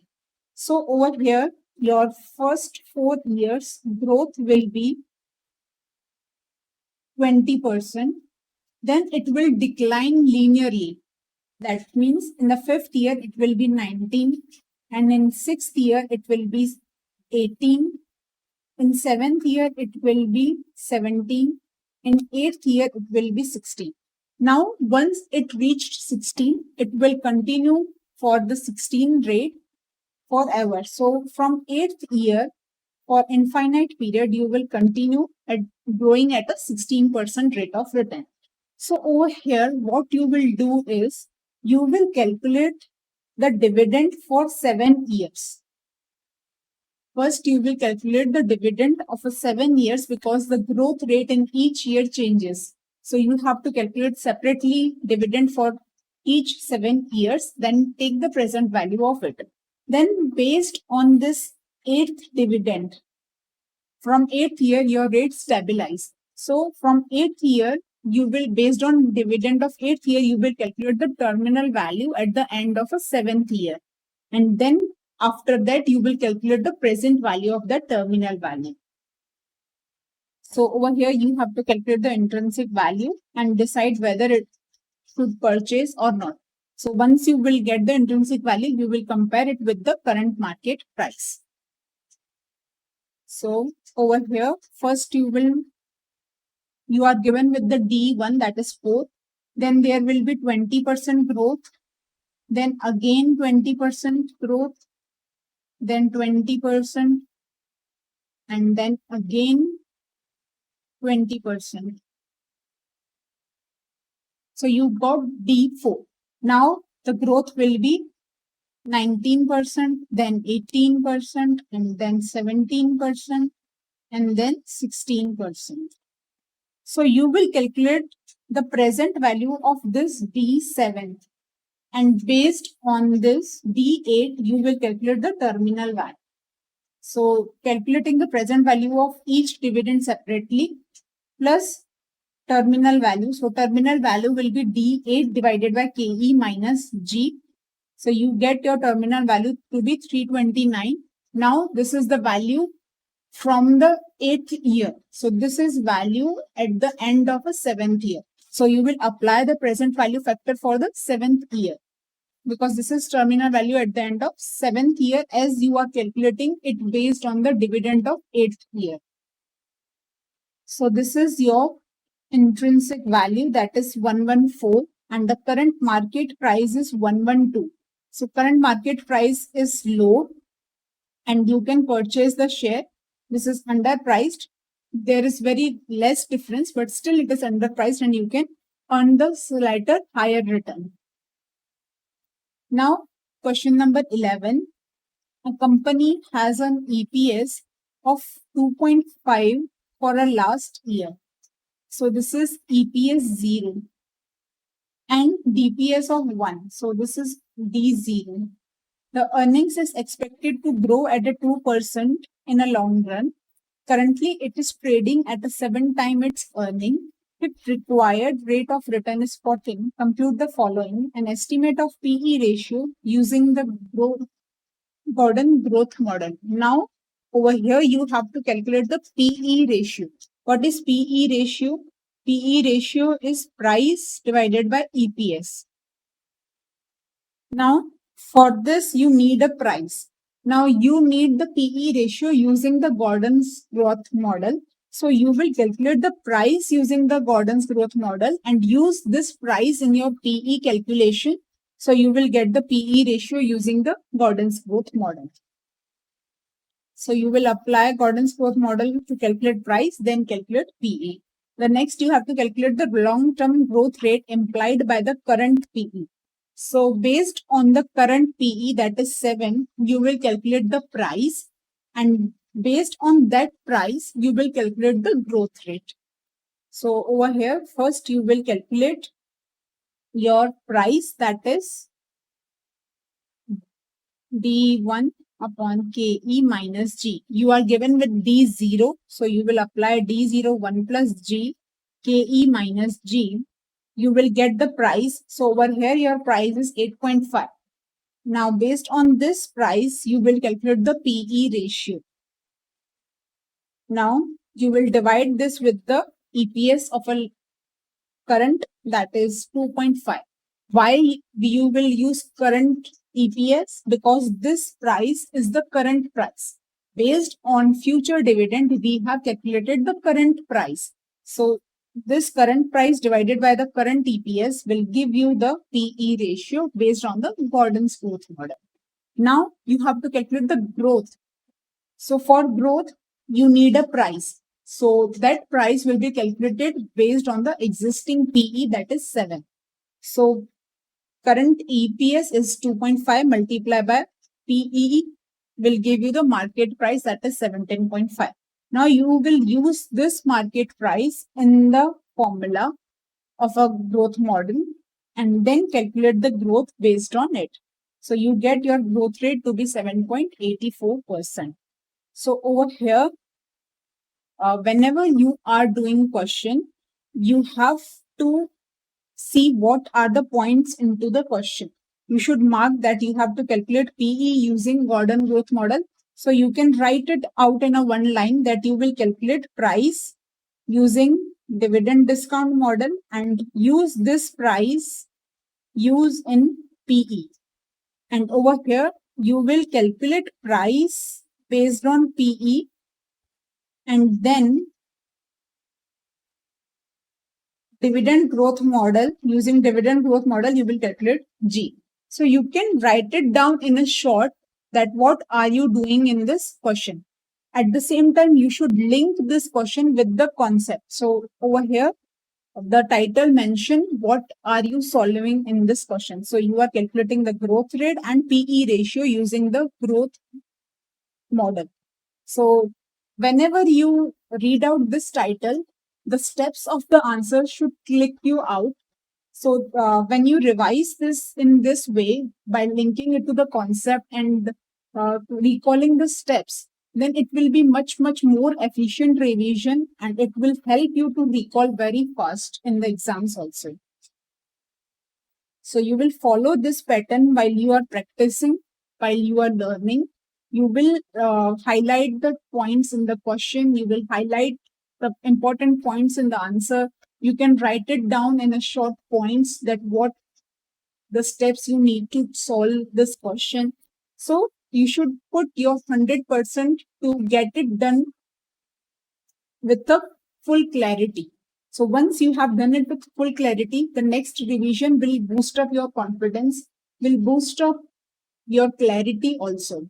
So now coming on to the next question, that is question number 13. X Limited just declared a dividend of 14 per share. Just declared, that is D0.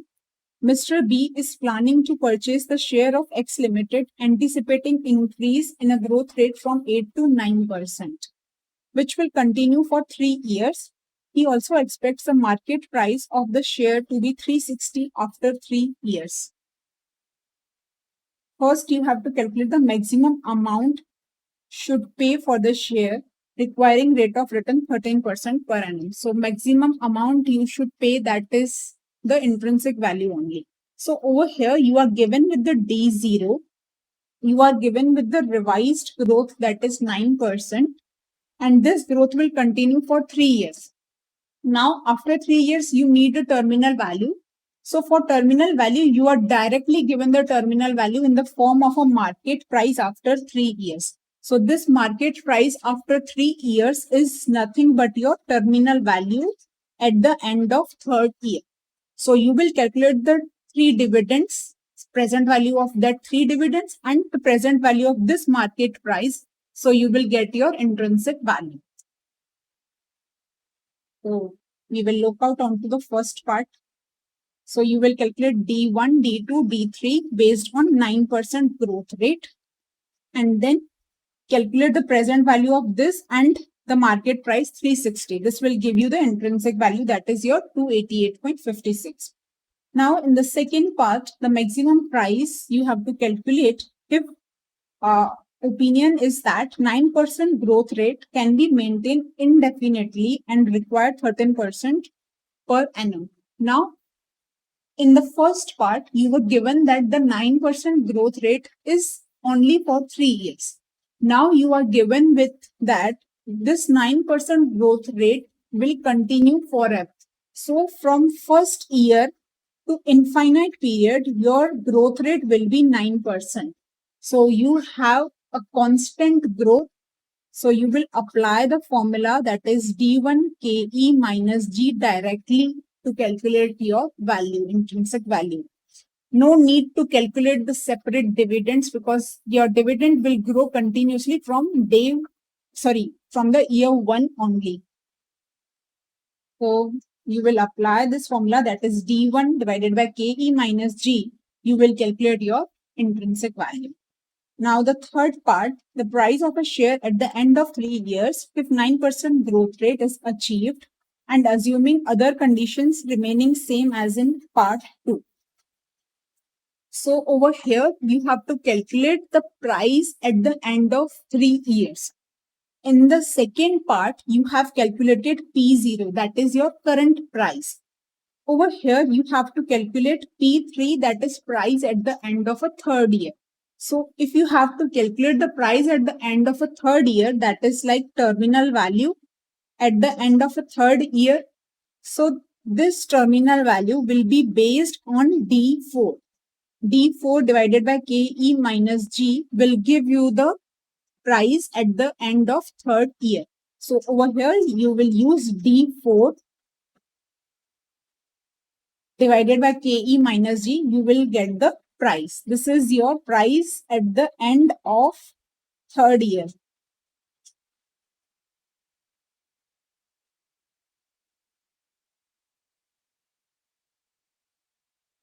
Now, you will not calculate the present value of this price.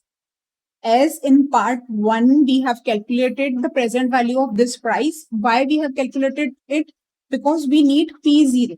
In the third part, we don't need P0. We don't need P0. We need P3. So you will not calculate the present value of terminal value. This terminal value itself will be your value at the end of third year. So this is the difference between all the 3 parts. In first part, you calculate you are given with the price and you have to calculate the intrinsic value. In the second part, the growth will start from the first year for infinite period. In the third part, you have to calculate the price at the end of a third year. You have to calculate just terminal value. So you will relate it to your topic also, that you have to calculate the price and you have to calculate the price at the end of a period. That is, you have to calculate the terminal value. So once you read out the topic of a question, you can relate what was in the answer. Now question number 14. Following data are given to you.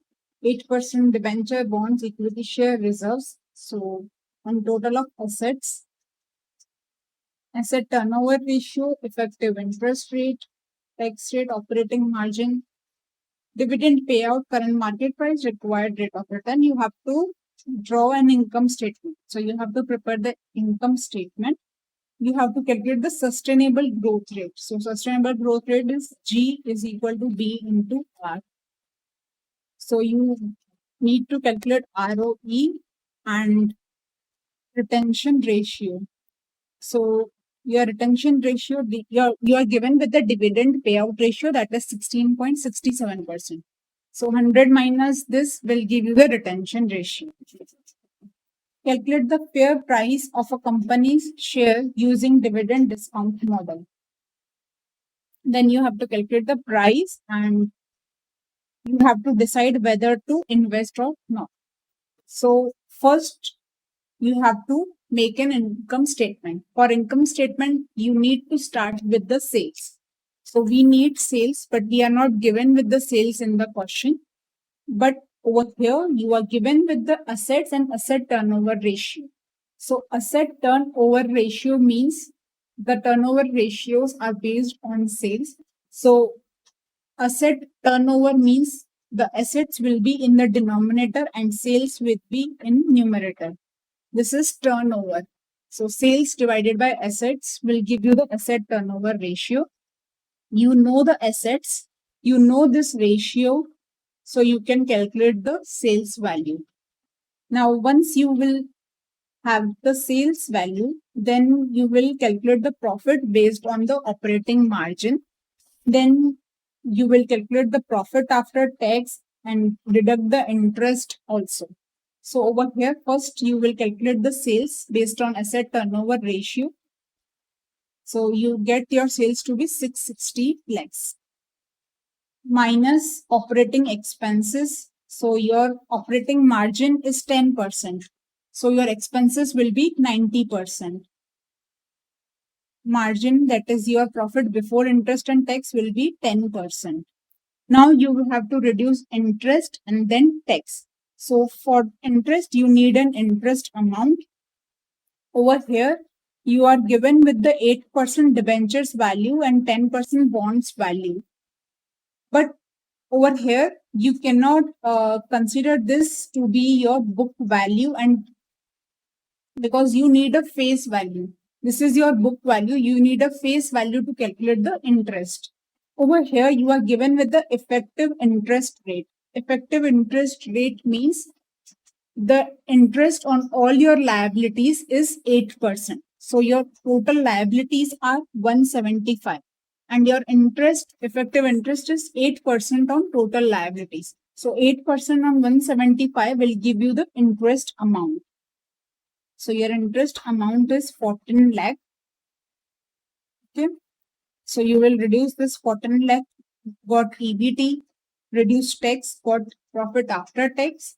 Then you are given that dividend is 16.67%. So remaining will be your retained earnings. So now once you got the income statement, you will calculate the growth rate, that is your ROE multiply by B. So you will need ROE, that is your profit after tax, divided by your net worth. So your net worth is 400 lakh. This is your net worth. Equity part, ROE, we need only equity shareholders funds. So equity plus reserves will give you the equity shareholders funds, that is 400 lakh. You will calculate ROE. Your ROE is 7.8%. And your dividend percentage is 16.67. So ROE multiplied by 1 minus D will give you the sustainable growth rate. So this is your sustainable growth rate, and based on this sustainable growth rate and the dividend, this dividend and sustainable growth rate, you will calculate the price. So this dividend is on total, this is dividend for the total shareholders. So you will divide it by the number of shareholders, number of shares, to get the value of dividend per share. So you are having 100 lakh equity shares. One share is for 10 each. So you will have 10 lakh shares. So 5.2 lakh divided by 10 lakh shares, your dividend is 0.52 per share. So you will calculate the price considering this dividend and growth rate you have calculated. So based on this, you will calculate the price, which is 6.51. And your current market price is 14. So current market price is higher than your intrinsic value. The share is already overvalued. So you will not invest in this share. So this is overvalued and you should not invest. Now question number 15. Capital structure of Sun Limited. So this question is based on the yield. So you have to value the equity share based on the yield. We will do this little later once we understand how to calculate the value based on yield. Then we will do this question. So coming to the next question, that is question number 16. Calculate the value of a share from the following information. You are given with the profit after tax, equity capital, par value of a share, debt ratio, growth, beta, risk-free rate, market rate, capital expenditure per share, depreciation per share, and change in working capital per share. So over here, you are given the information for the free cash flow for equity. So you have to value the share based on the free cash flow for equity. So you are not clearly mentioned that you have to apply the free cash flow for equity, but the information given to you itself direct you towards the method you have to apply. So you have to apply the free cash flow for equity. So for free cash flow for equity, we need EPS. We need EPS minus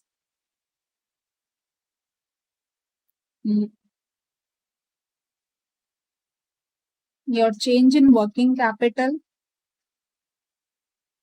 plus capital expenditure minus depreciation multiply by equity ratio. Okay, this all we need per share, and from per share also we need the only part which is allocable to the equity. So we will multiply this to the equity ratio. Equity ratio is 1 minus debt ratio. Okay, so using this formula, you will calculate the free cash flow for equity. So for EPS, you need the number of shares. So equity capital divided by par value will give you the number of shares. So profit after tax divided by number of shares will give you the EPS. Now, these all information are given to you per share. You will multiply it with E, that is your equity ratio.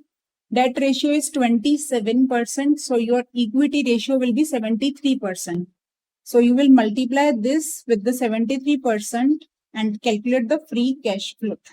So your free cash flow comes out to be 0.5645. This is your free cash flow for equity. Now, once you got your free cash flow for equity, you have to calculate the intrinsic value based on this free cash flow, which is very similar to the dividend discount model. So you need KE for that. You are available with a growth.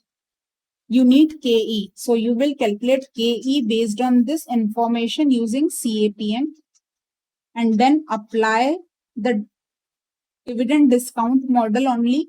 But instead of dividend, you will use free cash flow. So free cash flow multiplied by 1 plus G divided by KE minus G will give you the price based on free cash flow for equity. So this is your intrinsic value, that is 70.89.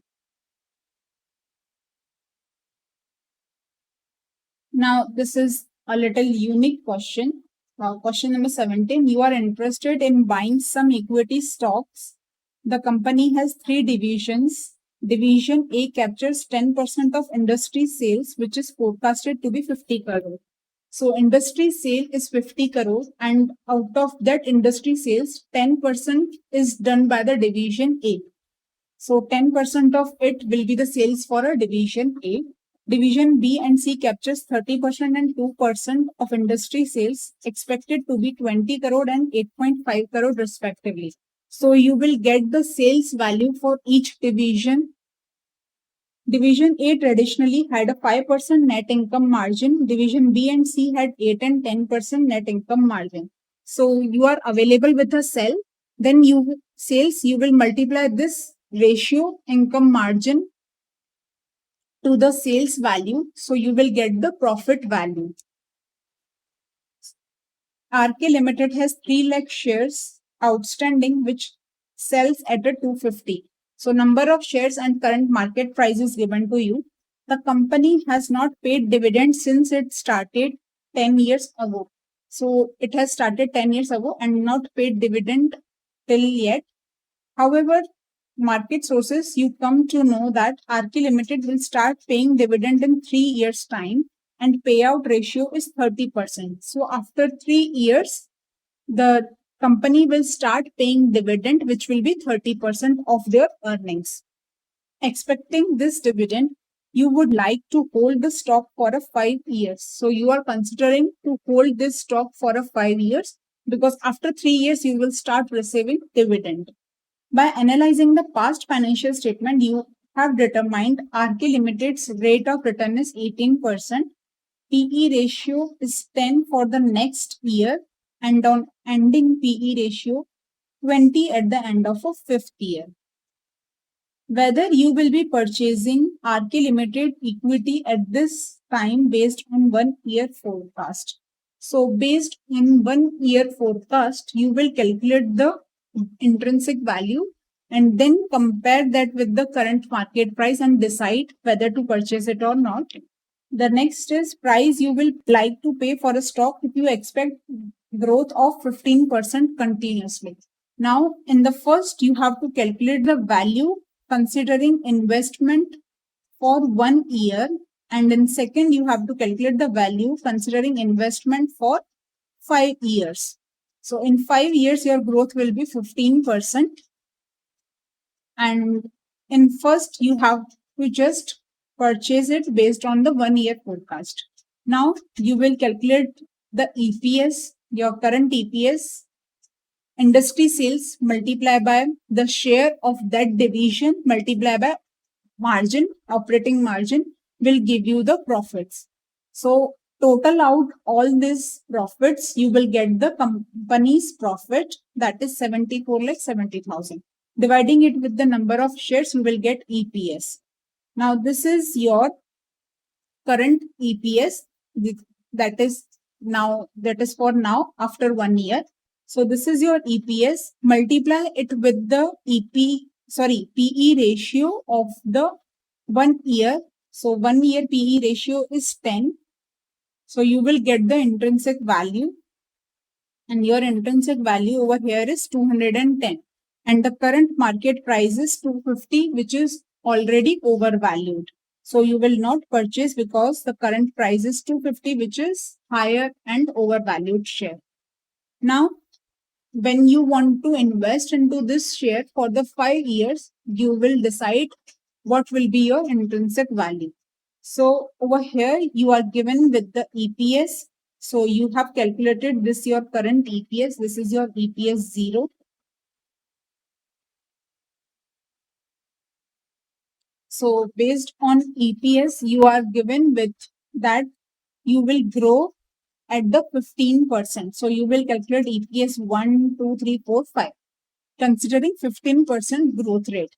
Now, for first 2 years, there will be no dividend, and in the third year, the company will start paying dividend. So the dividend will be at the rate of 30%. So EPS multiplied by 30% will give you the dividend amount. So you got the dividend for 3, 4, and 5th year. Now you will calculate the present value of this dividend, and also you will calculate the terminal value based on D6. So based on D6, you will calculate. So over here, 15% growth will continue in dividend also. Considering that you have calculated the terminal value, you will calculate the present value of this terminal value also and the present value of this dividend. Adding both that, you will get your intrinsic value, which is 271, and the current market price is 250. So current market price is low and the share is undervalued. So you will purchase the share. So over here, you can see the difference in the opinion.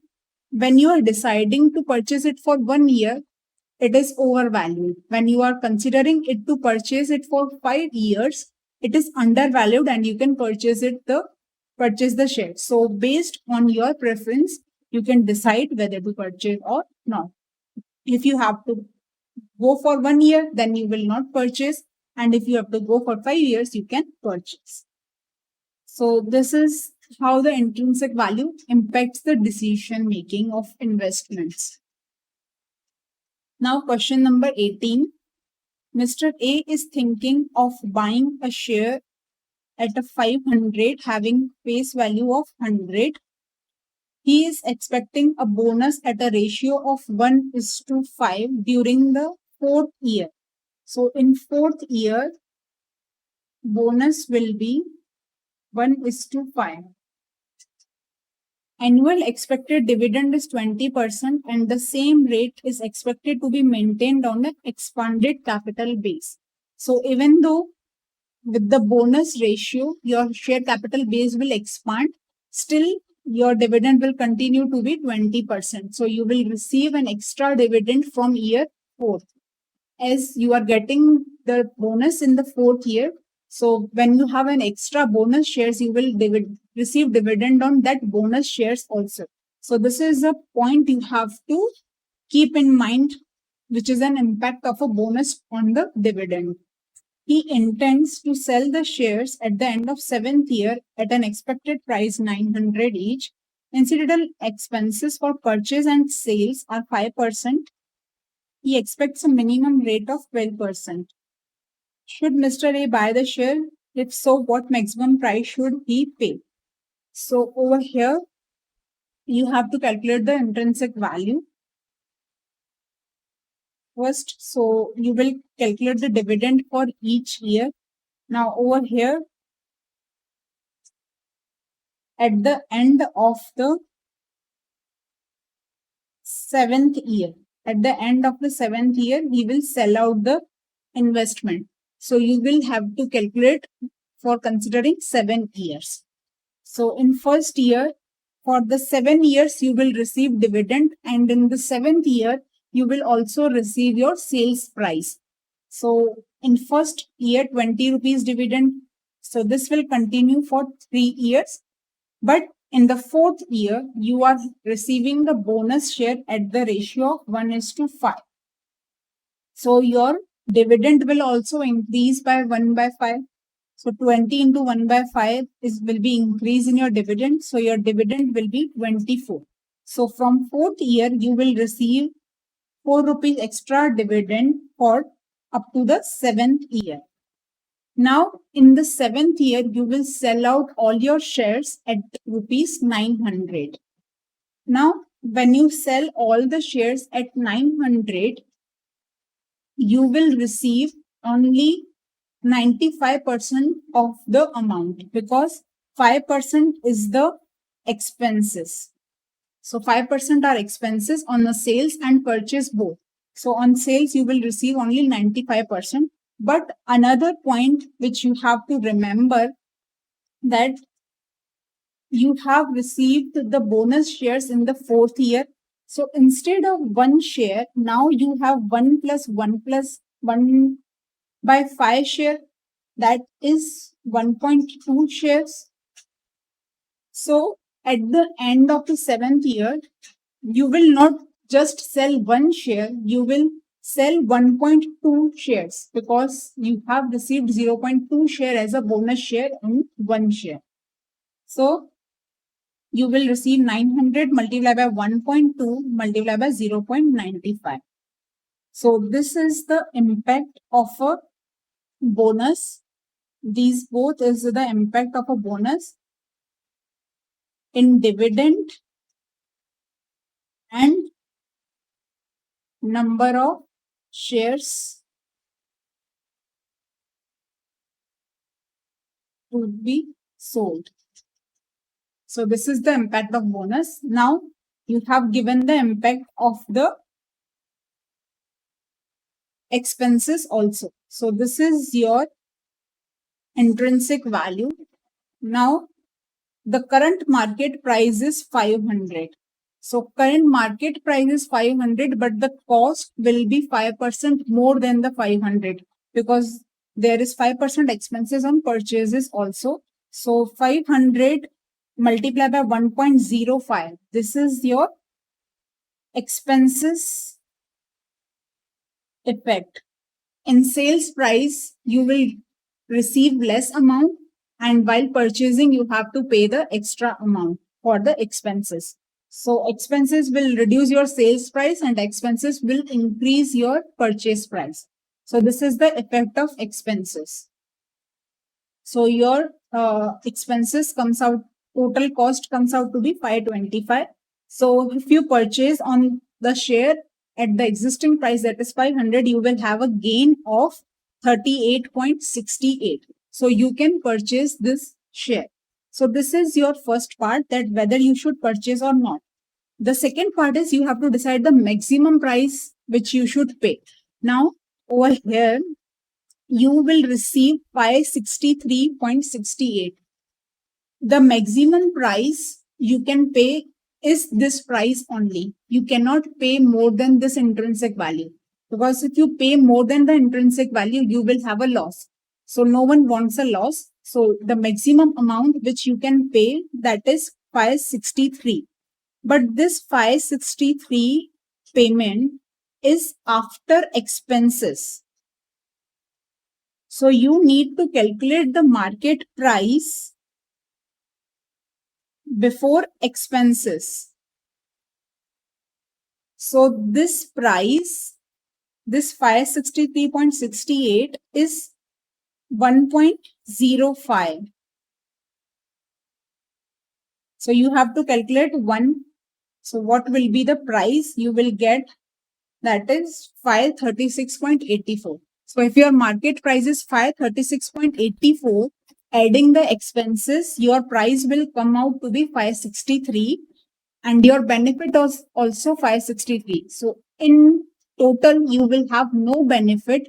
Your intrinsic value and cost is same. So this is the maximum amount you can pay for the share, where you will have no gain, no loss.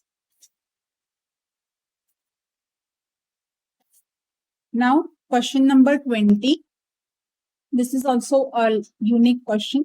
Sam Limited has just paid a dividend of 2 per share. Just paid, that is D0. And growth expected is 6%.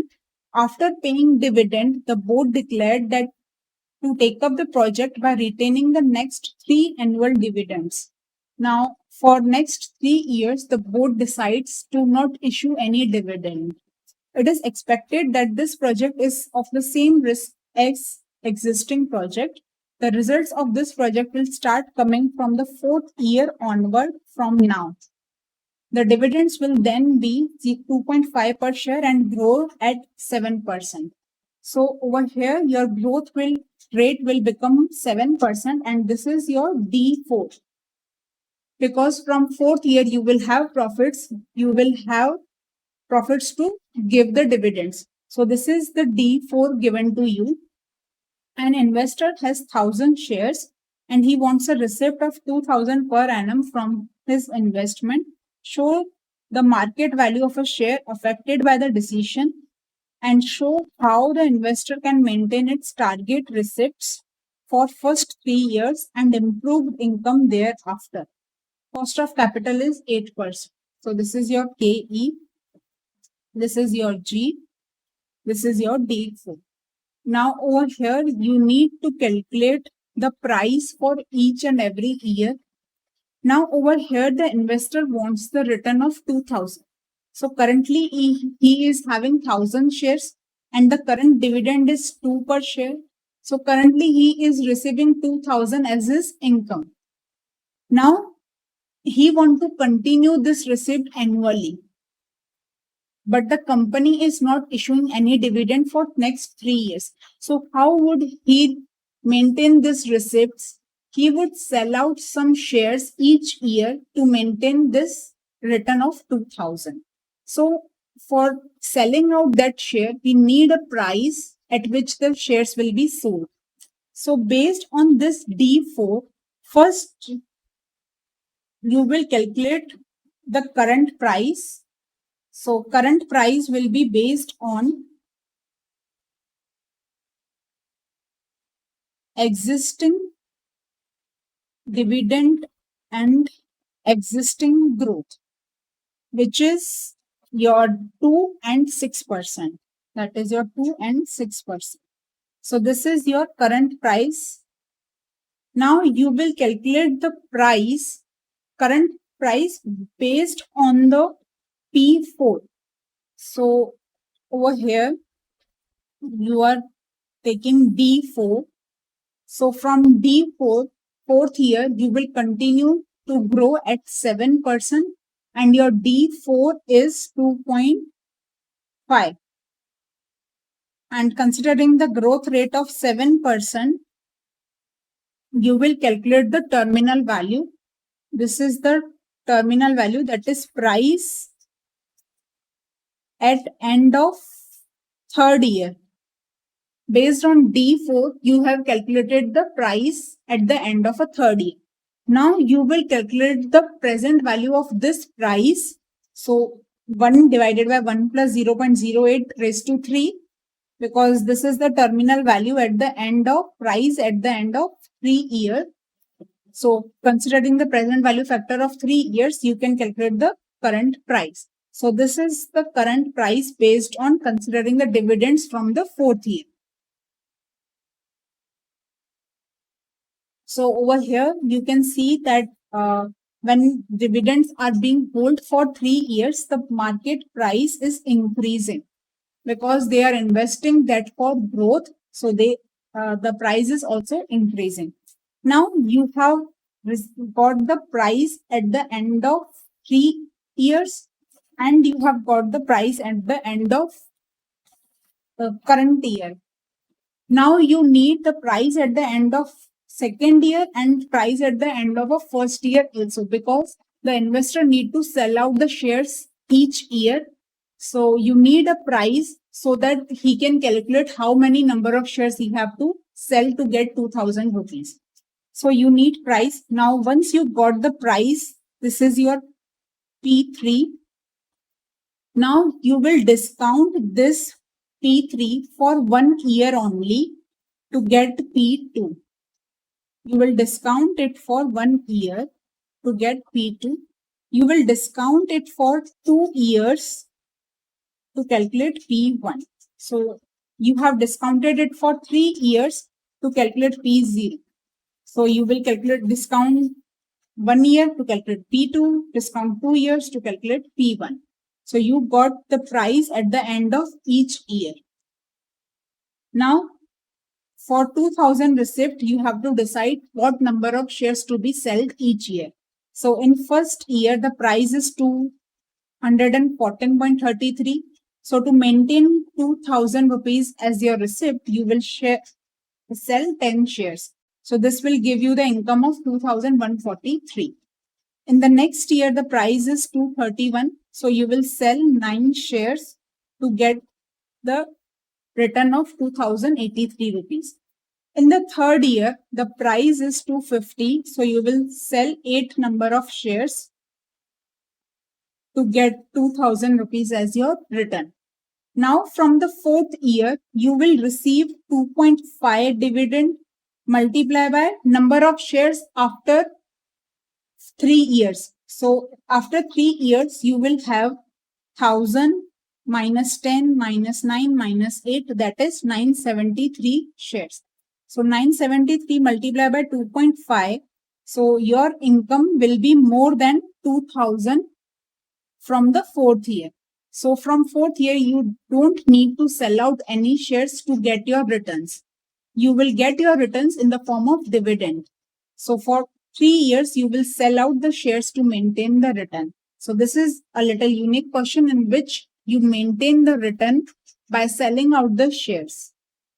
So for selling out the shares, you need the price at the end of each year.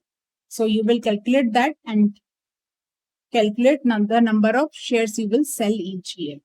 So this was the question. Now, the next question is on the buyback. So first we will learn this concept and then come on to the questions. Now the share valuation based on the yield. Now, yield, how to calculate the yield will be mentioned in the question. Then you have to calculate the yield on the shares. Once you calculate the yield on the shares, now you will divide this yield by the equity share capital to calculate the yield into the percentage. So this is like the return you got onto the equity share capital. But how to calculate the yield, that will be mentioned in the question.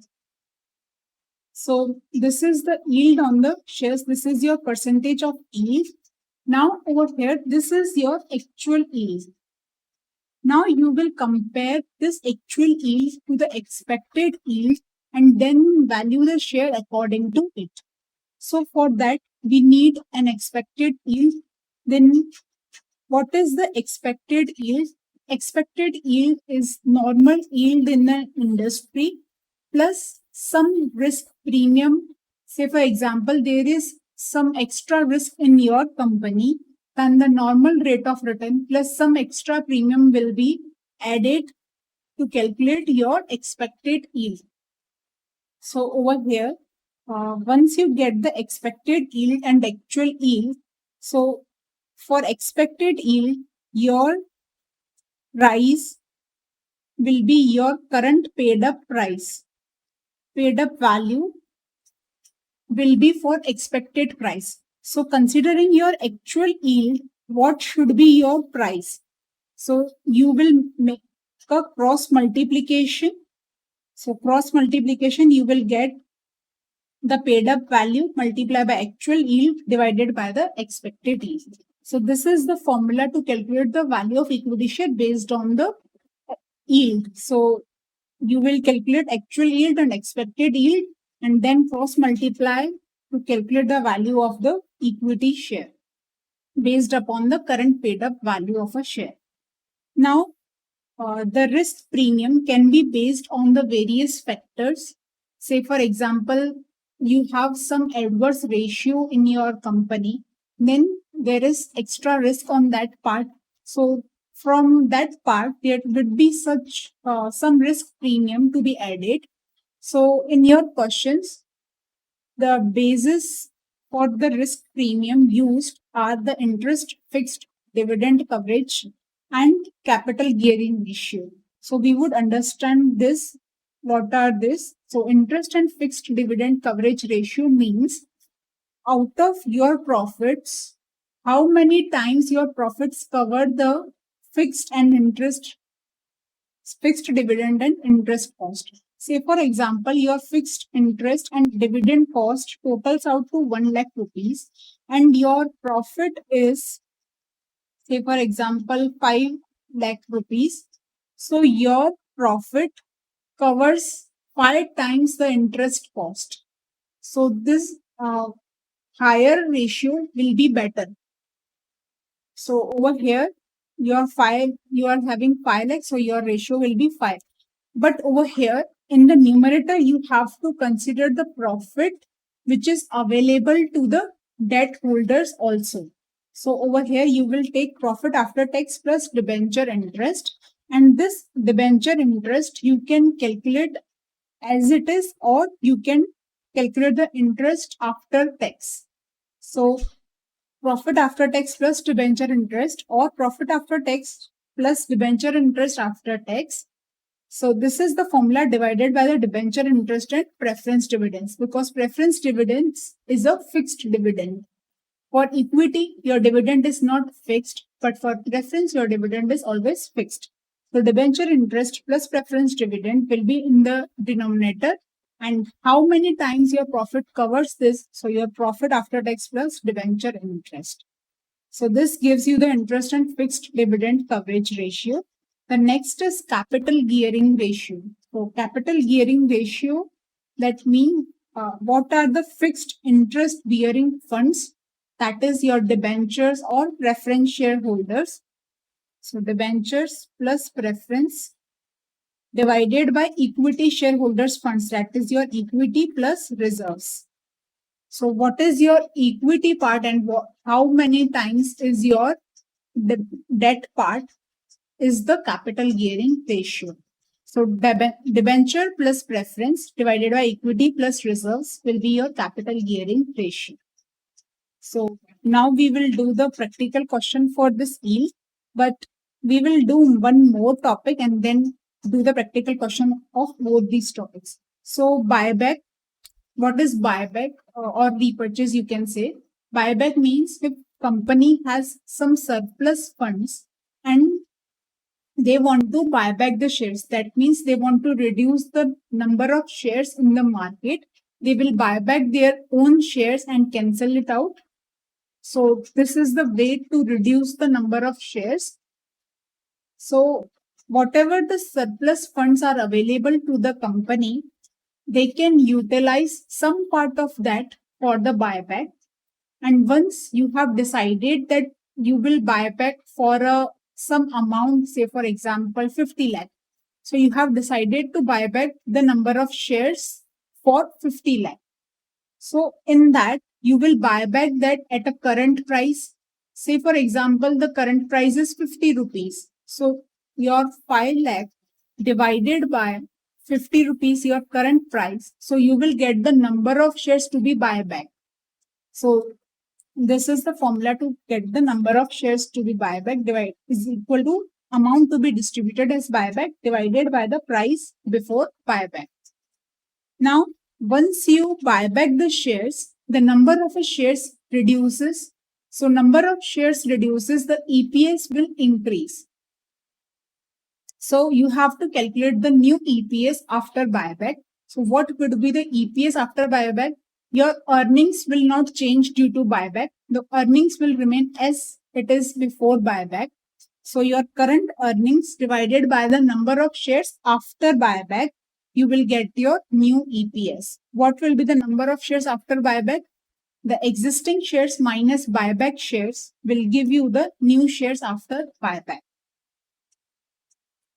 Now, what is the market capitalization after buyback? So, market capitalization means market price multiplied by number of shares.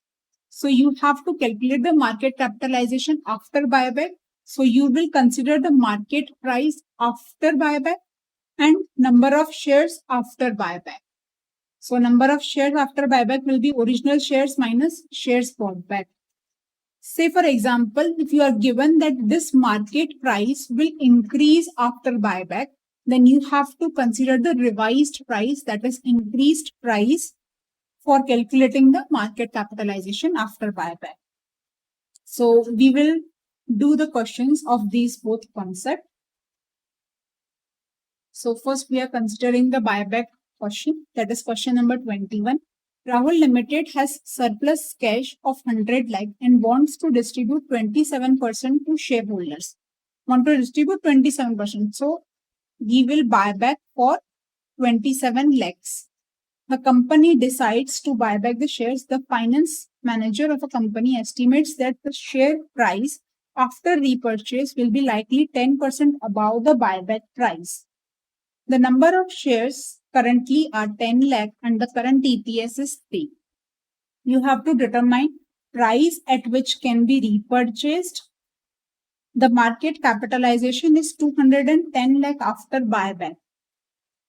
Number of shares to be repurchased and impact on EPS. So over here, you have to calculate the buyback price, you have to calculate the number of shares, and you have to calculate the EPS. You are given with the market capitalization after buyback. So market capitalization after buyback will be equal to market price after buyback multiplied by number of shares after buyback. Okay. So market capitalization is given as 210 lakh. So you are not given with the current price or your buyback price. So current price and buyback price will be same. So you are given that the price will increase 10% after buyback. So the price after buyback will be 1.1 multiplied by current price. Consider the current price to be P. This will be multiplied with the number of shares after buyback. So the number of shares after buyback will be original shares minus buyback shares. So your original shares are 10 lakh and you don't know buyback shares. So how to calculate the number of buyback shares? That will be the amount you will buy back divided by the price you will buy back. So 27 lakh divided by the price, that is P. You will buy back at a price P, and after buyback the price will be 1.1 P, that it will be 10% more. So keeping these values in the formula, you can calculate the P. So your market capitalization 210 is equal to 1.1 P multiplied by 10 lakh minus 27 lakh divided by P. So you can calculate P. So over here your price comes out to be 21.79. Now once you got the buyback price, you can calculate the number of shares. So 27 lakh divided by this price, you get the number of shares to be 1.24 lakhs. These are your buyback shares. You will reduce these shares from the 10 lakh shares that are existing shares to calculate the shares after buyback. So after buyback, you will have 8.76 lakh shares. Now you have to calculate the EPS after buyback. So EPS, the earnings will not change. The current earnings are EPS multiplied by number of shares. You will get the current earnings. So this current earnings divided by total number of shares after buyback, that is 8.76, will give you the EPS. So over here your EPS is 3.43. So you can see that due to buyback, your EPS has increased from 3 to 3.43. So this is the effect of a buyback on the EPS. Now we will see the question for the valuation based on the yield. Your question number 15, capital structure of Sun Limited as at 31st 3 2003 is given. Equity, preference, debentures and reserves. Sun Limited earns a profit of 32 lakh annually on an average before deduction of income tax, and that is 35% and interest on debentures. So this is the profit before interest and tax. So this is EBIT. Normal return on equity shares for the similarly company is 9.6%.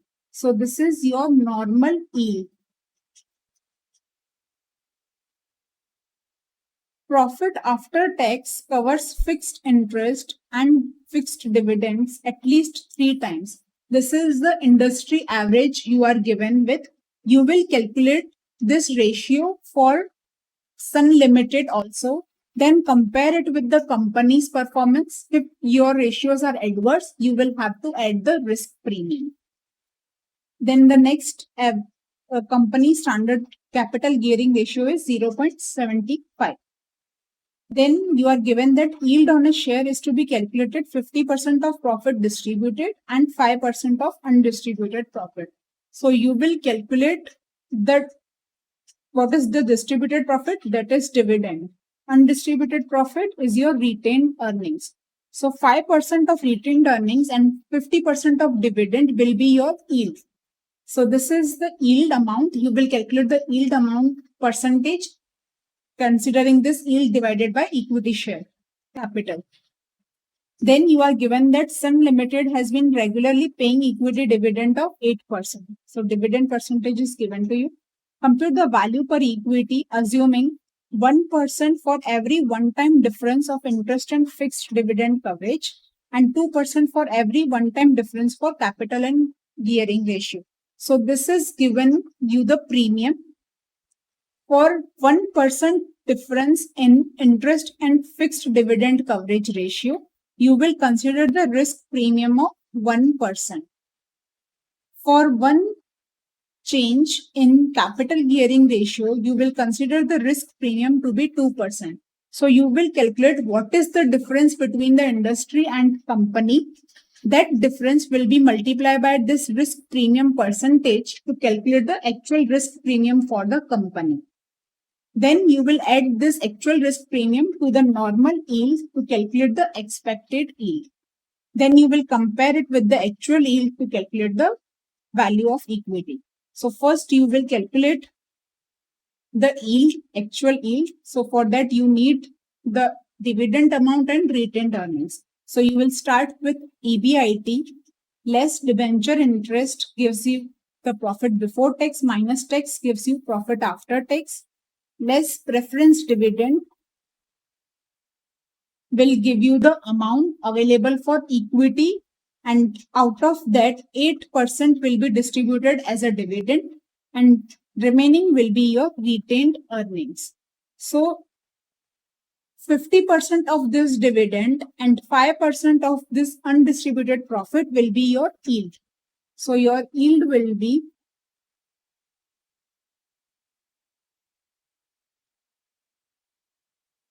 you will calculate 50% of this and 5% of this.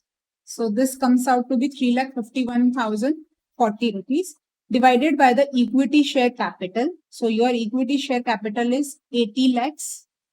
Over here, you will not consider the reserves. You will just consider equity share capital. So this will give you the yield of 4.39%. This is your actual yield. Now you have to calculate the expected yield. But for expected yield, you need the risk premium. So for risk premium, first you will calculate the ratios of your company, then compare it with the industry. So first you will calculate the interest and fixed dividend coverage, that is profit after tax plus debenture divided by debenture interest plus preference dividend. So you get your ratio to be 2.16 and the industry average is 3. So you have an adverse ratio. So the difference is 3.3 minus 2.16. So for every 1 point change, you will add 1% risk premium. So the change for this, how much will be the risk premium? So you will cross multiply this and get the risk premium for interest and fixed dividend coverage. Next, you will calculate the capital gearing ratio. So that is preference share capital plus debenture divided by equity plus reserves. So you get 0.93 and industry average is 0.75. So your ratio is an adverse ratio. So you will consider the difference between your and industry. And for every 1 point, there is premium of 2%. So what will be the premium for your difference? You will calculate that. So you will add this risk premium. So risk premium for fixed interest and fixed dividend coverage is 0.84 and risk premium for capital gearing is 0.36. So you will add both this risk premium to the normal KE, that is your 9.6. You will get your expected yield. Now you are having the expected yield and also actual yield. So you will apply the formula to calculate the value of equity share based on the yield. Now paid up value is not given to you, so you will assume it to be 100. So at expected rate of 10.8, your value of equity is 100. So what would be the value of equity for your actual yield of 4.39%? So you will calculate it to be 40.65. So this is your value of equity based on the yield. Now we move on to the another concept. So the next concept is how to maintain the promoter's holding based on the bonus shares. So over here, what is the promoter's holding? First, you have to understand that, and how could you maintain that holding through bonus shares? First, we understand the concept. So say for example, there is some prescribed fixed percentage a promoters could hold. Say for example, it is 50% or it is 60%. So the promoters cannot hold the equity shares more than 60% of the total shares. So whatever number of shares are left after promoters' shares, that are the shares that are freely trading in the market. So that are called freely traded shares or a free floating shares. So the number of shares after the promoter shares are called the free floating shares. Now, when you want to maintain a promoter's holding, say for example, you want to maintain it to the 60% and promoters' holdings have increased for 70%. Now you have to reduce 10% of promoters' holding. How can you reduce that? The first option is that the promoters should sell out their shares in the market. This is the first option. But when the promoters sell out the shares in a market, it will create a negative impact in the market because they will think that the promoters are not confident on their business. So it will create an adverse image in a market. But over here, we just want to maintain the promoter's holding. So the another option is that you will issue the bonus shares to the existing shares, that is your free floating shares. You will issue the bonus shares to them. So the total number of shares will increase, and by this you can maintain the promoter's holding within the limits. So you have to maintain the promoter's holding with the bonus shares. So for this, you have to decide the bonus ratio. How would you decide this bonus ratio? So for bonus ratio, you will consider, you have to first decide how many number of shares you have to give as a bonus. So number of shares you will give as a bonus divided by the current number of shares will give you the bonus share. But how would you decide the bonus shares? How many number of shares to be given as a bonus? So for that, say for example, your current shares are, total shares are 1 lakh and promoters are holding 70,000 shares, that is 70%. Now you want that they should hold only 60%. So you will calculate the revised total number of shares based on their 60% of holding. So over here, say for example, they hold 70,000 shares. Now you will consider that this 70,000 is 60% only. You want this 70,000 to be 60%. So you will calculate the 100% shares. So once you got the total number of shares you want, you will deduct the existing number of shares so to get the bonus number of shares. So this way you can calculate the bonus shares based on the current shares of a promoters and the ratio you want to maintain. So this current number of shares will be taken as 60% and you will calculate revised capital, and based on revised capital you will calculate bonus shares. And that bonus shares will help you to calculate the bonus ratio. Now, what is the free float market capitalization? We have understood that market capitalization is market price multiplied by number of shares. Now, over here, we need only free float market capitalization. So, for that, we will consider the number of shares to be only free float shares. So, what will be the free float shares? That will be total shares minus promoters shares. This will give you the free floating shares. So free floating shares, that is also called minority shares, multiplied by market price will give you the free float market capitalization. Now, when you are issuing bonus shares, the number of shares increases. So it will impact the EPS also. So EPS after bonus will be, earnings will have no change due to bonus. So earnings will be before bonus divided by the number of shares after bonus will give you EPS after bonus. Now, when you have to calculate the free float market capitalization after bonus, so you have to consider the minority shares after bonus and market price after bonus. So whatever number of shares of minority plus the bonus shares they will receive will be the number of shares after bonus. So your free float market capitalization after bonus will be shares after bonus multiplied by price after bonus. So we will consider the question, practical question of this.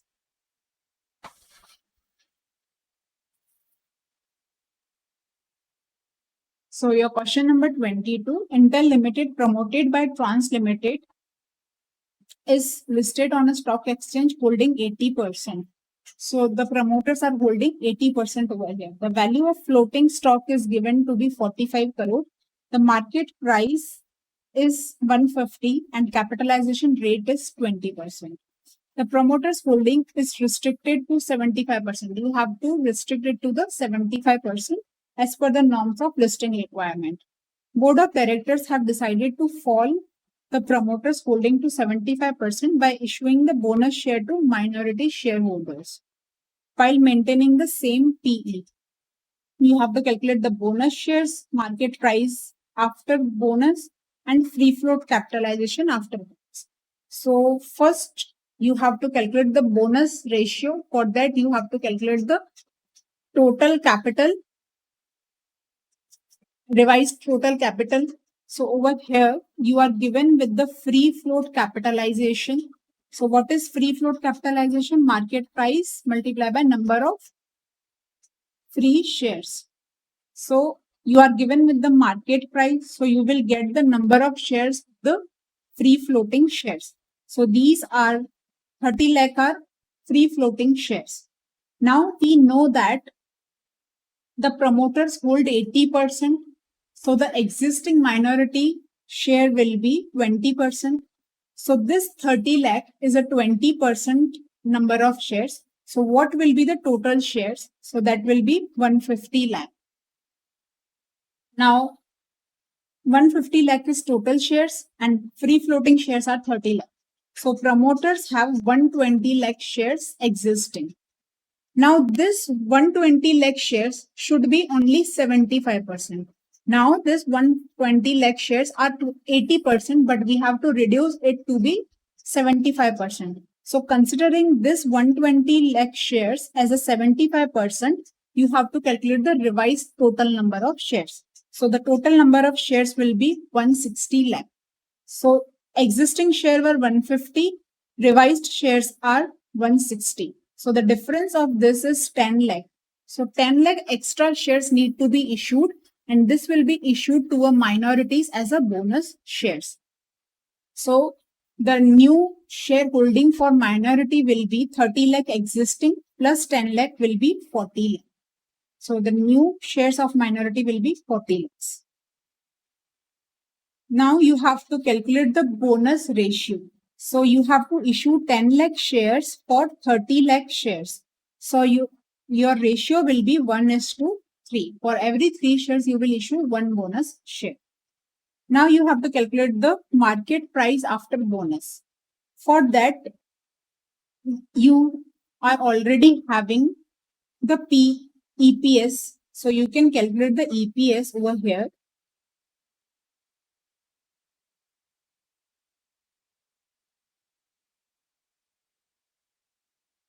Your market price is 150. So this market price 150 divided by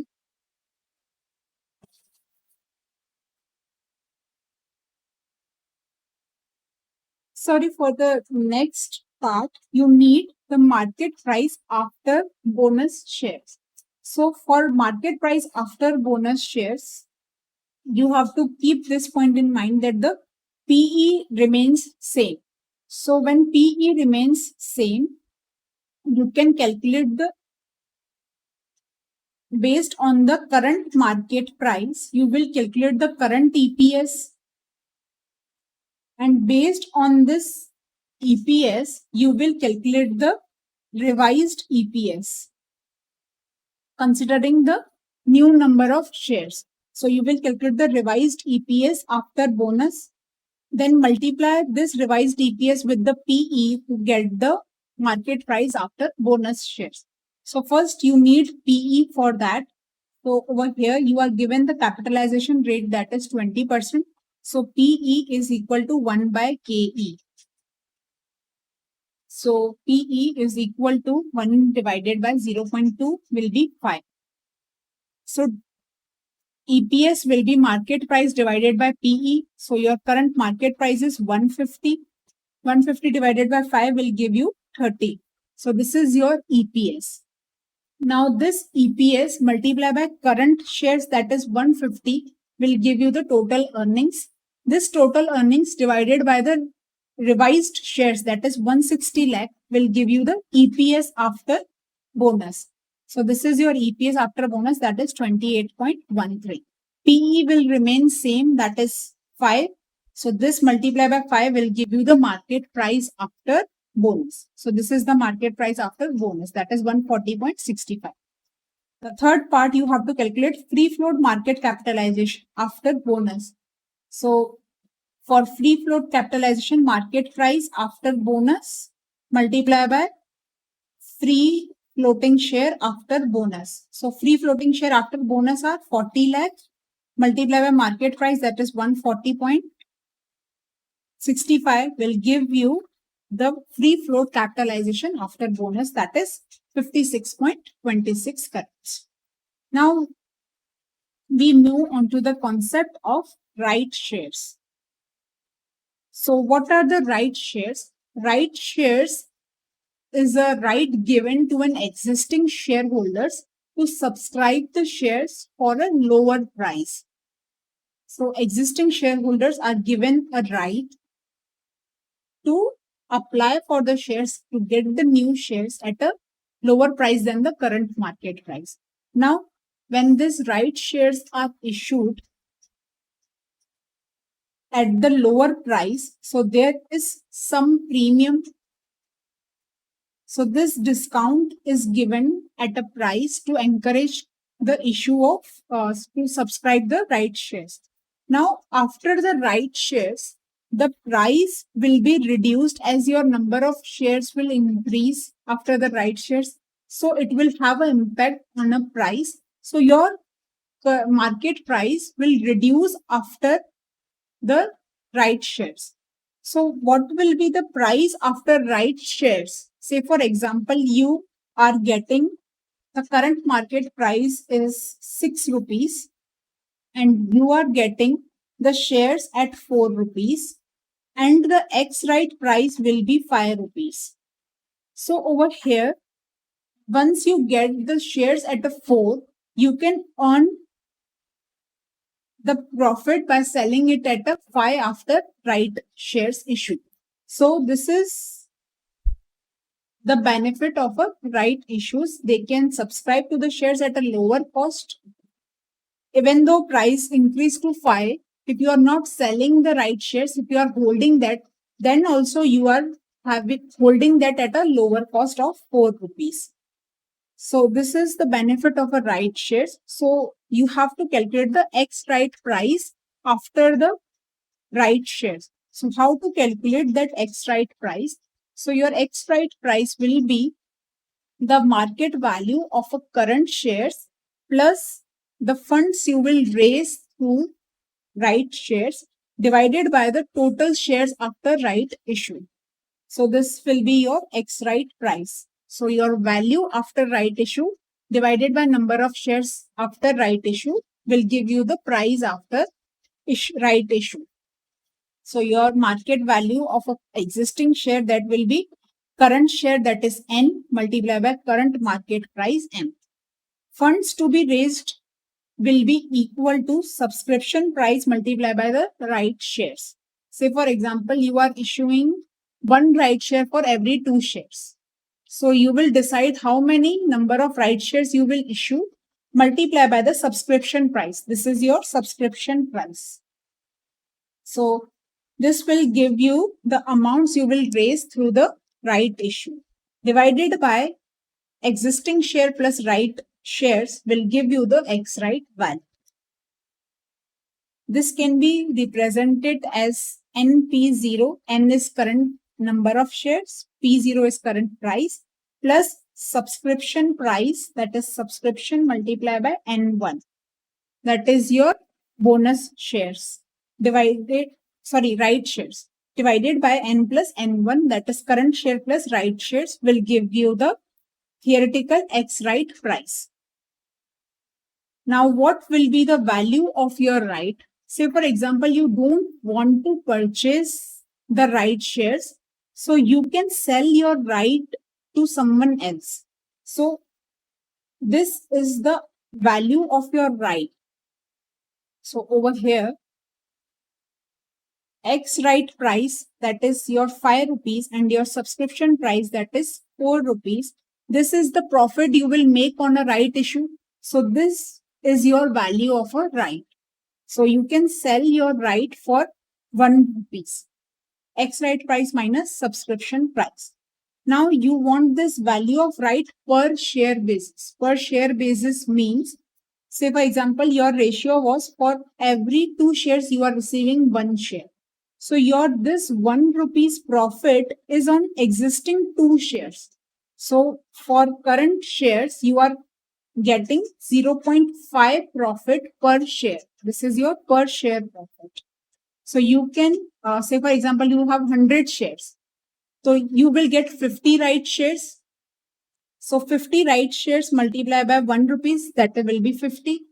Or you can calculate 100 multiplied by 0.5, that will be also 50. So per share you will gain 0.5. And your value of right is 1. So when you multiply value of right with the right shares, you can get the profit, or the existing share multiply by the value of right per share, you can get the profit on right shares. So funds to be raised will be equal to subscription price multiplied by number of right shares. So whatever is the missing amount in this, you can calculate through this formula. Say for example, you are not given with the subscription price. So funds divided by the number of shares, you will get the subscription price. So whatever you want to calculate of these 3 terms, you can calculate based on this formula. Now, what is the subscription price? So funds divided by number of shares, we discussed this. So now we will come on to the effect of a right. Now, what is the effect of a right? Due to right, there will be change in a price. So your total number of shares will change after right issue. Total number of shares after right multiply by X right price. Because after right issue, the market price will become X right price. So total number of shares after right multiply by X right price. This is the value after right issue. Now for this value, you have to reduce the cost of right. That is, you have to reduce the amount you have paid to acquire that right shares. That is, say for example, you have paid 4 rupees. So you will deduct this cost from the value to get your value after right issue. So this is the effect of a right. Now we will do this questions of a right issue and the valuation of warrants. Now this warrants is very similar. The valuation of warrants is very similar to the right issues. What are warrants? Warrants are the instrument which are attached to make to the debentures or preference shares to be convertible. So for say for example, you have hold the debentures and you hold warrant in that debentures. So one warrant will give you the right to apply for the shares for the equity shares. So this is similar to the right issue. Say for example, there is for one warrant you can subscribe 5 shares. So you will calculate the value accordingly. So what is the difference between the market price and your subscription price? You will multiply this with the number of shares you will get in a one warrant. That is, say for example, 5. So this will give you the value of one warrant. This way you can calculate the value of a warrant. Value of warrant is not there. No question is there based on the value of warrant. So we will do the right shares for the equity. Question number 23. ABC Limited shares are currently selling at 13 per share. There are 10 lakh shares outstanding. The firm is planning to raise 20 lakh finance a new project. What are the X right price and the value of right if firm offers one right share for every two shares? That is 1:2 is your right ratio. In another, the firm offers one right share for every four shares. So 1:4 is your right ratio. You also have to calculate the change in wealth of a shareholders holding 100 shares from 1 to 2. So first you will calculate the theoretical right price in both these cases. So based on this ratio, right ratio, you will get the number of right shares. Now you are given with the total amount of a right shares divided by the number of right shares will give you the subscription price.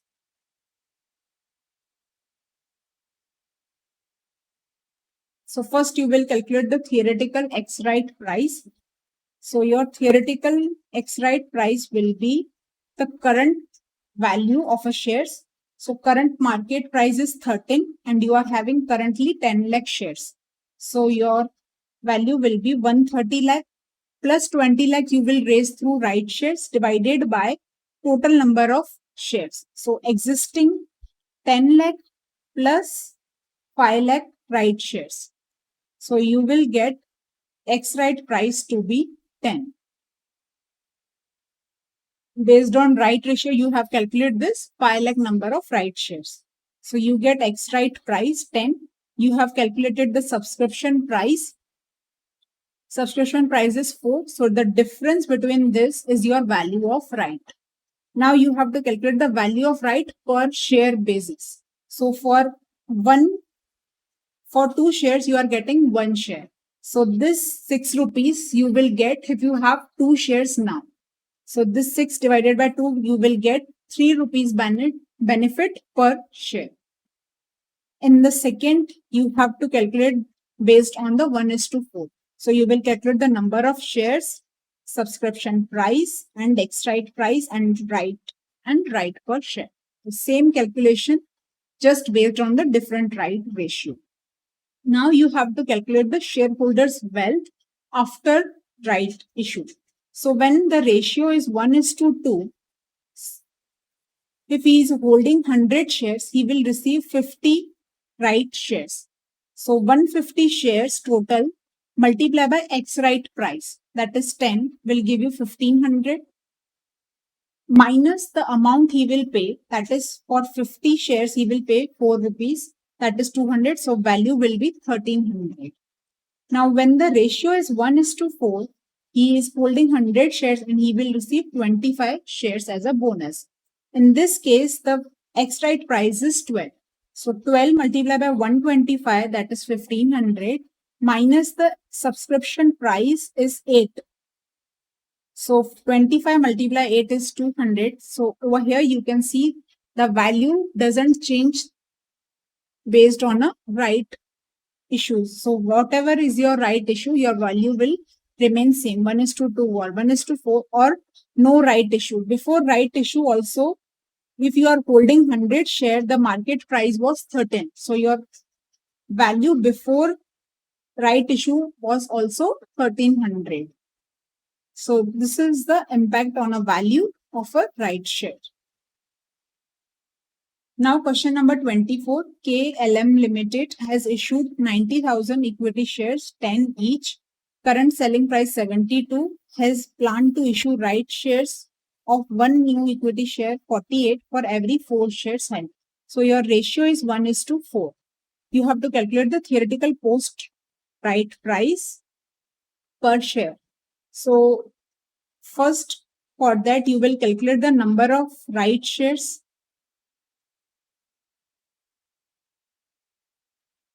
So over here, you can calculate it based on a total number of shares or you can calculate it per share. So over here, for 4 shares, you are receiving 1 share. So your current market price, that is 72, will be multiplied with the 4 shares and your subscription price, that is 48, will be multiplied with the 1 share. Divided by number of shares after right will be 4 plus 1, that is 5. You can consider it on based on a total shares, that is your 90,000. Then based on 90,000, you will calculate 90,000 divided by 4, your right shares. So you will add this right shares and consider the market price 72 and subscription price 42. So based on this 90,000 plus 90,000 divided by 4, you can consider this also for calculating the X right price. This will also give you the same value, that is 67.2.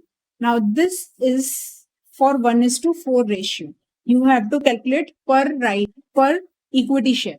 So 67.2 divided by 4 will be 4.8 per share. So your value of right per share is 4.8. You have to calculate the value of right alone. So your value of right will be X right price minus subscription price. So 67.2 minus 48, that is 19.2. This 19.2 you can calculate per share also. Suppose Mr. A is holding 100 shares and he is not interested in subscribing. Advise what to do. So if he don't want to subscribe for the shares, he can sell his rights. So he will have a benefit of 4.8 per share. He is holding 100 shares. So 100 shares multiplied by 4.8, he can earn 480 rupees as the income to sell the right only. Now question number 3. This is the question from your additional sheet. Aggressive Limited is proposing to fund the expansion plan of 12 crore by right issue. Current market price is 40. Board is willing to offer discount of 20% on current market price for right. So your 40 minus 20% will be your subscription price. So 40 minus 4, that is your 30. 40 minus 8, that is your 32 will be your subscription price.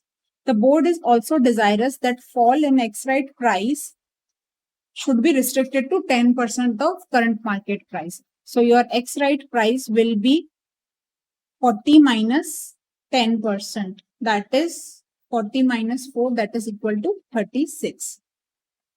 You have to calculate the number of new equity share to be offered for right held. So you have to issue 12 crore shares and your subscription price is 32. You can calculate the number of right shares to be issued. Then you have to calculate the theoretical value of right, you can also calculate. Then you have to calculate the total number of equity shares to be issued. So over here, first you will calculate the subscription price, that is your 32, your X-right price, that is 36. So based on this X-right price, you will calculate the right ratio. So over here, your right ratio is 1:1. Now you have to calculate the theoretical value of right, that will be difference between the X-right price and subscription price, that is rupees 4. Now, how many equity shares you have to issue for the right shares? That will be 12 crore divided by 32. You will get the number of shares to be issued. So the portion of equity valuation is being completed. Now we will start with the preference valuation. There are no questions on the preference shares valuation. Then we will start with the bond valuation. Now our next topic is valuation of preference shares. So there are two types of preference shares, redeemable preference shares and irredeemable preference shares. So first talking about the valuation of redeemable preference shares. Redeemable preference shares are such preference shares which will be redeemed after some time. That is, they will mature after some time and you will receive a maturity value on its maturity. Up to maturity, you will receive preference dividend on this preference shares, and after maturity, you will receive a maturity value. So in redeemable preference shares, you have to value the redeemable preference share based on all the preference dividend you will receive and the present value of the redeemable value. So taking the present value of all the preference dividend and present value of redemption value. This will give you the value of redeemable preference shares. Now, in equity shares, we value the present value based on the cost of equity. In preference shares, we will value the present value based on the cost of preference shares. Another difference is equity dividend cannot be fixed, but preference dividend is fixed amount. So you will receive fixed amount up to the maturity. So this amount can be considered as an annuity amount. So you can directly apply the annuity factor to calculate the present value for all the preference dividend. So preference dividend multiplied by the annuity factor for the period of maturity plus present value of redemption value. This will give you the present value of your redeemable preference share. Now talking about irredeemable preference shares. So irredeemable preference shares have no maturity. You will receive no maturity value in irredeemable preference shares. You will continue to receive preference dividend forever. So this is as good as perpetuity amount. So you will value the irredeemable preference shares based on the perpetuity concept. So that will be P0 will be equal to preference dividend divided by KP. This will give you the value of irredeemable preference shares. So there are no practical questions on the valuation of preference shares. Now we will come on to the topic of valuation of debentures and bond. Now this is the second major topic of your chapter. First, talking about debentures and bond, first let's understand some basics of a bond. So the first term is par value. The par value means face value of a bond. So face value of a bond is specified on a bond paper, whatever is your bond. So this is your bond. This is a sample bond. So bond face value is specified on the bond and you will receive the interest on this face value. So this is called par value. The second is coupon rate. Each and every bond carries some coupon rate and it is named accordingly. So it can be 6% bonds, 8% bond, 10% bond. So 6%, 8% denotes the coupon rate considered in that bond. Next is frequency of payment. Now, what is the frequency of a payment of interest? So it can be yearly, it could be semi-annually, it could be monthly or quarterly. So there could be various variations regarding the frequency of payments. Next is maturity period. That is after how many years the bond will mature. That is, you will receive a maturity amount, that is your redemption value at the time of maturity. The next is redemption value. So redemption value is a value which you will receive at a maturity of a bond. It could be at a par value or it could be at some premium. Par value, that is your face value. It could be redeemed at face value or at some premium. So let us look on this terms in our bond, sample bond. So you can see over here, this is a 1 lakh, that this shows the face value of a bond. This is an example of West Bengal State Electricity Board bond. So these are 6.25% bond 1986. So these are issued in 1976. That means these are 10-year bonds. And this carries the coupon interest of 6.25%. And its maturity period is 10-year, face value is 1 lakh, par value is 1 lakh. And it would be mentioned that it would be redeemed at par or premium. So these are the bonds which will be redeemed at par. Now over here on the second page, you can see that it is mentioned that interest payment will be made half yearly, that is on 20th May and 20th November. So this is a 10-year bond and interest will be paid semi-annually. So you will receive your interest 20 times. So there is noting for the interest for 20 times on each 28th May and each 28th November. So this is made so that they can make a remark that this interest is paid on this date via this check, so that there are no discrepancies or there are no disputes on the payment of interest. So they make a remark that this interest has been paid and settled. So over here you can see that it is 6.25% bond and 1 lakh is the face value. So 6.25% on 1 lakh per year comes to 6250. Now as it would be paid half yearly, so at each time you will receive 3125 rupees. So it is mentioned that you will receive 3125 on these dates. That is 20th May and 20th November of each year up to the maturity period.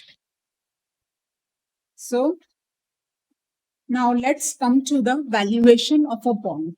So valuation of bond will be based on the present value of all the interest you will receive and the present value of your redemption value. So this valuation is very similar to the preference shares. The difference is here you will consider interest and there it was preference dividend. So this is just the difference. So in present value of interest for each and every year, you will sum out the present value of all the interest plus present value of your redemption value. Now, in this also interest is fixed. So you can consider the present value of interest based on the annuity factor. So you will consider say for example, there is 3-year bond. So I1 present value factor 1 year plus I2 present value factor 2nd year plus I3 present value factor 3rd year. You can add all these three or you can mention that present value annuity factor for at the rate of KD for 3 years. So this is the valuation of a bond. Now, when there is semi-annual interest, you have to remember some points, some adjustment. Now, your I will be half because you will receive half interest. So, your I will be I by 2. And similarly, your KD will also be KD by 2. Now, over here, your T will change every year. Now, there were, say for example, we have 5-year bond annually and you have 5-year bond semi-annually. Now in this semi-annually, you will be paid interest 10 times. So you will take up 10 interest present value. So you will take up 10 interest present value. So your T will be according to the frequency of your interest payment. If it is annually, it would be 5 times interest, or it is semi-annually, then your I will be I by 2 and it would be 10 times. And you will take the present value of the redemption value and that over the period used in that will be 2n because you will receive your redemption value after the 10th period. You will receive your redemption value after the 10th period. So you will apply the present value factor of 10th period. So over here, your time factor will be 2n. KD by 2 and time factor will be 2n. If you are not calculating separately interest for each and every year, you can use present value annuity factor. That would also be for 2n periods. You will take I by 2 and present value factor at KD by 2 for 2n periods. So this is a change you have to keep in mind. Your I will be I by 2, KD will be KD by 2 and your period will be 2n. So this is the value of a bond with semi-annual interest. Now what is bond value theorems? So we have learned this concept in chapter 2 with interest rate risk. We would again discuss it. So bond value theorems gives you the relation between the interest rates and the value of a bond. So we have learned that they both have inverse relationship. When the interest rate increases, the bond value will decrease. Now, why it is so? Considering again an example. Say for example, you are having 5% bonds. and now the interest rate has become 6%. Would you like to purchase the 5% bond? No. So the value of these bonds will decrease because the interest rate has increased. Similarly, when the interest rate decreases, the value of a bond increases. Now, you are having 5% bond, but the interest rate are now 4%. Would you like to buy 5% bond? Yes, of course. The value of this 5% bond will be more. You will like to buy it on a premium also. So, this bonds value, that is 5% bonds value, will increase if interest rate decreases. So interest rate and bond value both have inverse relationship with each other. So when interest rate doesn't change, the bond price also remain constant. Now considering the cause and effect of this theorem, so whenever your required rate of return is equal to your coupon rate, that is you expect only 5% and you are receiving 5%, then the bonds will sell at par value. And if your required rate of return is more than the coupon rate, that is you expect 6% and you are receiving only 5%, then you will purchase these bonds only if you are given some discount. So these bonds will sell at a discount. Then when your required rate is less than coupon rate, that is you expect only 4% and your interest rate is 5%. In that case, you would like to buy this bond even at a premium. So these bonds will sell at a premium. And when the longer is the maturity of a bond, higher are the chances for interest rate fluctuation and greater will be the change in the bond prices. So as the maturity period increases, the price change in the bond also increases. So this is a basic property of a bond, that the price varies inversely with the yield. Now, what is yield to maturity? So yield, there is difference between yield and yield to maturity. So yield to maturity means whatever time has, say, consider an example that there is 5-year bond, annually interest is paid. So you will receive interest 5 times. Now, say for example, you don't invest on 0 period, you are investing after 3 years. So the person who was holding these bonds in 3 years must have received this 3 interest payment.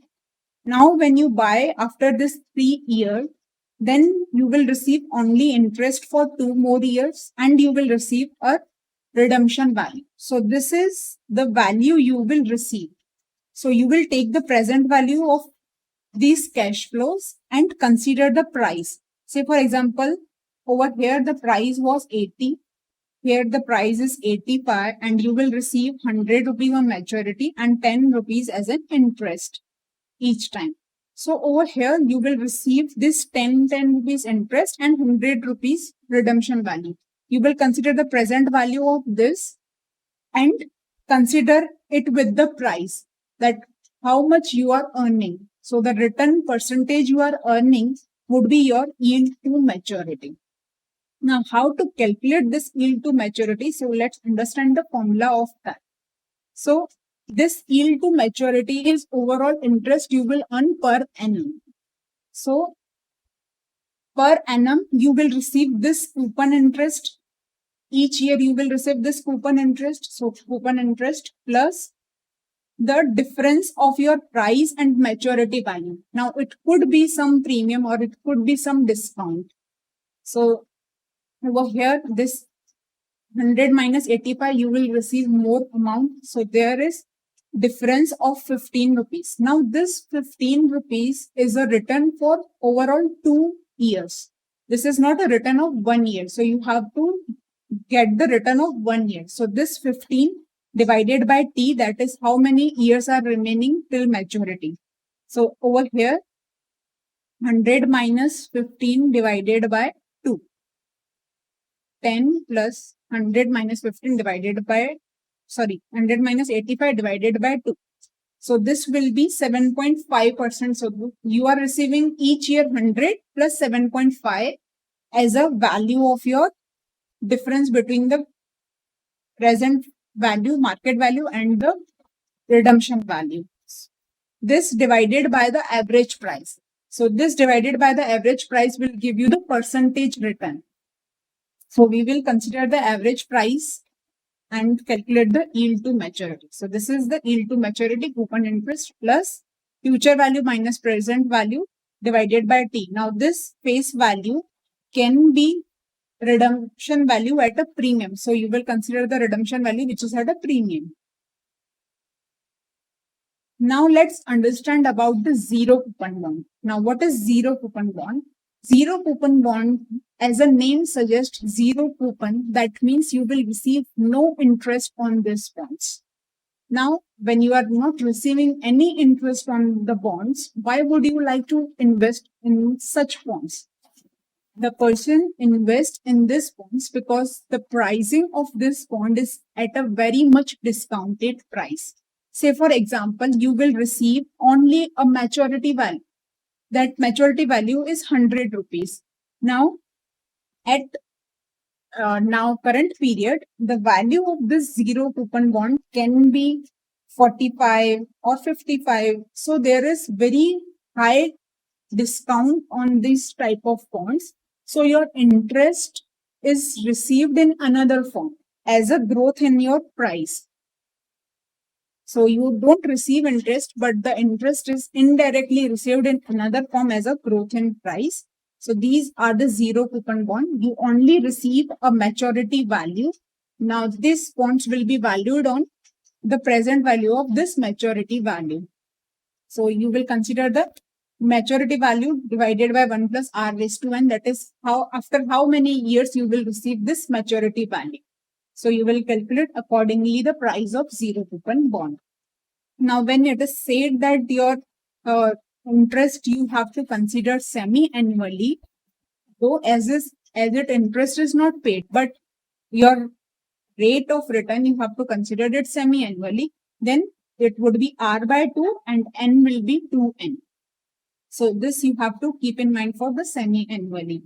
Now, yield to maturity can also be calculated in another form as a discount rate. Now, as you can see that this is a present value of one single cash flow.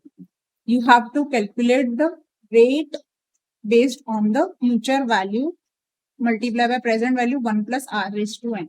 So this is the present value of your future value. So this is same for the zero coupon bond. Now in this we have learned how to calculate the r. R is equal to face future value divided by present value whole raised to 1 by n minus 1.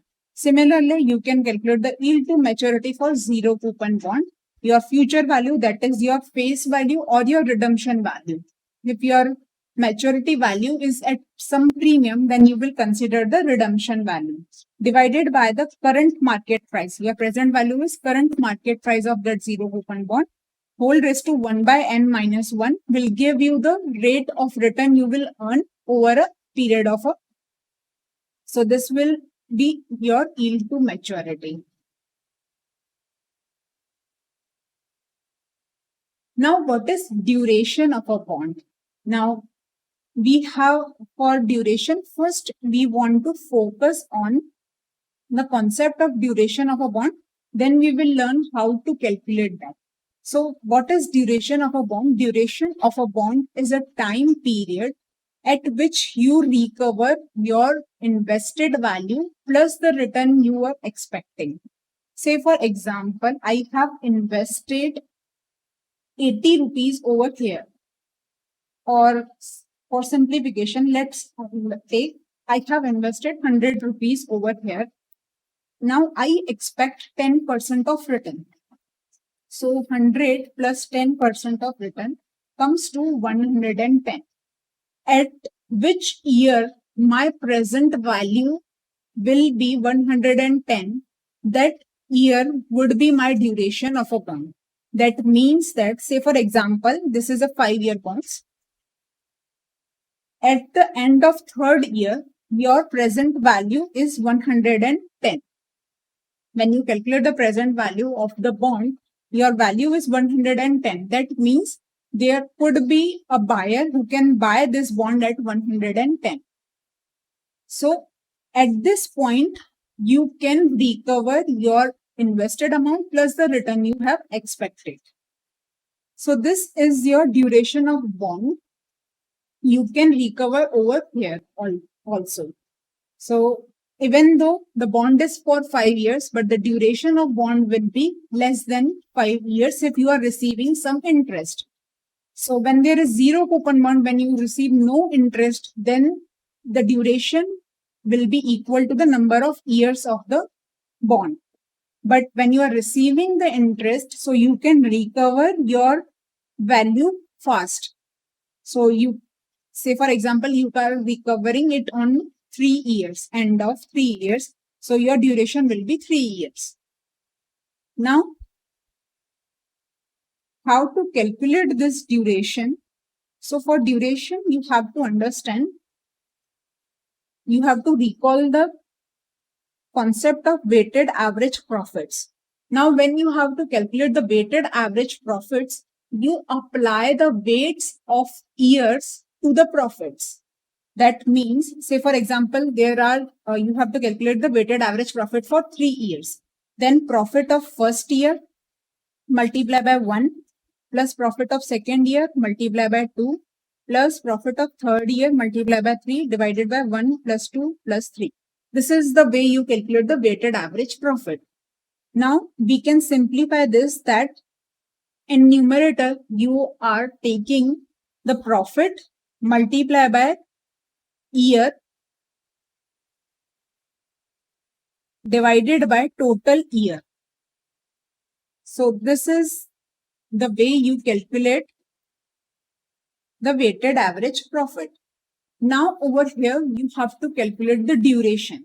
So to calculate the duration, you will apply the weights of present value to the time. That means you will consider time multiply by present value divided by total value, present value. So you will apply the weights of present value to the time. Over here, you will applying the weights of time on profits. Here you have to calculate the weighted time. So you will apply the weights of present value to the time. So this will help you to calculate your duration. That is, after which period you will averagely recover your invested amount and your expected return. So T multiplied by present value divided by total present value. This is the formula to calculate the duration. Present value into T divided by total present value. So this can be noted in this form also, that is your interest of first period, present value of your first interest multiply by 1. Present value of second interest multiply by 2. So all years present value multiply by the number of year divided by B0, that is your total present value. This will give you the duration of a bond. Now let us understand the relation between duration, coupon rate and yield. Now say for example, first we will understand for the coupon rate. Say for example, you are receiving less amount. Now say for example, you will receive only 3 times interest. So earlier you were receiving 4 times. Now you will receive only 3 interest. So when your interest amount is low, you will receive less interest, then your duration will increase. You will require more time to recover your amount when your interest decreases. So as a coupon rate decreases, when the coupon rate is lower, your duration would be high. The duration of a 6% bond will be higher than the duration of 5% bond, because in 5% bond you will receive less interest. So you will need more time to recover your amount. But when you are receiving 6% interest, you can recover faster than 5%. So as the coupon rate is lower, then your duration will be high. When your coupon rate is high, your duration will be low. When you are receiving more interest, you will need less time to recover your amount. So the relation between duration and coupon rate is inverse relationship. Similar inverse relationship also exists with the yield. Now, how with the yield? When your yield rate is low, then your present value will be low. So you will need more time to recover the amount. When your yield rate is high, then your present value will be high and you will recover amount faster. That is, your duration will be low. So coupon rate and yield both have inverse relationship with the duration. So these are the factors which affect the bond's duration, that is time to maturity, coupon rate and yield to maturity. Now let us understand the concept of modified duration. Now the duration we understood till now is also called Macaulay duration. Now another is a modified duration. Now what is this modified duration? This modified duration is also termed as volatility or sensitivity. So what does this mean? Over here, we will modify the duration. Now, what modification is done? So over here, we consider what would be the change in price with the change in interest. So this gives you the modified version of Macaulay duration, in which you consider the interest rate change because it affects the duration and your present value also. So over here, you can see that what is the formula of duration? The formula of duration is present value multiplied by T divided by total present value. Now duration will change only and only if there is change in the present value, because T will be constant in each and every calculation. Your valuation can change, your duration can change when there is change in the present value. So the change in a duration indicates the change in a price. Okay. So over here, what we do, we calculate the duration divided by 1 plus YTM. Duration divided by 1 plus YTM, that is with the change in one. This duration is for, say for example, this duration is for 5% YTM. So you have to calculate what is the duration for 1% YTM. So with each 1% change in yield, what would be the change in price? So this duration ultimate gives you the change in a price. So this formula represents that 1% yield, change in 1% yield can change the price by how many times. So this is the volatility or sensitivity. So your modified duration is Macaulay duration 1 plus YTM by N. Now N is taken if your compounding is different from annual compounding, then you have to consider it divided by N. Say for example that your compounding is semi-annual, then 1 plus YTM divided by 2 you have to consider. So this N will be the compounding times.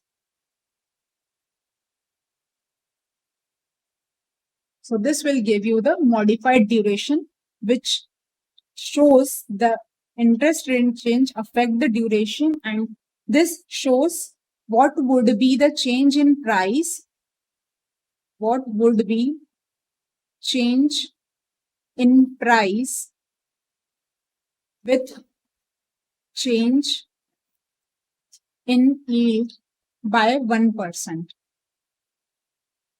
Now over here, consider that your modified duration is, so we will understand this. This is volatility duration 1 plus YT.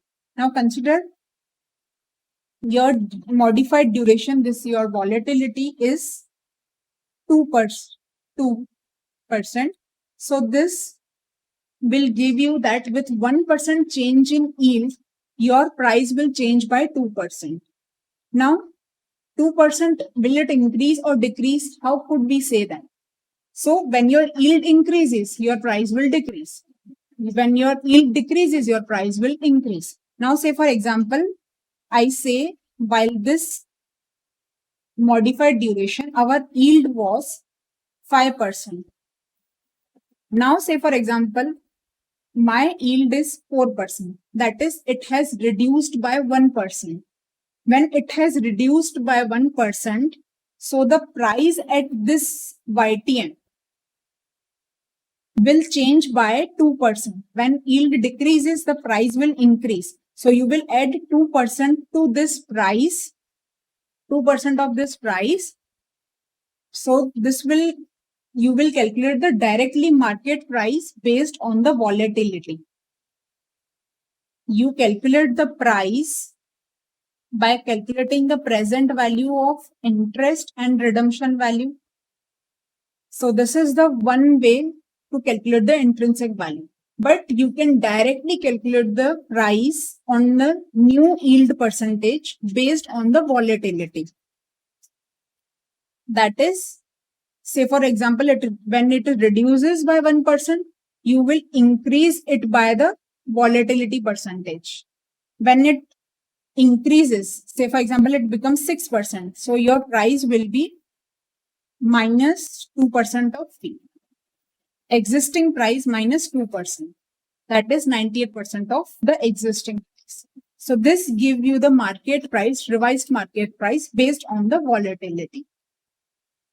Now, another concept is convexity adjustment. Now, what is this? This is many students thinks it to be very technical or don't understand this, but it is a very simple and logical concept. So whenever we calculate the price based on the volatility, so this price and the intrinsic value, that is this method is called intrinsic value method. When you calculate the price based on intrinsic value and based on volatility, there is always some difference in the prices. Now this difference shows a convex nature. That means whenever your yield decreases, you will underestimate the price, and whenever the yield will increase, you will overestimate the price. When yield increase, you can overestimate the price. So the price based on volatility and intrinsic value is different. So this shows a convex nature. Now to correct this, we need an adjustment. So we need an adjustment to correct this difference. So this is called a convexity adjustment. Now over here, say for example, the price over here is V0. Okay, this is at 5%. So you will calculate a price 1% more than V0 and 1% less than V0. So consider 6% and 4%. You will calculate. So here you will have a V plus and V minus. Now you have to determine what is the difference with the change in a percentage. So when the yield changes from 5% to 4%, what is the change? So your change will be V minus minus V0. And this is the change V plus minus V0. Now to calculate the percentage change, you will take it divide by V0. So this will give you the percentage change.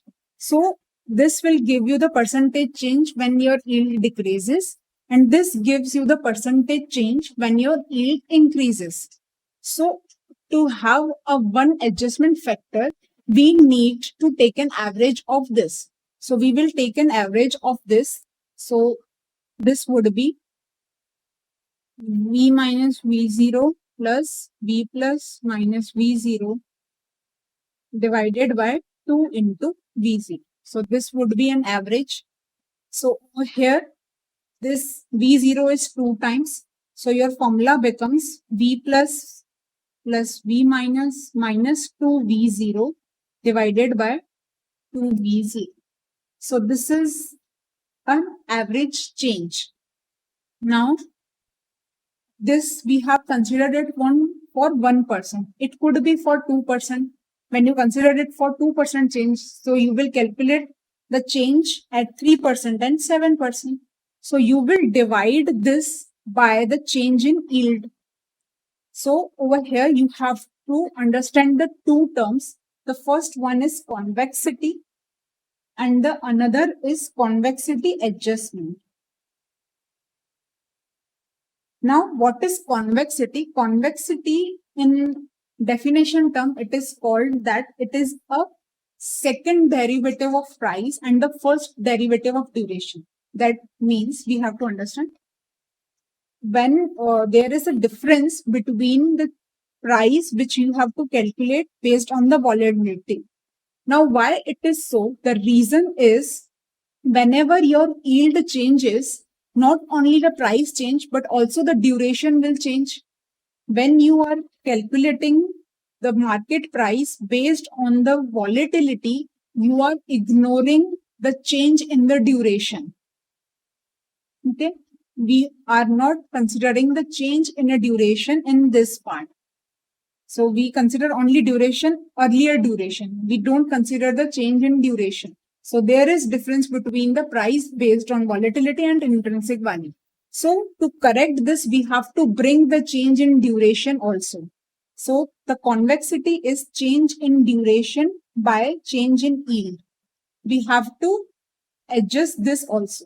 Now we know that duration is change in price divided by change in yield. This again divided by change in yield. So this is called the second derivative of price. So this is just a mathematical term to understand. Second derivative of price and first derivative of duration. So this convexity gives you the change in duration with the yield. So now you have calculated this. So this change divided by the change in yield. So over here, this is the change in a price. This you have calculated average change in a price. So this average price change divided by y square. So this will be your convexity. This is your convexity. That is this change in price divided by change in yield square. So this is your convexity, which indicates the change in duration with the change in yield. So now you only want the adjustment factor to calculate the revised price. So to give the change of a duration impact in the price, you have to calculate some adjustment factor. So over here, what would be the adjustment factor? This you have calculated the change in price. So this is your change in price. So you will multiply this with the yield square, change in yield square. This will give you the change in price. So this is your convexity adjustment factor. This is your convexity and this is your convexity adjustment factor. Now, how to use this convexity adjustment factor in your ICI module or in any past paper RTP or MTP? There is no question that you have to calculate the market price based on the convexity. But to understand the logic, we would calculate the market price based on the convexity so that we can understand how the convexity adjustment factor correct the difference between the intrinsic value and the market price based on the volatility. So over here, you will apply this convexity adjustment factor to the duration first, and then based on the revised duration, you will calculate the change in price. So over here, first we will take up the questions up to this concept, then we will move on to the another concepts. So question number 28, what is the value of a bond and value based on yield? So you are given 10% Government of India currently quoted at 110, but the yield is expected to go up by 1%. So your yield is 11% and your rate is 10%. So over here, you have to calculate the current yield first, then you can calculate the price at 1% increase. First, you have to calculate the current yield. So over here, you are receiving 10 rupees interest considering the face value to be 100. When your face value is 100, you will receive 10 rupees as an interest. 10 rupees interest divided by the current price, that is your 1110. So this gives you the percentage yield. So you are receiving 10 rupees by paying 110. So on an average, you are receiving 9.09%. So this is your current yield. Now 1% increase, that means 10.09% yield. So now you have to calculate the market price based on this yield. So in this same formula, you know the current yield, you know the coupon interest, you have to calculate the revised market price. So your revised market price is 99.11. So this is the price based on the current yield. Next, a bond with 7.5% coupon interest, face value 10,000 and term to maturity of 2 years, presently yielding 6%, interest payable half yearly. Now over here you have to calculate the value of a bond. So this is semi-annual. So you will consider the present value of interest and present value of your redemption value, that is not mentioned, so it would be face value. So you will consider the present value of your principal. Over here it is of 2 years. So your n, you have to consider t is equal to 2n, that is 4. So you will receive interest 4 times. So I by 2 multiplied by present value annuity factor at kd by 2 for 4 periods plus 10,000 multiplied by present value factor at 6 by 2 for 4 periods. So this will give you the value of a bond. So your value is 10,279. Now question number 29. ABC Limited issued 9% 5-year bonds of 1,000 each, having a maturity of 3 years. Present rate of interest is 12% for 1 year tenure. It is expected that forward rate, so this is based on a forward. So sorry, we are skipping this question number 29 and question number 30. We will do it little later when we understand the difference between the yield and the forward rate. So we will do this later. Now we are moving on to the question number 31. So this is the question. Based on the credit rating of a bond, Mr. Z has decided to apply the following discount rate, that is AAA, A and A. So these are the ratings, and based on ratings, there are discount rates. He is considered to invest in AA rated. So your relevant discount rate would be this. 1,000 face value of a bond currently selling at 1,025.86. The bond has 5 years to maturity. Coupon rate 15% payable annually. Next interest due 1 year from today, and the bond is redeemable at par. T-bill rate is 9%. Over here you are given with 364 T-bill rate, that is 9%. So your AA rate discount bond is T-bill plus 3% plus 2%. So T-bill is 9%. So 9 plus 3 plus 2, that means 14%. So your discount rate is 14% over here. Coupon rate is 15% and discount rate is 14%. You are required to calculate the intrinsic value of a bond. So you have to calculate the intrinsic value, that is you will receive 150 rupees interest because 15% coupon rate. So 150 interest plus 1,000 face value at the redemption. calculate the present value of all this at the rate of 14%, your discount rate. So this is your value, intrinsic value. Now, when you compare this intrinsic value with the current value, that is 1025. So your current market price is less. So the bond is favorable and you can buy the bond. And another point, you also have to calculate the current yield and yield to maturity. So current yield, we have understood the interest divided by the current price gives you the current yield.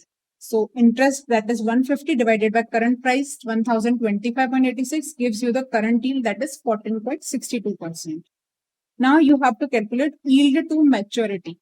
Now yield to maturity can also be calculated based on IRR. That is, you will calculate the value at 15% and 14%. So over here, your current value is, your P0 is 1033.8. This is your P0 for 14% and for 15% it is 999.9. Now your current price is 1025.86. Now you want yield to maturity at this current price. So you will calculate the difference between these two and these two. This will be your NPV. So you will consider the formula of IRR and calculate the yield to maturity, that would be 14.23%. Now, question number 4, this is the question from your additional sheet. Mr. X wants to invest 1 lakh in 7 years 8% bonds in a market face value 100, which were issued 2 years ago. You are requested to advise him the maximum price if expected minimum return is 9%. So your discount rate is 9, then discount rate is 7, then discount rate is 8.25, then discount rate is 7.75. So at various discount rate, you have to calculate the value of a bond. So this is simple calculation. If bonds are available at a par, 1% is the transaction cost. What is the effective yield? Now you have to calculate the effective yield. Over here, the first part calculation is very simple. You have to calculate the intrinsic value based on different discount rates. Okay. And the second, you have to calculate your effective yield, your yield to maturity when there is 1% transaction cost. So when there is 1% transaction cost, that means in current, your current price is 100 plus 1%, that is 101. Okay, and on redemption, you will receive your face value, that is 100. So over here, there is some discount. Now this discount is over a period of 5 years. So you will calculate what is the annual discount. 8 plus 100 minus 101 divided by 5. Average price will give you the yield to maturity. So this is 7.76%. Find the number of days required to break even transaction cost if the bonds are available at a par and 2% transaction cost. So over here, you need to calculate the break even period. So over here, you will consider that your interest received should be equal to the transaction cost. So over here, 1 lakh multiplied by 8%, you will receive 8% interest. So for how many period you will receive this, so that you minus expenses 2000 will be equal to 0. That is, you have no profit, no loss. So this is your 2000 transaction cost. So you can also say that this interest should be equal to 2000, or you can say that interest minus 2000 should be 0. So in this, you can calculate the value of P, that comes to be 92 days. So this is your break-even period, that is after 92 days, you will recover 2000 rupees, which is your transaction cost. Now question number 32. The following data are available for the bond: face value, coupon rate, yield to maturity, years to maturity, redemption value, yield to maturity. Current, you have what is current market price, you have to calculate duration, volatility, and expected price if increase in required yield is by 75 basis point. Now, when it is just mentioned that you have to calculate the expected price, so when there is question of volatility, you will calculate the revised market price based on the volatility. Unless and until it is mentioned, you have to calculate based on intrinsic value or convexity. Unless mentioned, will calculate the price based on volatility if there is volatility. So over here, first you will calculate the current market price. So you can calculate the current market price simply by intrinsic value, or you can calculate it using the yield to maturity formula. You will assume your current market price to be X and calculate it with the yield to maturity because you are given with the yield to maturity. So either this way or this normal intrinsic value, you can calculate your value. The next part is you have to calculate the duration. So for duration, we have understood we have to calculate the T multiplied by present value divided by total present value. So over here, you will calculate the present value of all the cash flows. Now to consider this weights, you will consider the proportion of a present value. So you will multiply this proportion. This is a proportion of present value. So proportion of present value multiplied by T. You will add all this and calculate your duration. So this is your duration, that is 4.247. So this is your duration, and there is another shortcut formula which you can apply, but I don't prefer this formula because rather than applying the formula, rather than to learn the formula, it is better to just remember the concept and apply it directly. So no need to learn the formula separately. Now you have to calculate the volatility. So volatility is duration divided by 1 plus YTM. Over here, YTM is 17%. So this duration is 4.247.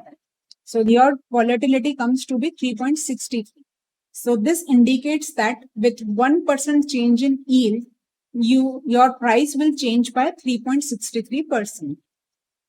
So this gives you that when 1% change, the price will change this inversely, because we know that yield and price have inverse relationship. Now you have to calculate the expected market price based on the yield. So over here, the yield increase by 75 basis point. So you have to calculate the proportionate increase. So over here, yield increases, your yield increase, so your price will decrease. So you will calculate first change. So for 1%, there is change of 3.63%. So what would be the change in respect of 75 basis point? That is 0.75. So you will calculate the proportionate change. So this will give you the proportionate change in a price, that is 26.142. Now you will reduce this from the existing price. Why? Because as yield increases, price decreases. So your price, whatever is your price, so you have calculated the price, either this or this, you will reduce the change in price and calculated the revised price. So this is your revised price. Now question number 51. You are given with face value, redeeming at maturity at par, coupon rate, years to maturity and yield to maturity. You have to calculate current market price, duration, volatility, convexity, expected market price if there is increase in YTM by 200 basis point, by macular duration and intrinsic value. So over here, you have to calculate change in price by both the methods, intrinsic value and duration. But you don't have to calculate the change in price with the expected new price with the convexity. So, but we would learn how to calculate based on the convexity also. So, this part is same to the above question. You can calculate current market price, duration and volatility. Now, we will directly come onto the convexity part. So this is your market price, this is your duration, this is your volatility. Now we will come directly onto the convexity part. So over here, your convexity part, for convexity part, you need V plus and V minus. So this is your V0 at 10%. Now the yield changes by 2%. So you will take the change 2% downward side also and 2% upward side also. So your revised rate will be 8% and 12%. 10 minus 2 and 10 plus 2. So you will calculate the value. So this will be your V plus and this would be your V minus. So you will take the formula, that is V plus V minus V0. This is your V0. Okay. You will calculate the convexity. Now this is your convexity. So this convexity gives you the change in duration, but we want change in price. So we will calculate the convexity adjustment factor also. So convexity adjustment factor would be this multiplied by the yield. So over here the yield changes by 2%. So this gives you the 0.395%. Now you have to calculate the price based on the volatility and intrinsic value. So you have calculated the price based on intrinsic value. This is your intrinsic value method only. So you have already calculated the price based on intrinsic value. Now you have to calculate the price based on the volatility. Now your volatility is 3.865. So with 1% change, your price will change by 3.865. Over here, there is 2% change. So you will multiply this by 2 to calculate the change in the price. So you will calculate the change in a price. Now over here, there is decrease in YTM. So price will increase. So you will add this change to the current market price. So this will give you the revised market price. Now over here, you can see that the price based on volatility is 10,160.55 and the price based on the intrinsic value is 10,204. So you can see that there is difference between both these prices. Now this difference can be solved with the convexity adjustment factor. Now over here, first you have to calculate the change in the duration. Over here, you are considering this change. This is your change percentage. So we are saying that with 1% change, your price change by volatility is 3.86%, 865. So you will first calculate it for your percentage, that is for 2%. So for 2%, you will get an amount of 3.865 multiplied by 2. So this gives you 7.73. So this is the change in price. But before applying this change in price, we have to add the convexity adjustment in this. So you will add this in, that is 0.395.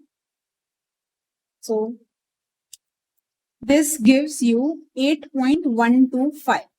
So you will apply the change of 8.125% for the price. So over here 9431.5 minus 8.125%. 9431.5 minus 8.125%.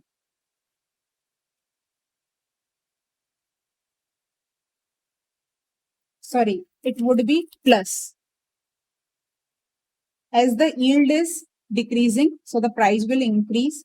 So it would be plus. So you get the value of 10197. So over here, you can see that there was a difference of approx 40 rupees. Now the difference just remains for 5 to 7 rupees. So with convexity, you can calculate the price which is very near to the intrinsic value. So convexity adjustment factor corrects the difference between both these prices. So this is the way you will use your convexity adjustment factor. First, you will calculate the percentage based on your given percentage.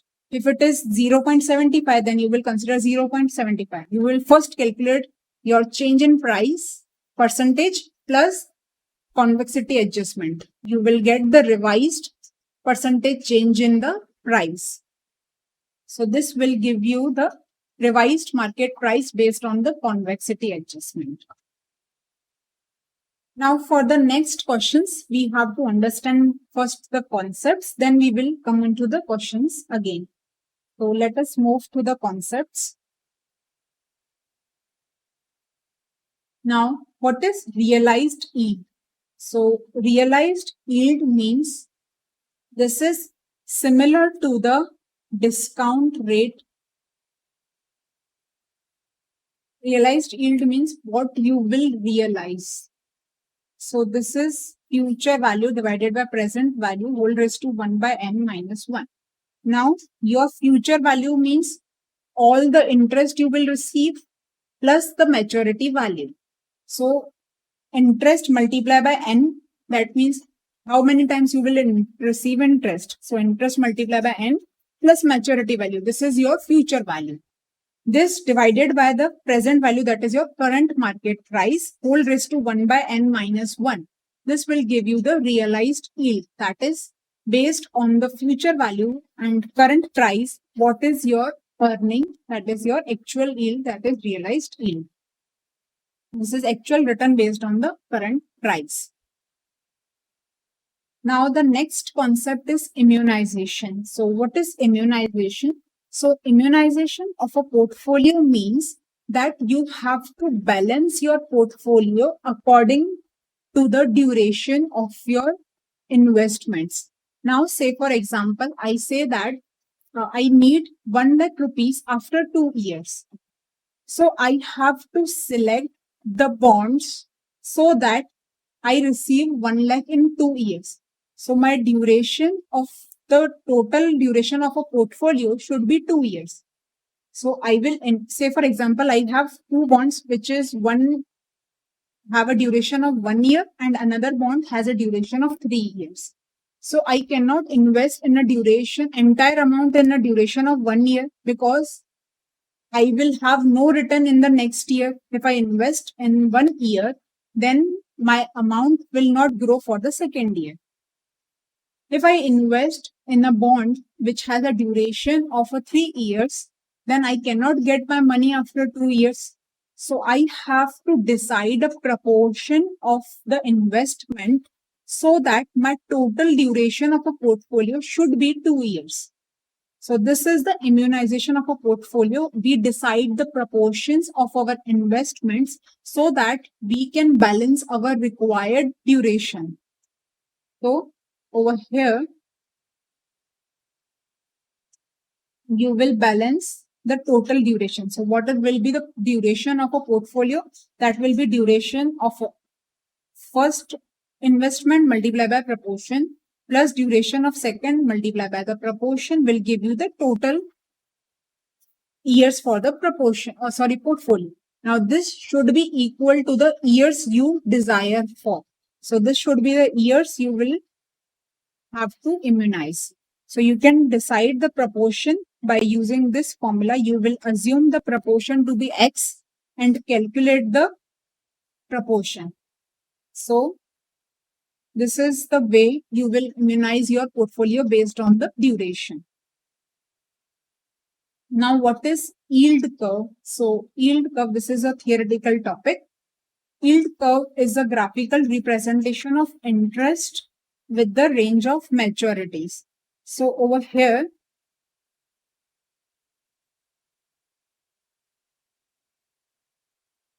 you will consider with time what is the change in the yield.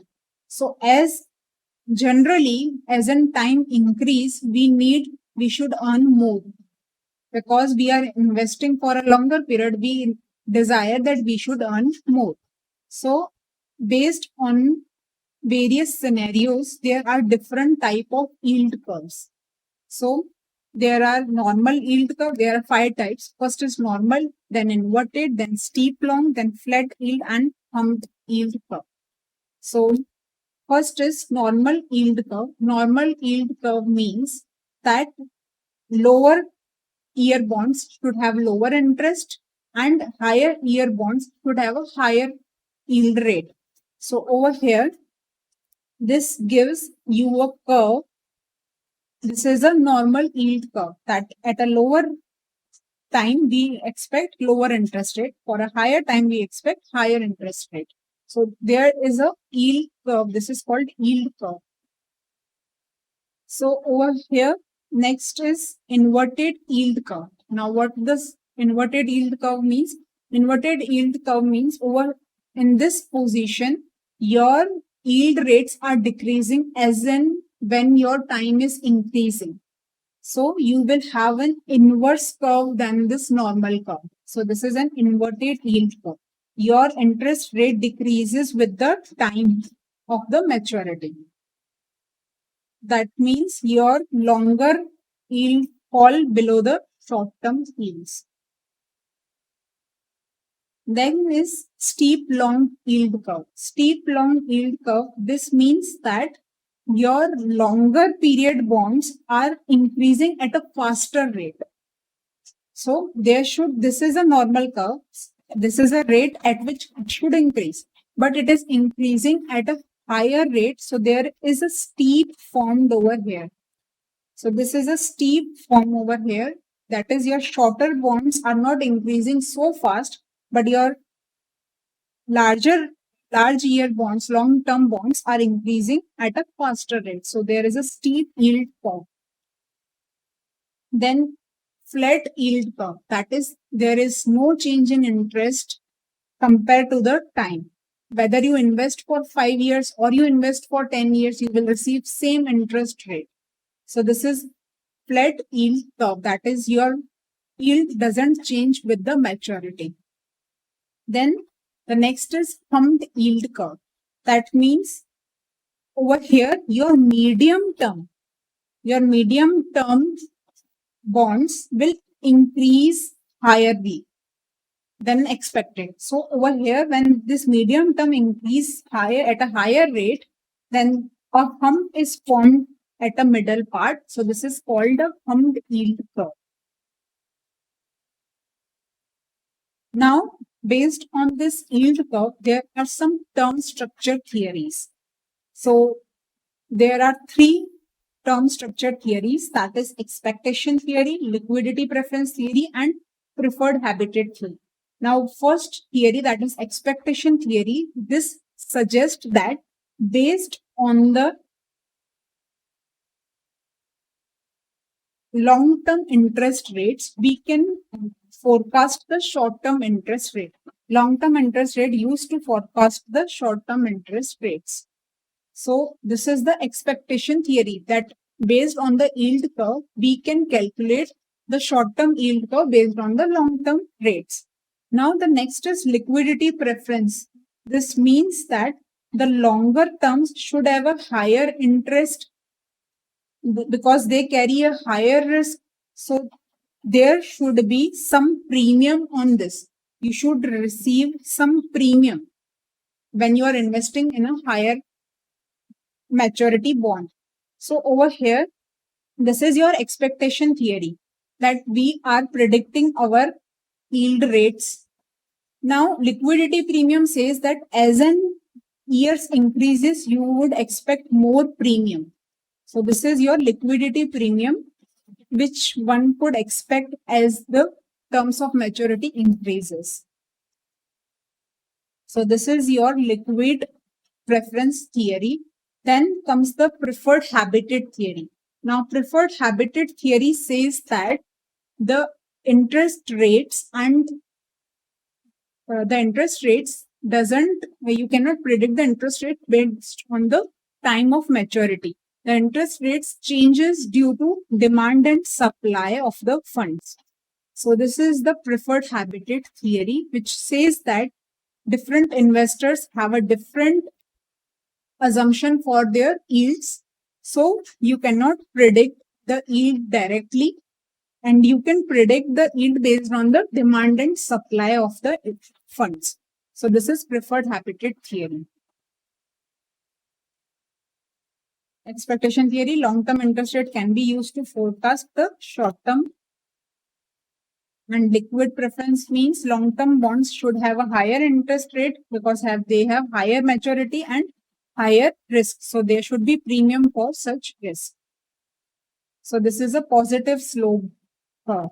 Then preferred habitat theory, which says that interest rate depends on demand and supply of a funds for different maturity period and for different markets. Now, forwarded and YTM, we will understand this little later. First, we will do the questions based on the immunization and the realized yield part.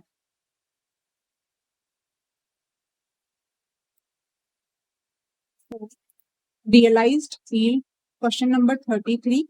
Excel Ispart Limited has made an issue of 14% non-convertible debenture on January 1st. These debentures have a face value of 100 and currently traded at a price of 90.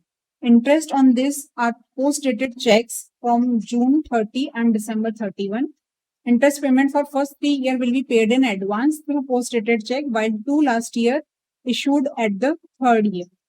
The bond is redeemable at par at the end of 5th year. So over here, this information of interest payment through the post-dated check doesn't make any difference. We will receive interest on the date it is due. Whether we receive it directly as a payment on that day or we receive a post-dated check before, doesn't make any difference. We will receive the interest at the time it is due. So this point has no relevance in the calculation part. Calculate the current yield and YTM and duration realized yield. So first you have to calculate the current yield, that is your interest you will receive by the current price. So you will receive 40. So over here this is semi-annual. Okay. Over here this is semi-annual because you are receiving interest 2 times in a year, that is June and December. So over here you will consider the interest to be 7 divided by 90. Now this yield is for 6 months. So you have to calculate the annual yield rate. So multiply by 12 divided by 6 will give you the annual yield. So this is 15.55%. This is your current yield.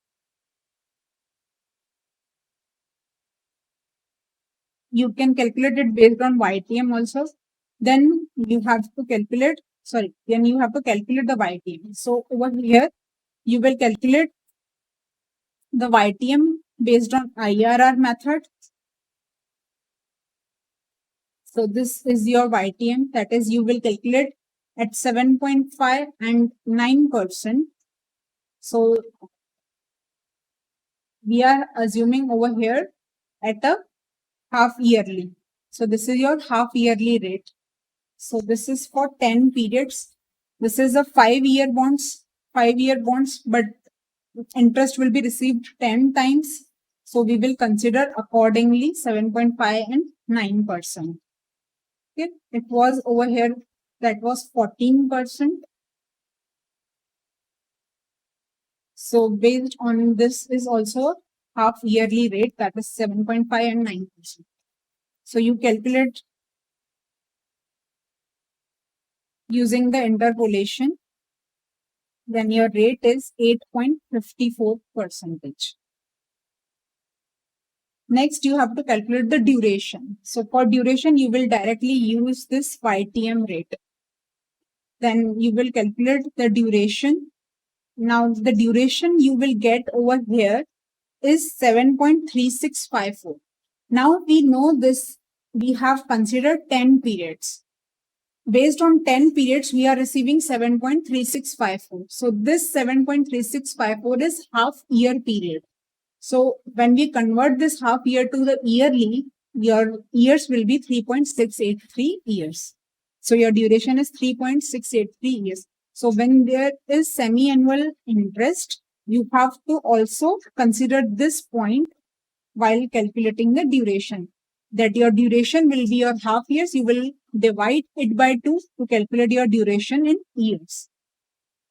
Then you have to calculate the realized yield. Now over here you are receiving 7 rupees 10 times and 100 rupees. So this is your future value divided by present value, that is 90, whole raised to 1 by 10, that is your 10 periods. So minus 1, this will give you the interest which is half yearly. Multiply by 2 will give you the annual realized yield. So we have understood realized yield question also. Next question is question number 34, which is for immunization. The following data are available for 3 bonds. The bonds used in the portfolio manager should have outflow in 6 years. So we want our portfolio duration to be 6 years. The current yield is 9%. All the bonds have face value 100 and redeemed at par. Interest is paid annually. You have maturity years, coupon rate. You have to calculate the duration of a bond. So duration of bond is calculation is simple. You will calculate the duration of all the 3 bonds. Then the bond portfolio manager has asked to keep 45% of the portfolio in bond A. Calculate the percentage to be invested in bond B and C. Now 45% is fixed for A. You have to calculate the percentage for B and C. Now the total investment in B and C will be 55%. Okay. So first you will calculate your portfolio duration. What is your portfolio duration? So over here your duration of A is 6.86. Duration of B is equal to 5.883. Duration of C is 4.242. These are the duration of all the 3 bonds.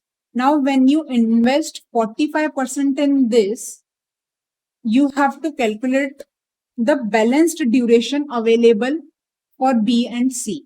Now this total duration of 6 years is for A, B and C.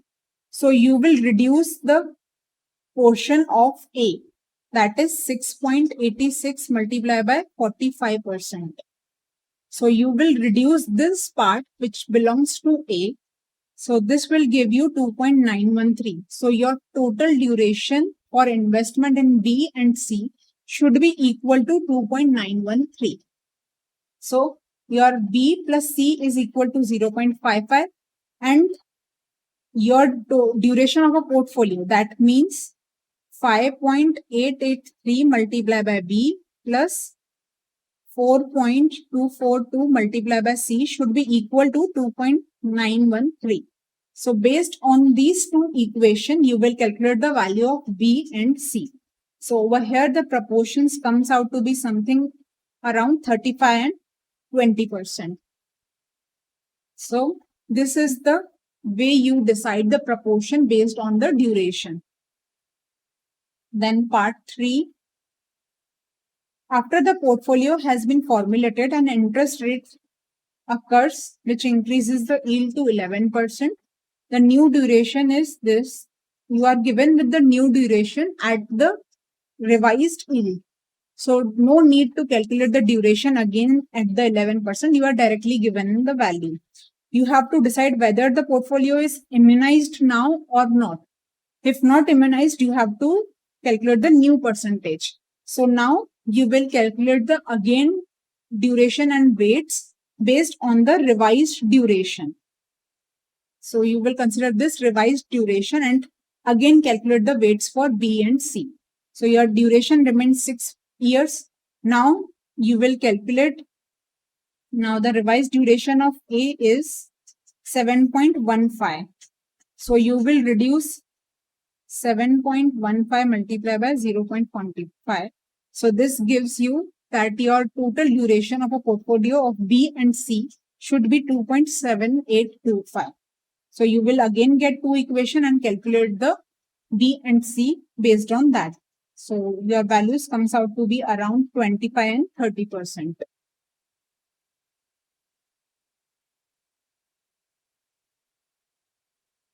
Now question number 35.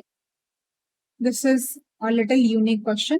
A hypothetical company ABC Limited issued a 10% debentures, duration 10 years, face value 1000, currently trading 850. The bond is convertible into 50 equity shares, currently quoted at 17 per share. If the yield of equivalent comparable bond is 11.8, you have to calculate the yield over here. Now over here, you will calculate, you have given with the current price, that is 850. So based on this current price, you will calculate your R. So you will calculate your R. So considering two rate, 11% and 13%, you will calculate your YTM. So your YTMs comes out to be 12.76. You are given that comparable bond has YTM of 11.8. You have to calculate the spread of yield. Spread of yield means the difference between them. So what is the higher percentage you are earning? So over here, you are earning 12.76 and then average is 11.8. So you are earning the premium of 0.96 percentage. This is the spread from the comparable bond. That is, you are earning more than the comparable bond, which is 0.96% more than the comparable bond. Now question number 36. Mr. A will need 1 lakh after 2 years. So we need our duration to be 2 years. And they have bond X and Y. Need 1 lakh after 2 years. So what should be the investment now? You have to decide. So face value, coupon, years to maturity, current price and yield you are given. Decide the proportion you have to invest only in one or both the bonds. So first you will calculate the duration. So over here the duration of X is 1 year and the duration of Y is 3.563. So you cannot invest in any one bond because the duration is not equal to 2 years. So you have to decide the balanced proportion so that your total duration is 2 years. So you will consider the weights of one to be X and another will be 1 minus X. So over here, your X plus duration of X multiplied by X, duration of Y multiplied by 1 minus X should be equal to 2. So based on this, you will calculate your percentage investment. Now you have to invest 61% in X and 39% in Y. Now over here, you want 1 lakh after 2 years. So you have to invest something less in the current period. So you will calculate first the present value of 1 lakh. So the present value of 1 lakh,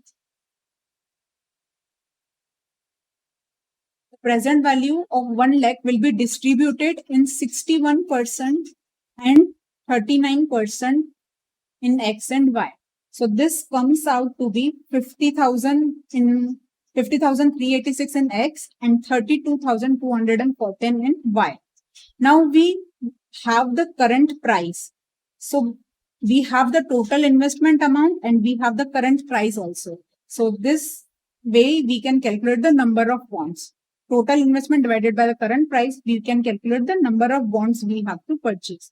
So we will purchase approx 52 bonds of X and 34 bonds of Y to make our portfolio to get 1 lakh after 2 years. So this is how you decide investment based on the duration. Now question number 37. This is also a little unique question. Following information is available. You are given with an income statement. TS has an undistributed reserves of 8 crore. The company requires 3 crore for expansion and it wants to earn the same rate of return as on a capital employed. However, if debt to capital employed is higher than 35%, PE ratio decline to 8 and rise in the cost of additional debt to 14%. So if you are borrowing something extra in debt, then the cost of additional debt is 14%. And when your debt to capital ratio increase more than 35%, then your PE reduced to 8 times. So you have to calculate whether you should raise through debt or you should raise through equity by issuing at a rate of 25. So you will calculate your market price, where the price will be higher, you will select that. So first you have to calculate the return on your current capital employed. Your current capital employed is, you have 8 crore reserves. Okay. Then your number of shares you are given with, that is 40 lakh, multiply by 10 rupees each value. So this will be 4 crore. Reserves of 8 crore. So this is your total equity. And you have debt of, here you are given with the interest. This interest is 10%. This is 10% debt. So this interest represents 10% amount. So 10% is 1 crore. What will be the 100%? So your 100% will be 10 crore. So your total capital is 22 crore and you are earning now 5 crore. So over here your ROCE, that is 22.73%. Now you will apply this ROCE to the revised capital to calculate the revised profit. Now your revised capital will be 22 plus 3, that is 25. Now you will apply this percentage to 25. Your revised profit will be 5.6825. Now you have to decide, calculate the market price in first option and second, that is debt or equity. So for debt part, when debt increases, existing debt is 10, your revised debt will be 13. So your debt to capital ratio will be 0.52. So your PE will be 8 in the first option. And in the second option, your revised capital will be 25 and your debt is 10. Still, debt to capital ratio is more than 35%. So your PE will be 8%.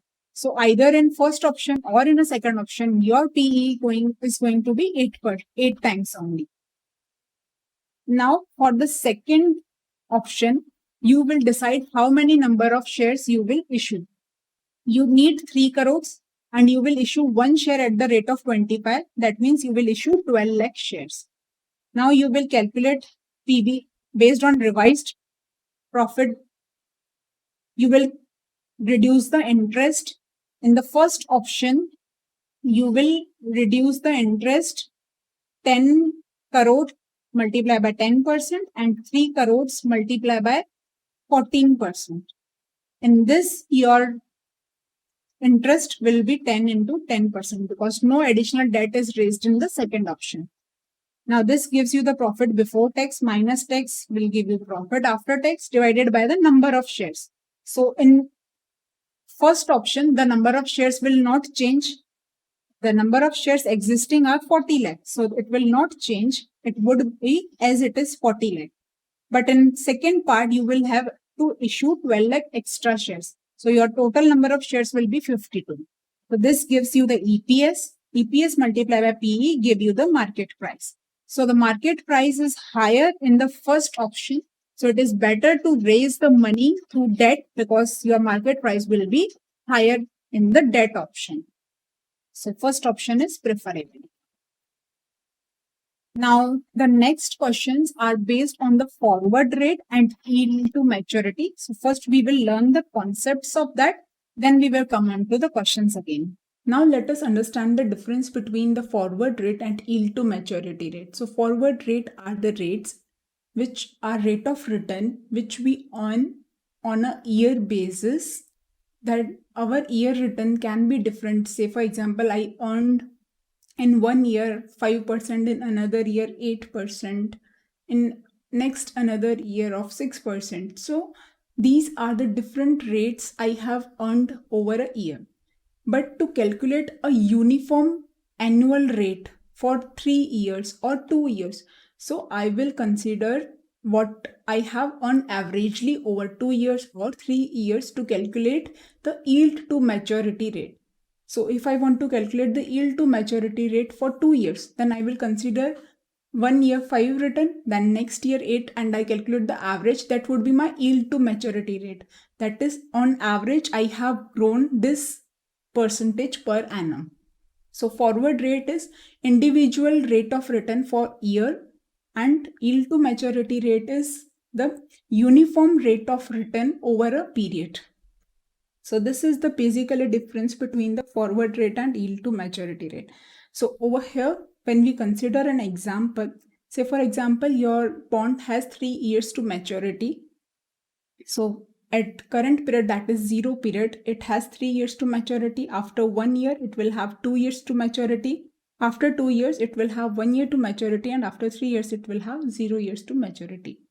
Now, based on the prices, say for example, now the price is 81.65, and next year we have calculated the price of 89. So we can say that we have grown 9%. Then from 89 to 95.24, we can say that we have earned 7% return. And over here from 95.24 to 100, we can say that we have earned 5% return. So these are the per annum rates which are different for each and every year. Now we want an average rate of return for the yield to maturity.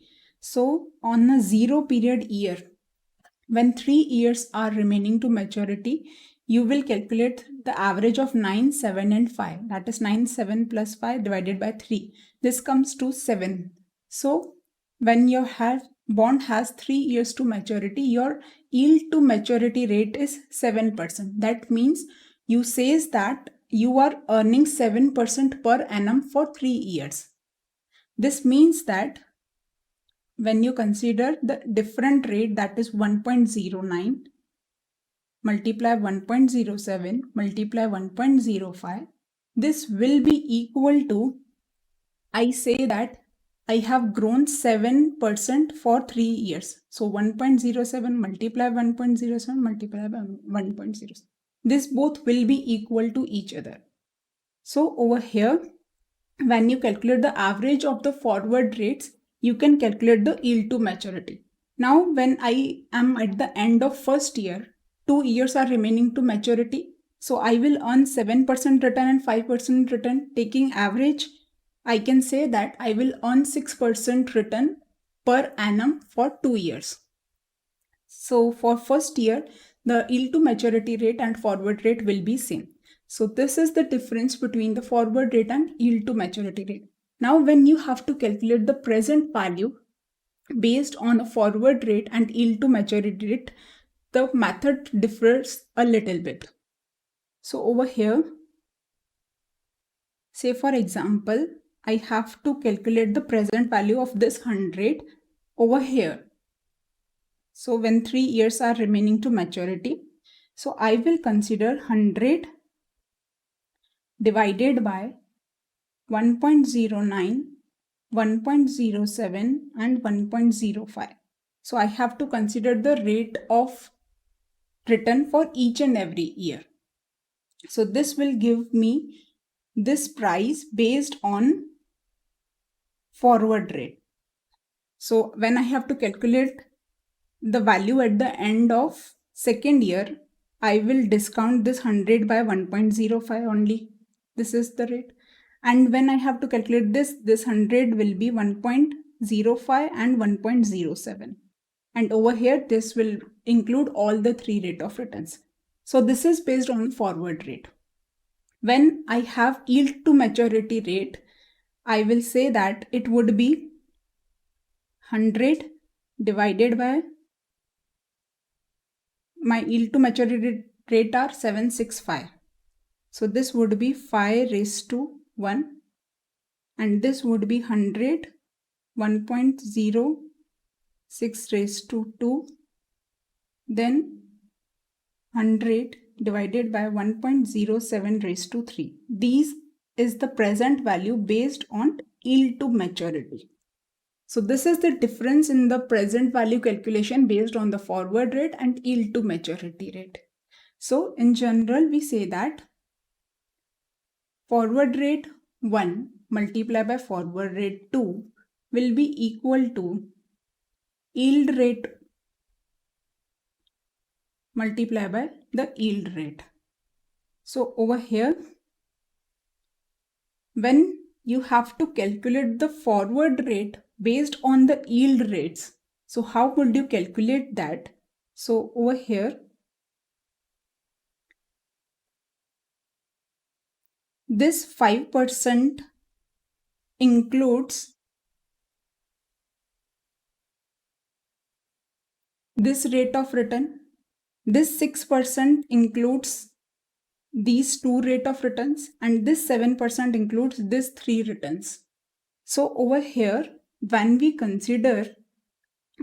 calculate that yield to maturity of this at the rate of when there are 3 years to maturity divided by when there are 2 years to maturity.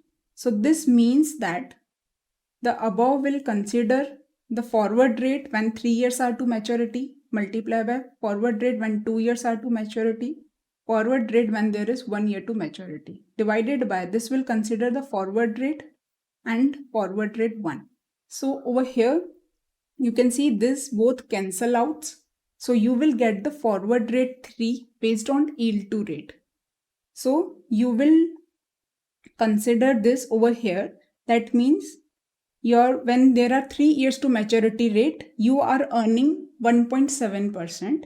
And when there are 2 years to maturity rate, you are earning 1.07. So when you divide these, then you get the rate of return you earn in the years to maturity rate of 3. When there are 3 years to maturity, that is in your first year. So over here, this will be 1.07 multiply 1.07 multiply 1.07 divided by 1.06 multiply 1.06. This will give you 1.09. So this is your forward rate when there are 3 years to maturity. Similarly, over here, 1.06 multiply 1.06 divided by 1.05. So you will get 1.07, which is equal to the yield to maturity rate for the second year when there are 2 years to maturity. So this way you can calculate the forward rate based on your yield rates. So you will consider the higher maturity period yield in the numerator and consider the lower period maturity rate in the denominator to get the forward rate of return of 1 year. Now over here, when you have to calculate the rate based on the prices, that is your yield to maturity rates. So what you will do? So we can say that in 1 year, you are earning 95.24 to 100. So this yield to maturity rate can be calculated as a discount rate, that is your future value divided by present value whole raised to 1 by n minus 1. So over here your 100 divided by 95.24. Now this is the return you have earned in 1 year. So whole raised to 1 by 1 minus 1. So you can directly calculate the rate. But when you have to consider it for 2 years, then you have to consider that 100 divided by 89 whole raised to 1 by 2 minus 1. When you have to consider for 3 years, you have to consider 100 divided by 81.65 whole raised to 1 by 3 minus 1. So this will give you your yield to maturity rate, that is your 5%, 6% and 7%. So this is all the calculations which are related to forward rate and yield to maturity rate. So expected price based on the forward rate, you have to consider the forward rate for all the years in the calculation. Then yield to maturity based on an expected price. So this is face value divided by the price minus 1.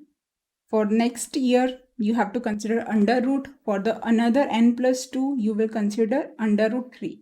So simply, when you don't have to remember this formulas, you can simply remember that it will be as discount rate, that is future value divided by present value whole raised to 1 by n minus 1. Then yield to maturity rate calculation based on a forward rate. You would calculate the average rate. This will give you the yield to maturity rate. Now forward rate based on yield to maturity rate. So you will have to calculate.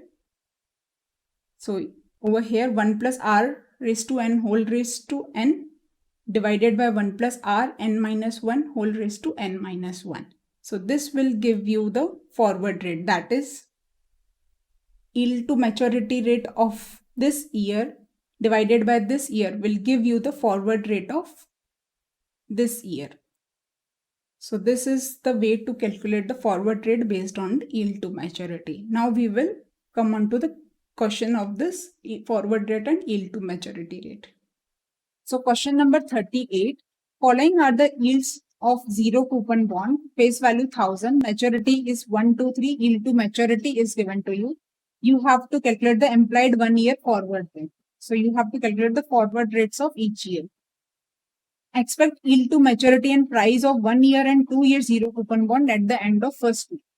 Now at the end of first year, so you have 3 years maturity. So there are 3 years maturity. At the end of first year, only 2 years will be remaining. Okay, so you have to calculate the price and yield to maturity for 1 year and 2 years. So you have to calculate the price and yield to maturity for these bonds only, because at the end of 1 year, the 2-year bond will have only 1 year remaining. And at the end of 1 year, 3-year bond will have 2 years remaining. So you will have to calculate the yield to maturity and prices for these 2 bonds only. So first you will calculate the forward rate in each of the bonds. So over here, you will calculate forward rate based on the yield to rate. So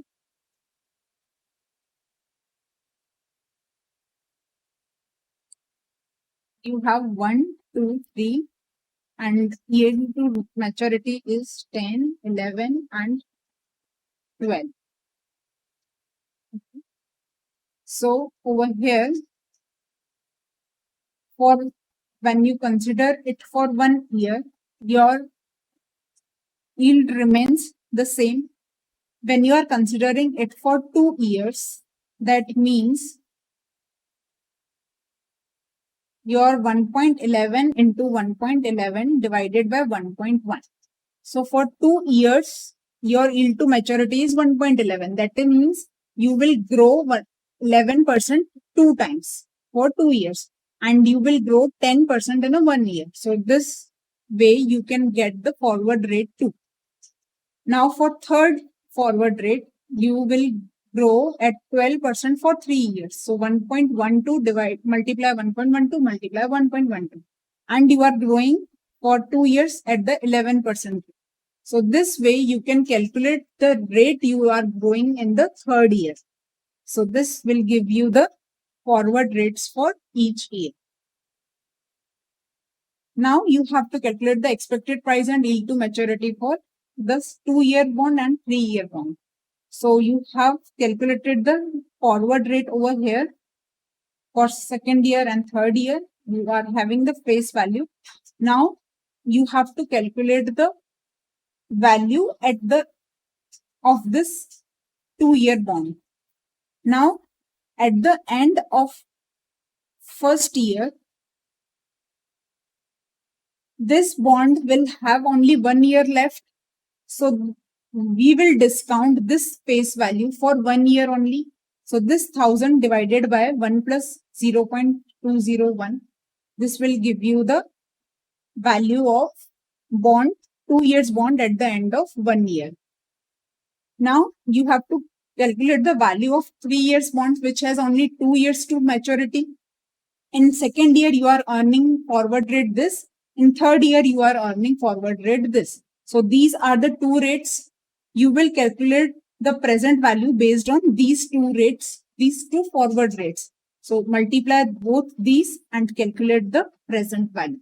So now you got the present value. Now you will calculate the yield to maturity. So yield to maturity is future value divided by present value whole raised to 1 by n minus 1. So over here, your 1000 divided by 892.78 minus 1. Because this is 1 year, so you will directly calculate the rate. In this, you have to consider 1000 divided by 782.93 whole raised to 1 by 2 minus 1. Because we have taken the present value for 2 years. So this will be the price now, and the price after 2 years will be 1000. So you have to calculate the yield to maturity, that would be 13.0. So this is the way to calculate the yield to maturity based on the expected price and calculate forward rate based on the yield to maturity. Now we will cover the question number 29 and 30, which we have left previously because they were on the based of forward rate and yield to maturity. So in question number 29, you are given that 9% 5-year bond 1000, maturity 3 years, present interest rate is 12% for 1 year, forward rate interest for each year fall by 75% and next 50 basis point. So 3 years are in maturity. Now your rate is 12%. In next year, it would be 75 basis point less. So it would be 11.25%. And next year, it will decrease by 0.5 basis. So it would be 10.75%. So these are the forward rate. So now you have to calculate the value of a bond based on a forward rate. So for each year, you have to multiply all the forward rates. For first year, only 1 year. For second year, 1 year forward rate multiplied by second year forward rate. For 3 years, all the 3 years forward rate. So this way you can calculate the present value. So for maturity also, you will consider the multiplication of all the 3 forward rates. So this will give you the intrinsic value. Now your intrinsic value is 942. Now you have to calculate the expected price. What would be the expected price? Expected price is intrinsic value multiplied by beta. Now you expect the price to be 942, but the beta of this bond is 1.02. So you will multiply this. So there could be, the price could be 961.33. This is your expected price. Due to beta, the expected price will change. So intrinsic value multiplied by beta will give you the expected price. So in the question number 30, you are given with the 9% bond redeemable after 5 years. You are given the yield rates. So over here, these are the yield rates. Now these yield rates are different for each and every year.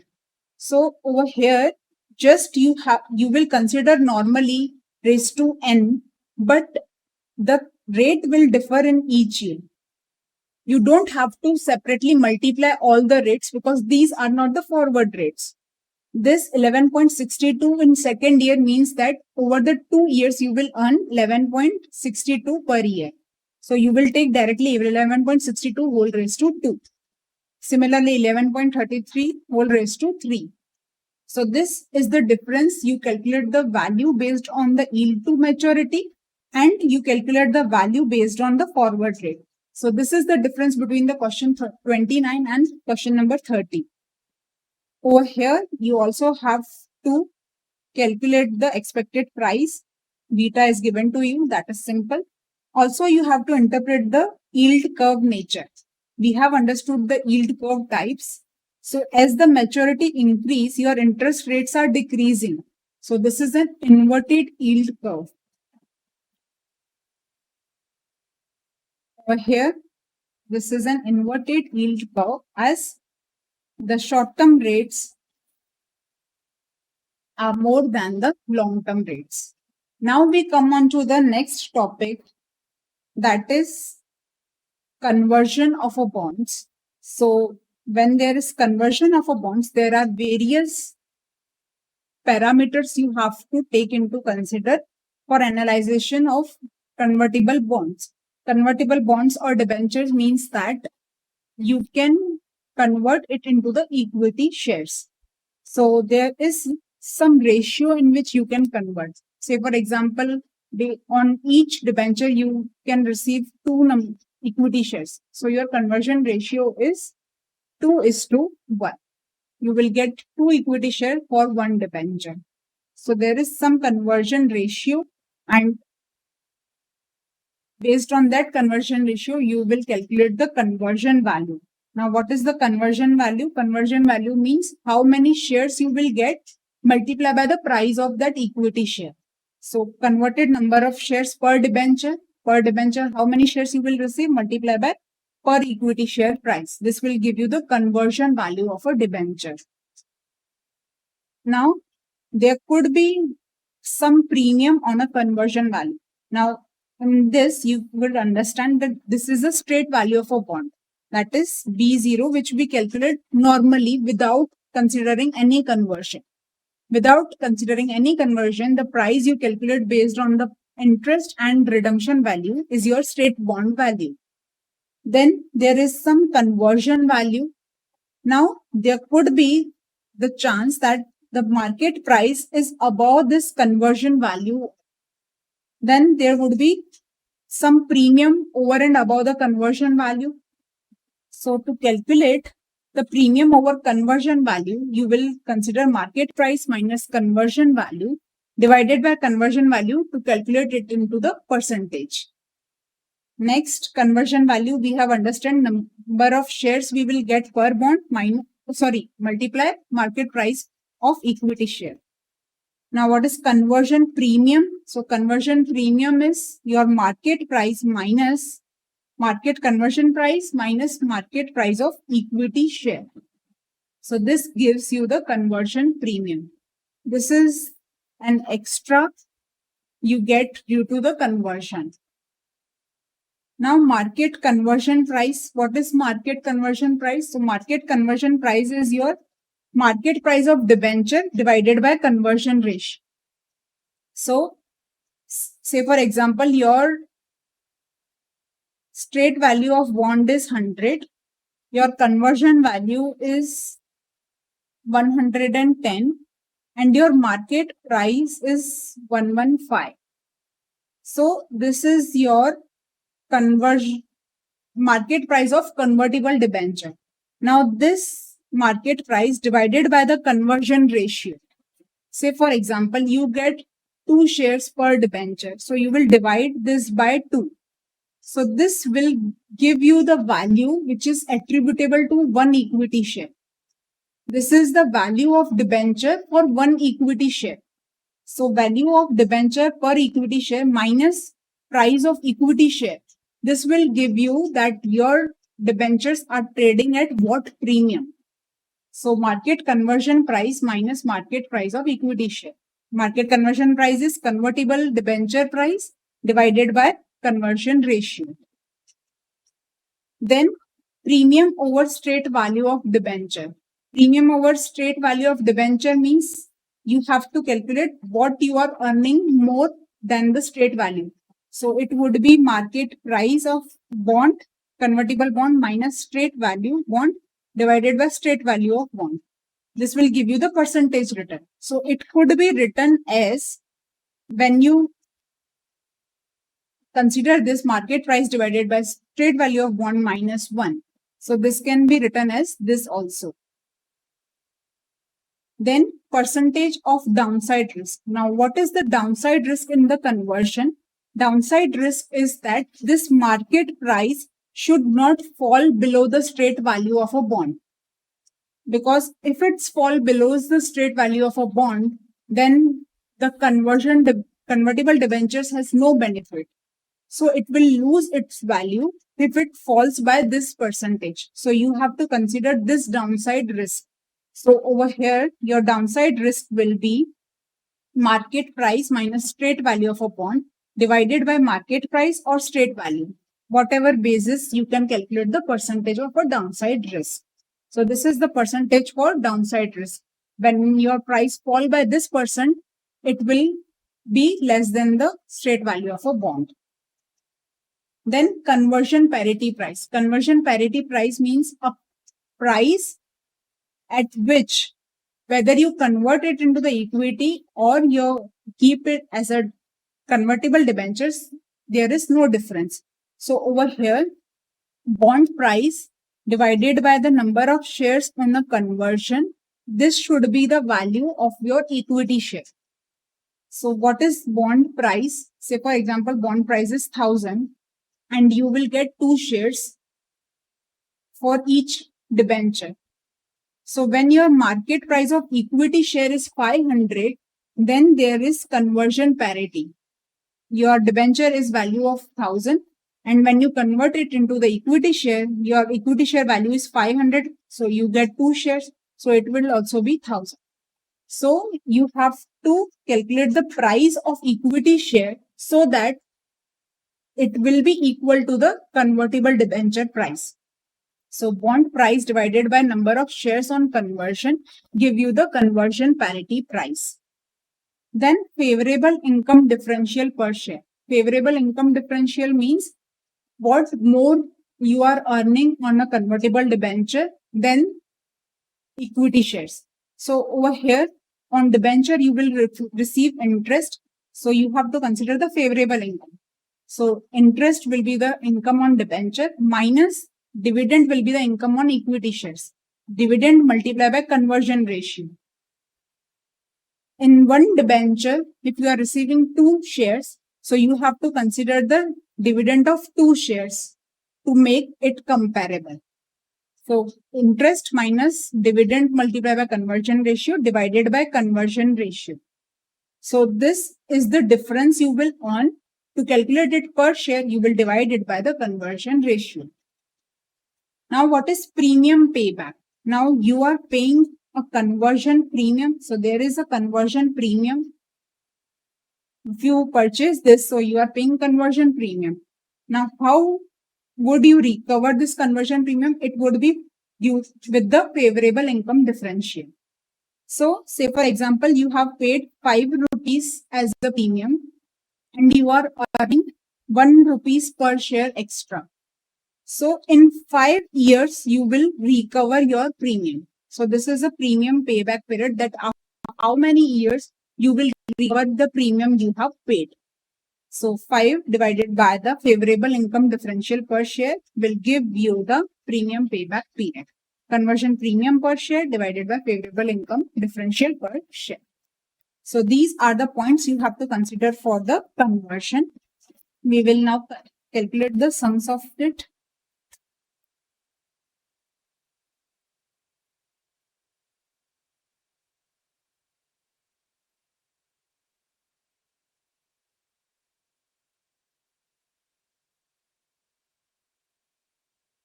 Question number 40. You are given convertible debenture coupon rate 12. Convert to 20 equity shares redeemed at 100 on maturity of 5 years. Rate of return is 8%. You will exercise whether price is 4, 5 or 6.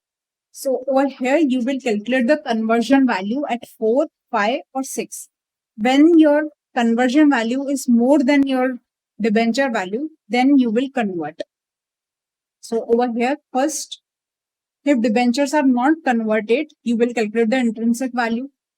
Then you will calculate the conversion value. You will get 20 shares per debenture multiplied by price of equity share. So this will be the price conversion value. You will compare these two, intrinsic value and conversion value. So your conversion value is more when your market price is 6. So when the equity share price is 6, you will convert your debentures to the equity shares because it will give you more value. Now question number 42. You are given face value, coupon, number of bond, shares per bond, market price, state value, market price of a convertible bond. So you have to calculate the stock value of a bond. Stock value of a bond is number of shares you will get per bond multiplied by market price of a share. So 20 multiplied by 12, you will get stock value of a bond, conversion value. Percentage of downside risk. So percentage of downside risk will be market price minus straight value of a bond divided by straight value or market price. will give you the percentage of downside risk. Then conversion premium. Then you have to calculate the conversion parity price. So what will be your conversion premium? The market price of your convertible bond is 265. So 265 minus 20 into 12. This will give you the conversion premium. Then conversion parity price means 265 divided by 20. This will give you the conversion parity price, your market price divided by number of shares per bond. So this way you can calculate your all the calculations. Question number 43. Over here, you have to calculate straight value of a bond, conversion value, conversion premium, downside. So we have understood all this. Just you have to extra calculate the straight value of a bond. In the previous sum, straight value of a bond was directly given to you. Over here, you have to first calculate it, intrinsic value, straight value of a bond. Then you have to calculate the remaining calculation. Now, question number 44. Now, this question number 44 covers all the calculations of convertible debentures. So, when at the exam times you want to revise all the concepts at one time, you can directly refer to the question number 44 and you can skip the above questions, because once you have done this, you can manage that also very well. But make sure you once do all the questions and then filter out the questions for your exams. Revision. So over here, you have to calculate conversion value, market conversion price. So market conversion price will be your market price of convertible debenture divided by conversion ratio, that is 30. And your price of equity share is 25. So there is premium of 5 rupees per share. Premium over straight value, that can be calculated. Favorable income. So you are receiving interest of 8.5%. So that means you will receive 85 rupees and you are receiving dividend 1 rupees and conversion ratio is 30. So you will receive 30 rupees as your dividend in. So the difference is 85 minus 30, that is 55. Now this 55 is for 30 shares. So per share you will get 1.833 extra. So premium 5 rupees divided by this favorable income will give you that you will receive your premium paid in 2.73 years. So this is all about the conversion. Now we will cover the concept of bond refunding.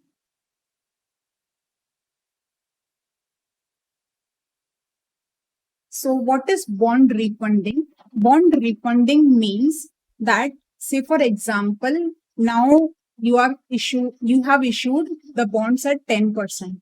And now in the market, the rate is 8%.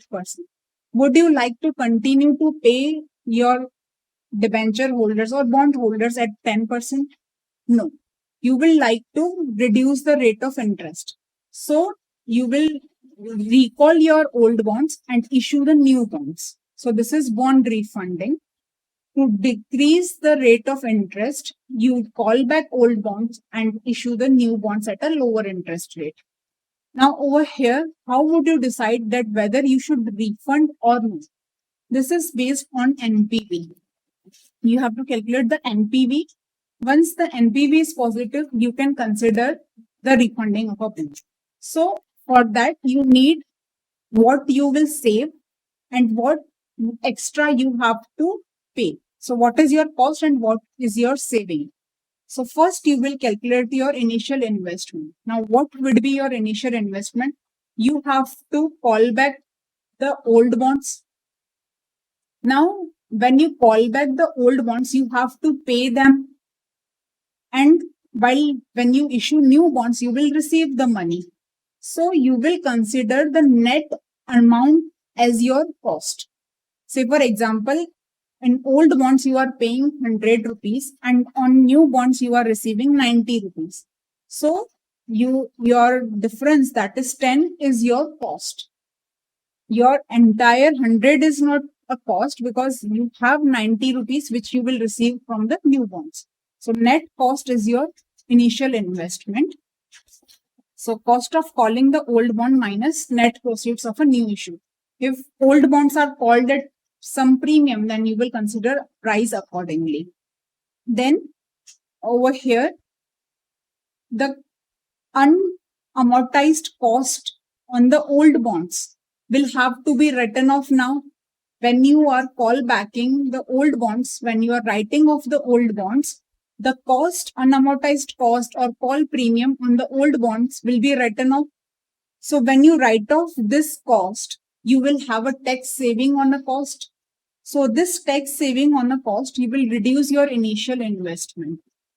So call premium and unamortized cost multiplied by tax, the tax part on that will reduce your cost of initial investment. Now, there could be some case that there is some time difference between the recalling and issuing the new bond. Now, say for example, you have issued new bond first. You will first raise 90 rupees, then you will pay 100 rupees. So there is some time gap. You have issued the new bonds, but to call back the old bonds, you take 2 months extra. So when you take extra time to refund the bonds, then you have to pay extra interest for 2 months also. That extra interest for 2 months is your one-time cost. So this will be added to the initial investment. So any overlapping interest will be added to your initial investment. So this way you can calculate your initial investment. Now, once you have refunded the old bond and you have issued the new bonds at a lower interest rate, you will have a saving of interest for all the years remaining. So you will calculate your annual saving, and based on that annual saving, applying the annuity factor, you will calculate the present value of that cash flow. This will be your inflow minus initial investment will be your NPV. So if it is positive, you will refund. If it is not positive, you will not refund. So now you will calculate the annual cash saving multiplied by present value annuity factor for the number of years bond will remain. So this will be at a new bond rate because you are saving this for the remaining period, and in remaining period your interest rate is the new interest rate, that is lower interest rate. Now how this saving will be calculated? So saving will be the saving in interest expense. Say for example, previously 10%, now 8%. So you will save 2% each year. Now on this 2%, when your interest reduces, your tax savings will reduce. So you have to pay more tax. When your interest cost is less, you have to pay more tax. So this interest, this savings, you will reduce tax savings on an extra interest from this savings. If you would have continued at 10%, then you would have more tax saving. But when you are considering it 8%, you will have less tax savings. So the difference of tax savings will reduce your savings. Extra tax amount will reduce your savings. So savings minus tax on the interest, the difference interest. Now say for example, your interest has saved by 2 lakh rupees. You will claim 2 lakh rupees less. So the tax on this 2 lakh will be more. So 2 lakh minus 30% tax on 2 lakh. This tax on 2 lakh will reduce your savings because you earn 2 lakh extra. Sorry, you paid 2 lakh less. So you will have tax more. So tax will reduce your saving. Now there could be the different amortization cost or flotation cost for this, both the bonds. So we will consider that in our question. We will learn in our question. So you will calculate NPV, that is present value of savings minus initial investment. This will give you the NPV, and if it is positive, you will consider refunding. So let us do the questions of bond refunding. Question number 45. Here 300 million 12% bonds with 6 years remaining. Interest rates are falling and ABC is contributing to refund by issuing 6-year bonds with 10% interest. Issue cost of new bond is 6 million. Call premium is 4%, 9 million unamortized on old bonds. Marginal tax rate is 30%. Now over here, you have to pay premium 4% to them. So 300 plus 4% premium. So you have to pay 312. And on new issue, you will make of 300, but there are issue cost of 6 million. So on net, you will receive only 294 million. So your net initial investment will be 312 minus 294. Plus, you also have to consider the tax savings. So you will reduce the tax savings on unamortized cost. So your unamortized cost is 9 million. Now this has to be written off, and you have paid 12 million as a premium. This premium will also be written off. So 12 premium plus 9 unamortized cost. The tax on this will be your saving. So 6.3 million is your saving. So net, you will have the initial outlay of 11.7 million. This is your initial investment. Now you will consider saving. You will save 2% on 300 million. That is 6 million. As you are saving 6 million in interest, your tax will be more. So your 30% tax on 6 million plus earlier you were having the cost of 9. Now your flotation cost is 6. So your amortization each year will also reduce. Amortization cost will reduce. So this less amortization will lead to more tax. So 9 minus 6. Now this difference is over 6 years. So you will divide this by 6 to calculate per year saving. So this is the cost you will, this is the less amortized cost you will claim. As your cost will be less, tax will be more. So 6, this is your interest cost and this is your amortization on flotation cost. So on both these, you will have to pay more tax. So 30% of this extra tax will reduce your savings. So your net savings will be 4.05. Now you will consider the present value of this at the rate of 7%. That is your 10 multiplied by 1 minus t. So you will have 7%. Tax is 30%. So your net cost is 7%. So this will be 4.766 minus, multiply the present value factor will give you 19.3 million.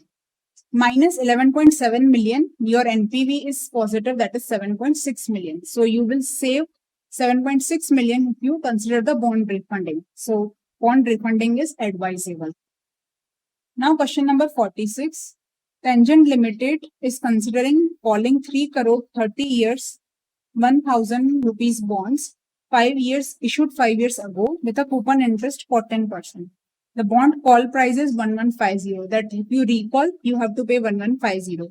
And initially collected proceeds of 2.91 crore since a discount of 30 per bond was offered. So you would also have an unamortized discount. Initial floating cost was 390. This is for old bonds. The company intends to sell 3 crore 12% bonds 25 years. This 30-year bond were issued 5 years back. So now there are 25 years remaining to them. So you will issue new bonds for 25 years only. It proposes to issue the new bonds at 1000 par value. Flotation cost is 4,25,000. 40% tax. Cost of debt is 8%. You have to, as the new bonds must be sold and the proceeds used to retire bonds, it expects 2 months period of overlapping interest. Now there is also overlapping interest for 2 months. You have to evaluate the bond retiring decision. So over here, there is flotation cost, there is premium, there is discount. So there are multiple elements in this two bonds. So we will calculate the outflow in the old bonds and in the new bonds. The difference between them will be our saving. So we will, to simplify this, we will calculate both outflows separately and then calculate the saving. First, for initial investment, you have to pay 1150 on 30,000. So there were 3 crore bonds, 1,000 rupees each. So 3,000 bonds. So you have to pay this call premium. This call premium, extra call premium will save your tax. So net of tax, you have 27 lakh of call premium. Then you have flotation cost on new, that is 4,25,000. Then you have overlapping interest for 2 months. Now that overlapping interest will be at the rate of old bonds, that is 14%. So on 3 crore, you will consider 14% interest for 2 months. That is 7 lakh. This 7 lakh you are paying extra interest. So this extra cost will have tax saving. So net cost will be 4,20,000. Then you will have a tax saving on unamortized discount and unamortized flotation. Now the flotation cost was 3,90,000. This was for 30 years.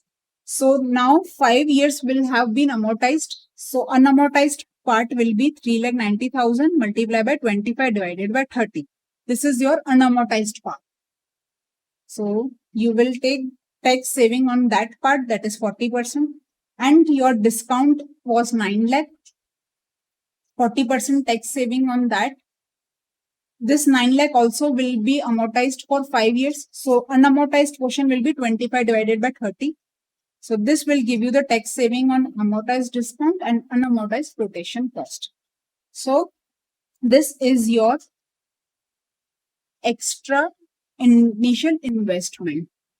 Your call premium, net of tax, your flotation cost, your overlapping interest, and your tax savings.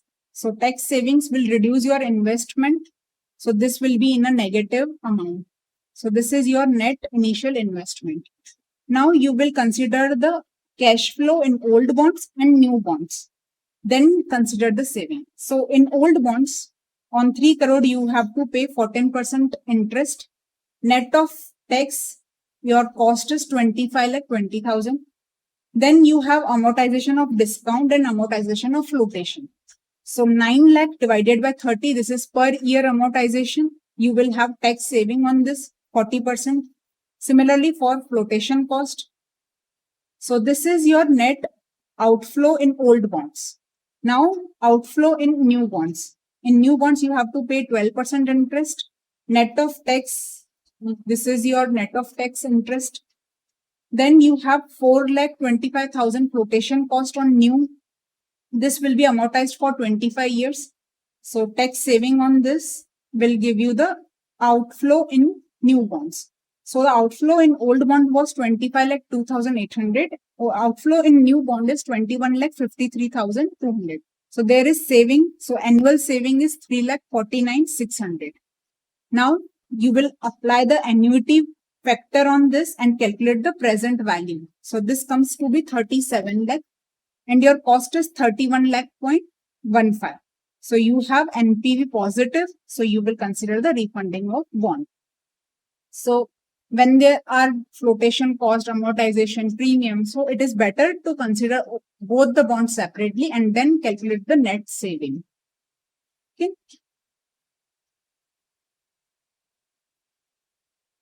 Now we move on to the next concept. The next concept is money market instruments. Now there are various money market instruments. The first one is call notice money. So call notice money, that means you are getting money on a very short notice, that is overnight or 14 days. So this will be like you are lending or borrowing for a short time. This is a call notice money. Then treasury bills. So treasury bills are the short-term promissory note issued by Government of India. We called it T-bills.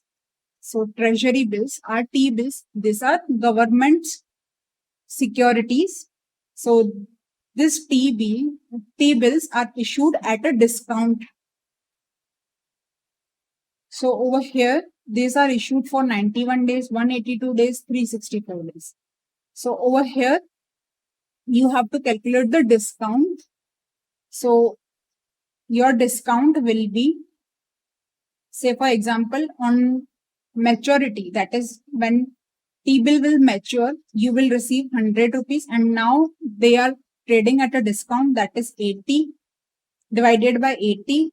Now this is for 91 days, say for example. So you will consider 365 divided by 91. So this will give you the discount rate, that is this is a discount rate for government, and this is the earning for the investor. Now next is commercial bill. So these are the written order from a creditor to debtor. Creditor issues the commercial bills to the debtor to pay a certain amount after some period.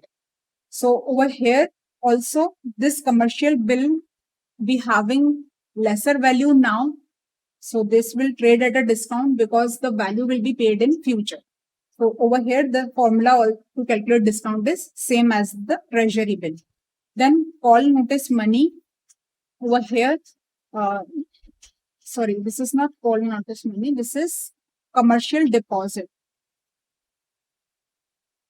Commercial deposits, that is your CDs. Or these are term deposit accepted by commercial bank for less period. So these are commercial deposits. The commercial banks accept the deposits, bulk deposits for short period. Over here also you can calculate the discount, which will be similar to above formula. Then is commercial paper. So commercial paper is a unsecured and negotiable promissory note. This is an unsecured note, commercial note, which are issued by higher rated corporate entity to raise the short-term funds. To raise short-term funds, they issue commercial papers. Now that can be for 7 days to 1 year.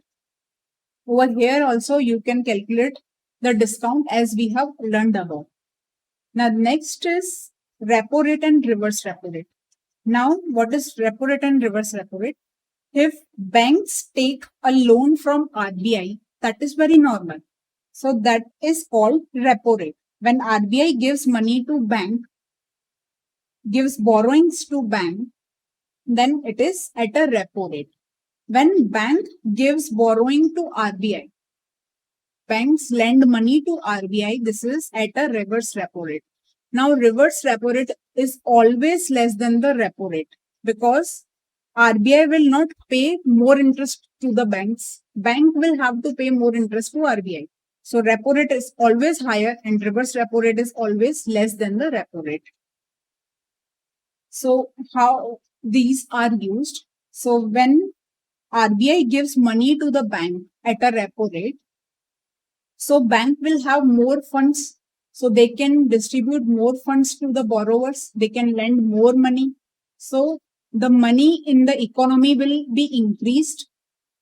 When bank gives money to RBI, so bank cannot give that money to the borrowers.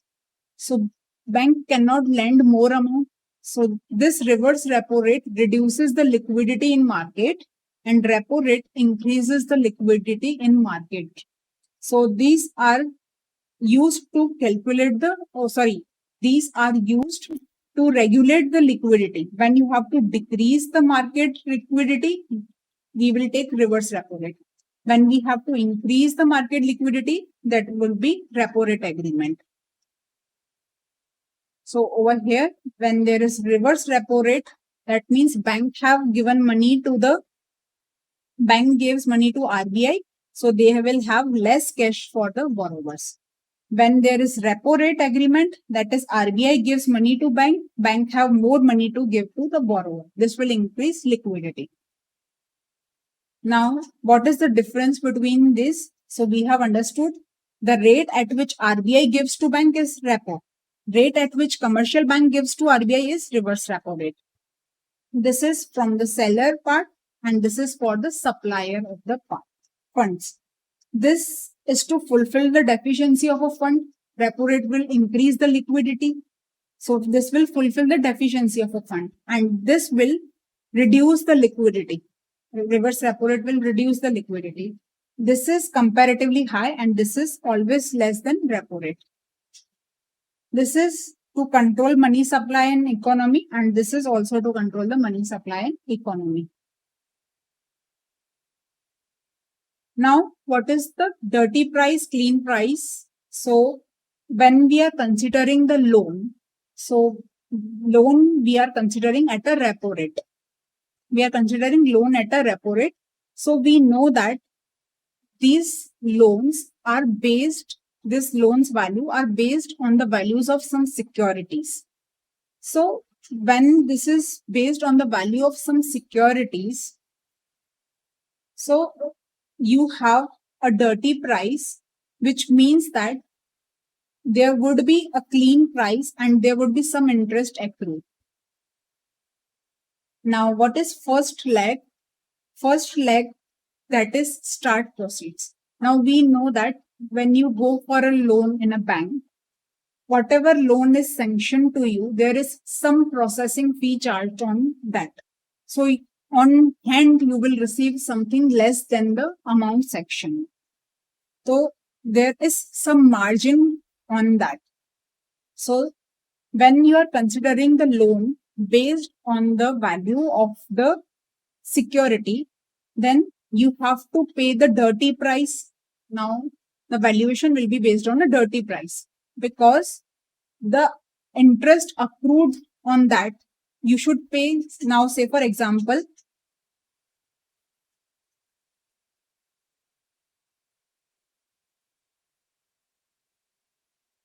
interest will be paid on 30 date. Now you want to borrow on 22 date. So the interest accrued for 22 days, you have to pay that to them. So this, you have to pay the price, that is your original price plus the interest of 22 days. So this is your dirty price. So your nominal value multiplied by dirty price is the value of your loan. Now, this loan sanctioned will be less. So you will reduce the margin on that. Say for example, margin is 2%. So you will receive only 98% of this value. So 98% of value you will receive. So this is your start proceeds. Then second leg, that is your repayment proceeds. Now you have to pay the interest on this borrowings at a repo rate. So your start proceeds multiply by 1 plus repo rate multiply by for how many days you have taken the borrowing. Number of days divided by 360. So this is your second leg, that is repayment proceeds. So your dirty price covers the clean price plus interest.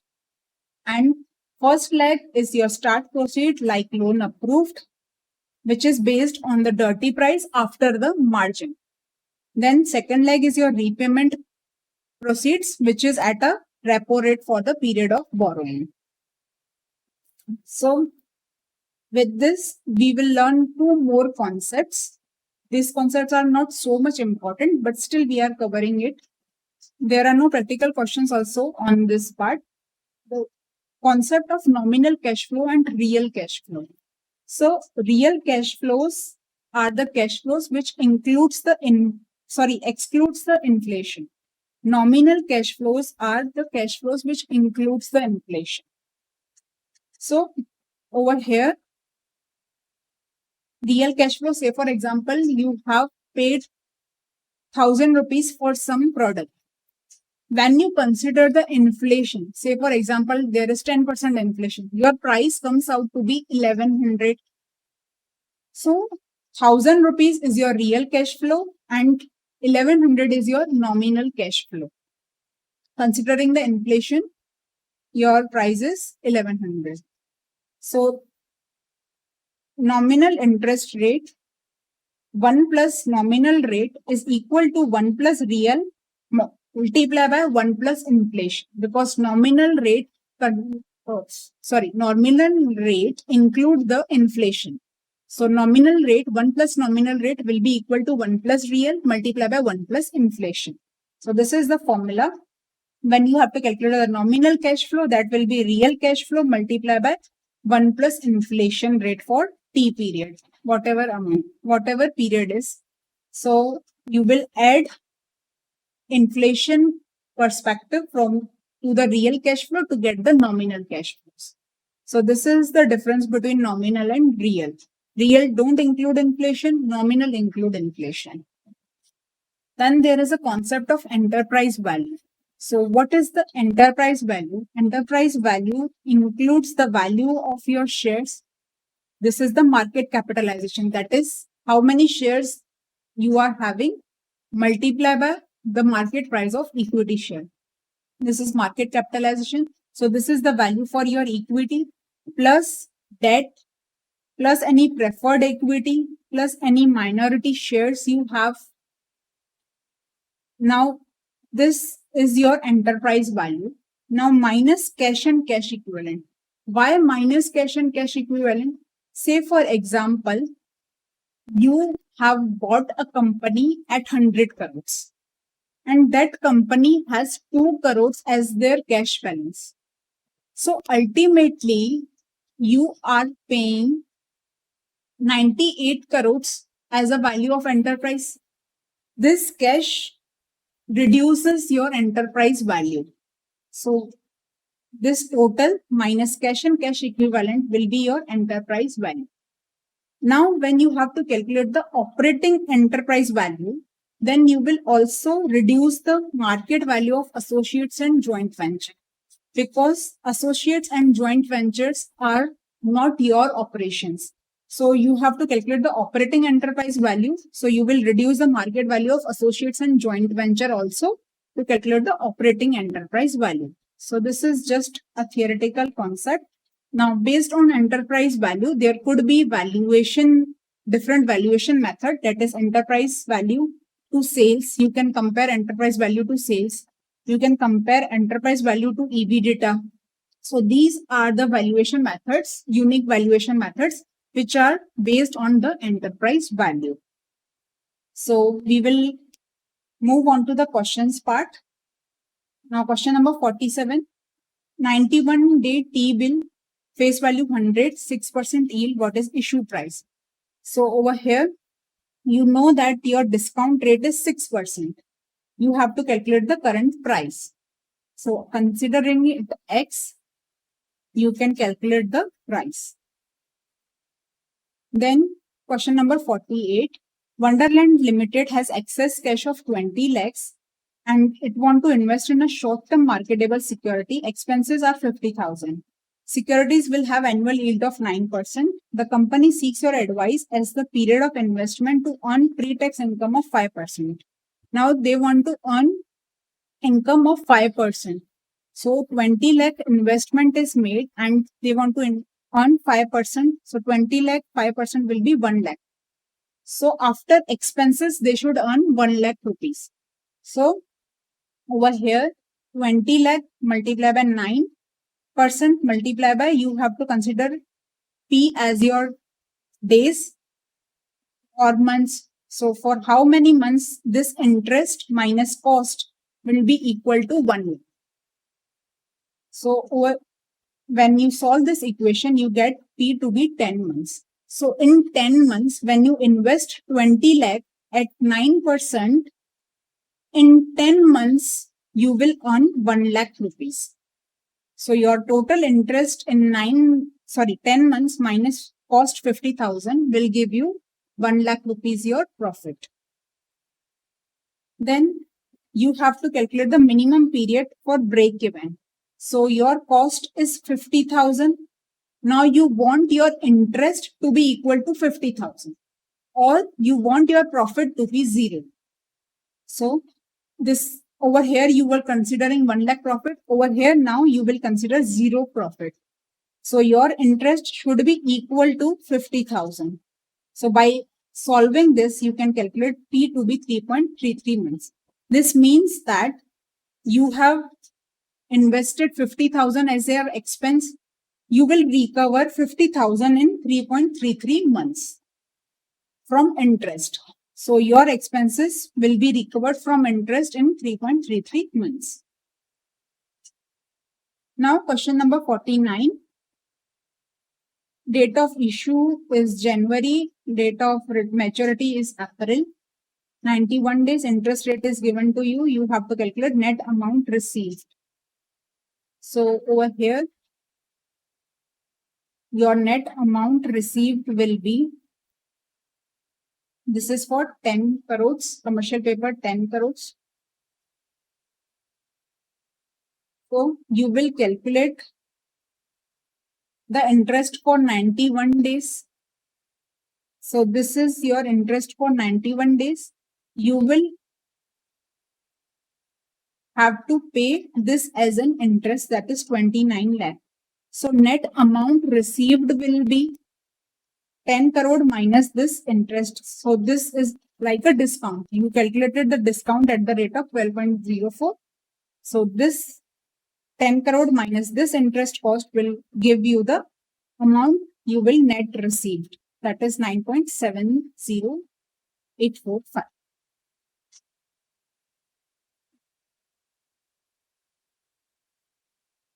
Now question number 6. This is the question from your additional sheet. From the following, you have to calculate effective rate of interest and as well as total cost for commercial paper, issue price, face value, maturity period,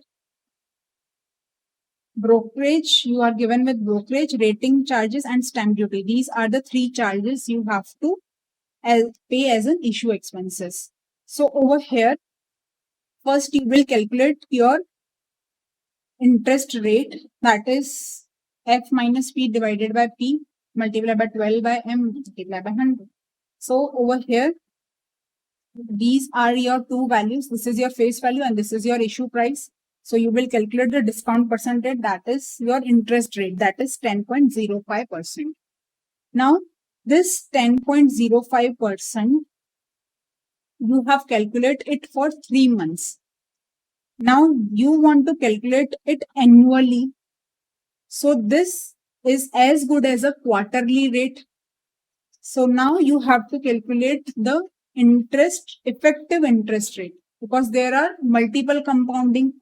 If you consider only 3 months period, then there would be multiple compounding. So this would be quarterly compounding. So this divided by 4 whole raised to effective interest is 1 plus I by n whole raised to n minus 1. This is the formula for effective interest rate. So you can calculate the effective interest rate, that is 10.435%. Now this is your interest cost. Then there are additional charges. So you will consider the additional charges per annum. Now this 0.15 is for 3 months. So multiply it with 4 to calculate annual cost. Rating charges already per annum, so no need to multiply 4. This is for 3 months, so multiply it with 4. So you will add all these 3 charges. So your total cost for your commercial papers will be 12.385. So 12.385% will be your cost to issue the commercial papers. Now question number 50. A bank enter into a repo for 14 days with bank B based on 10% government of bonds at a rate of 5.65% for 8 crores. Clean price 99.42. Initial margin be 2% and interest accrued are 262 days. So on 8 crore, you are considering for 8 crores. So you will first calculate the dirty price considering 100 as a face value. So you will have a 10% of interest because bonds are 10% bonds, 262 days accrued interest. So the current price would be 106.7. So your nominal value of 8 crore multiplied by 106.7 divided by 100 multiplied by 98% because your initial margin is 2. So this is your loan proceeds, first leg. Now you will pay interest on this at a repo rate. What is your repo rate? Your repo rate is 5.65%. So you will pay 5.65% for 14 days. This will be your interest. So this will be your repayment proceeds. Okay. Now question number 2. This is from your additional sheet. The bank BK enters into repo for 9 days with bank NE on 6% bonds for 2 crores. First leg, repayment, initial margin, days accrued interest are given. Repo rate, dirty price, clean price. So based on the, you are having first leg and second leg payment. So based on this second leg payment, that is repayment proceeds, you can calculate the repo rate. So your repo rate is 5%. Now you have first leg and you also have a nominal value. Nominal value you have a margin also. So applying all these formulas to the first leg, you can calculate the dirty price. So your dirty price is 101.3. Now this include the interest of 240 days.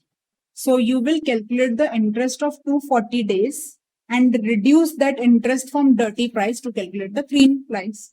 So 100 multiplied by 6% interest for 240 days. You will reduce this interest from dirty price to calculate clean price. So your clean price is 97.3. Now question number 5. This is a unique sum.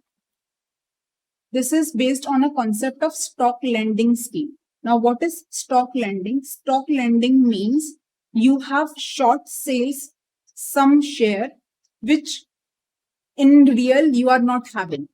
Short sale means you are selling the shares which you don't have.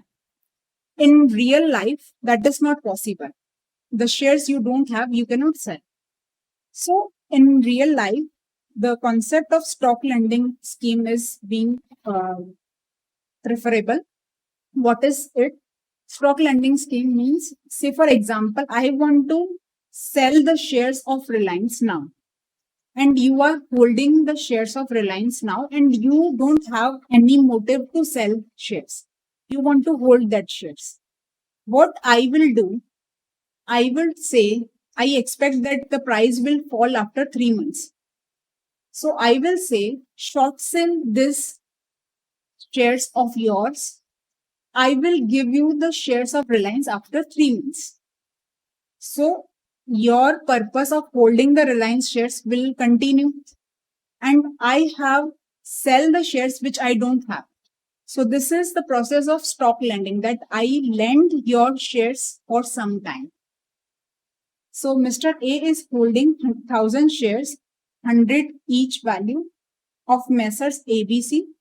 He wants to hold these shares for long.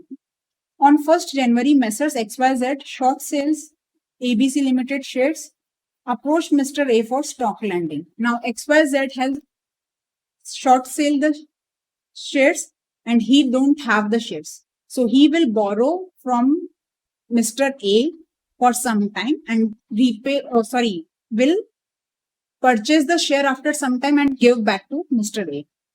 So shares will be borrowed for 3 months from 1st January to 31st March.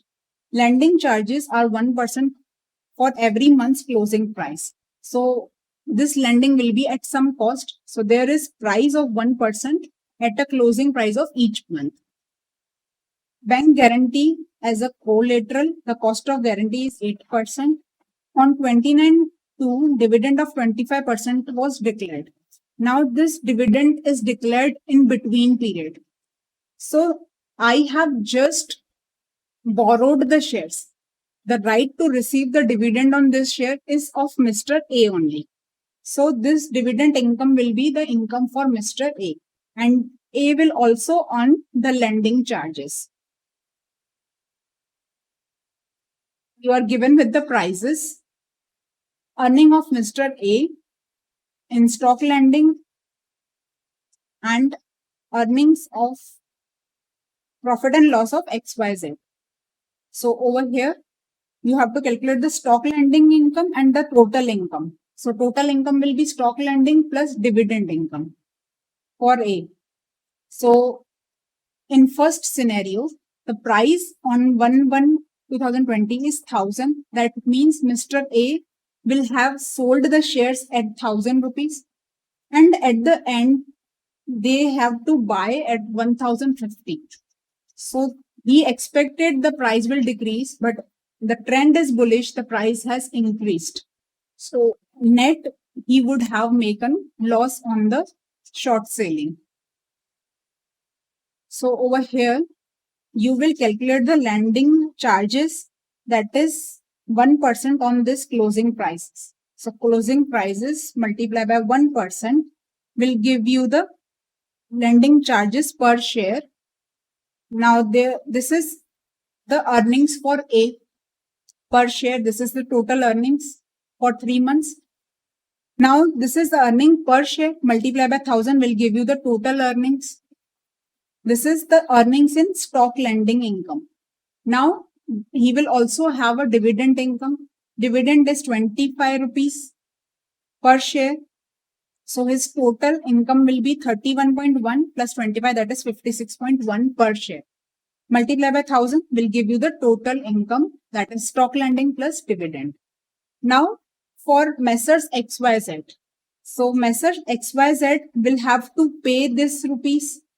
These are income for A and these are expenses for XYZ.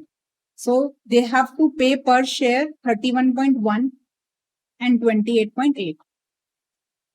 Then they have to pay 8% bank charges. Now this bank charges will be at 1000 shares multiplied by 1000 rupees. Multiply by 8% for 3 months. Multiply by 8% for 3 months. So you will calculate that to be 20 rupees per share. Over here, per share they will have a loss of 50 rupees. Over here they will have a gain of 60 rupees. So this is their gain and loss. This is their expenses. So this gives the total gain or loss per share. Multiply by 1000 will give you the total value of loss or profit on the stock, short selling and stock lending. So this is for XYZ and this is for Mr. A. So we have completed our entire chapter. You will revise all the questions once by yourself. You will practice it once and then select out the question. You will revise it for the next time. So make the point marking. What are the special point in the question? What are the special point in the answer? Make note of that. So this will help you to revise faster. So practice this chapter and do give the test of this chapter also.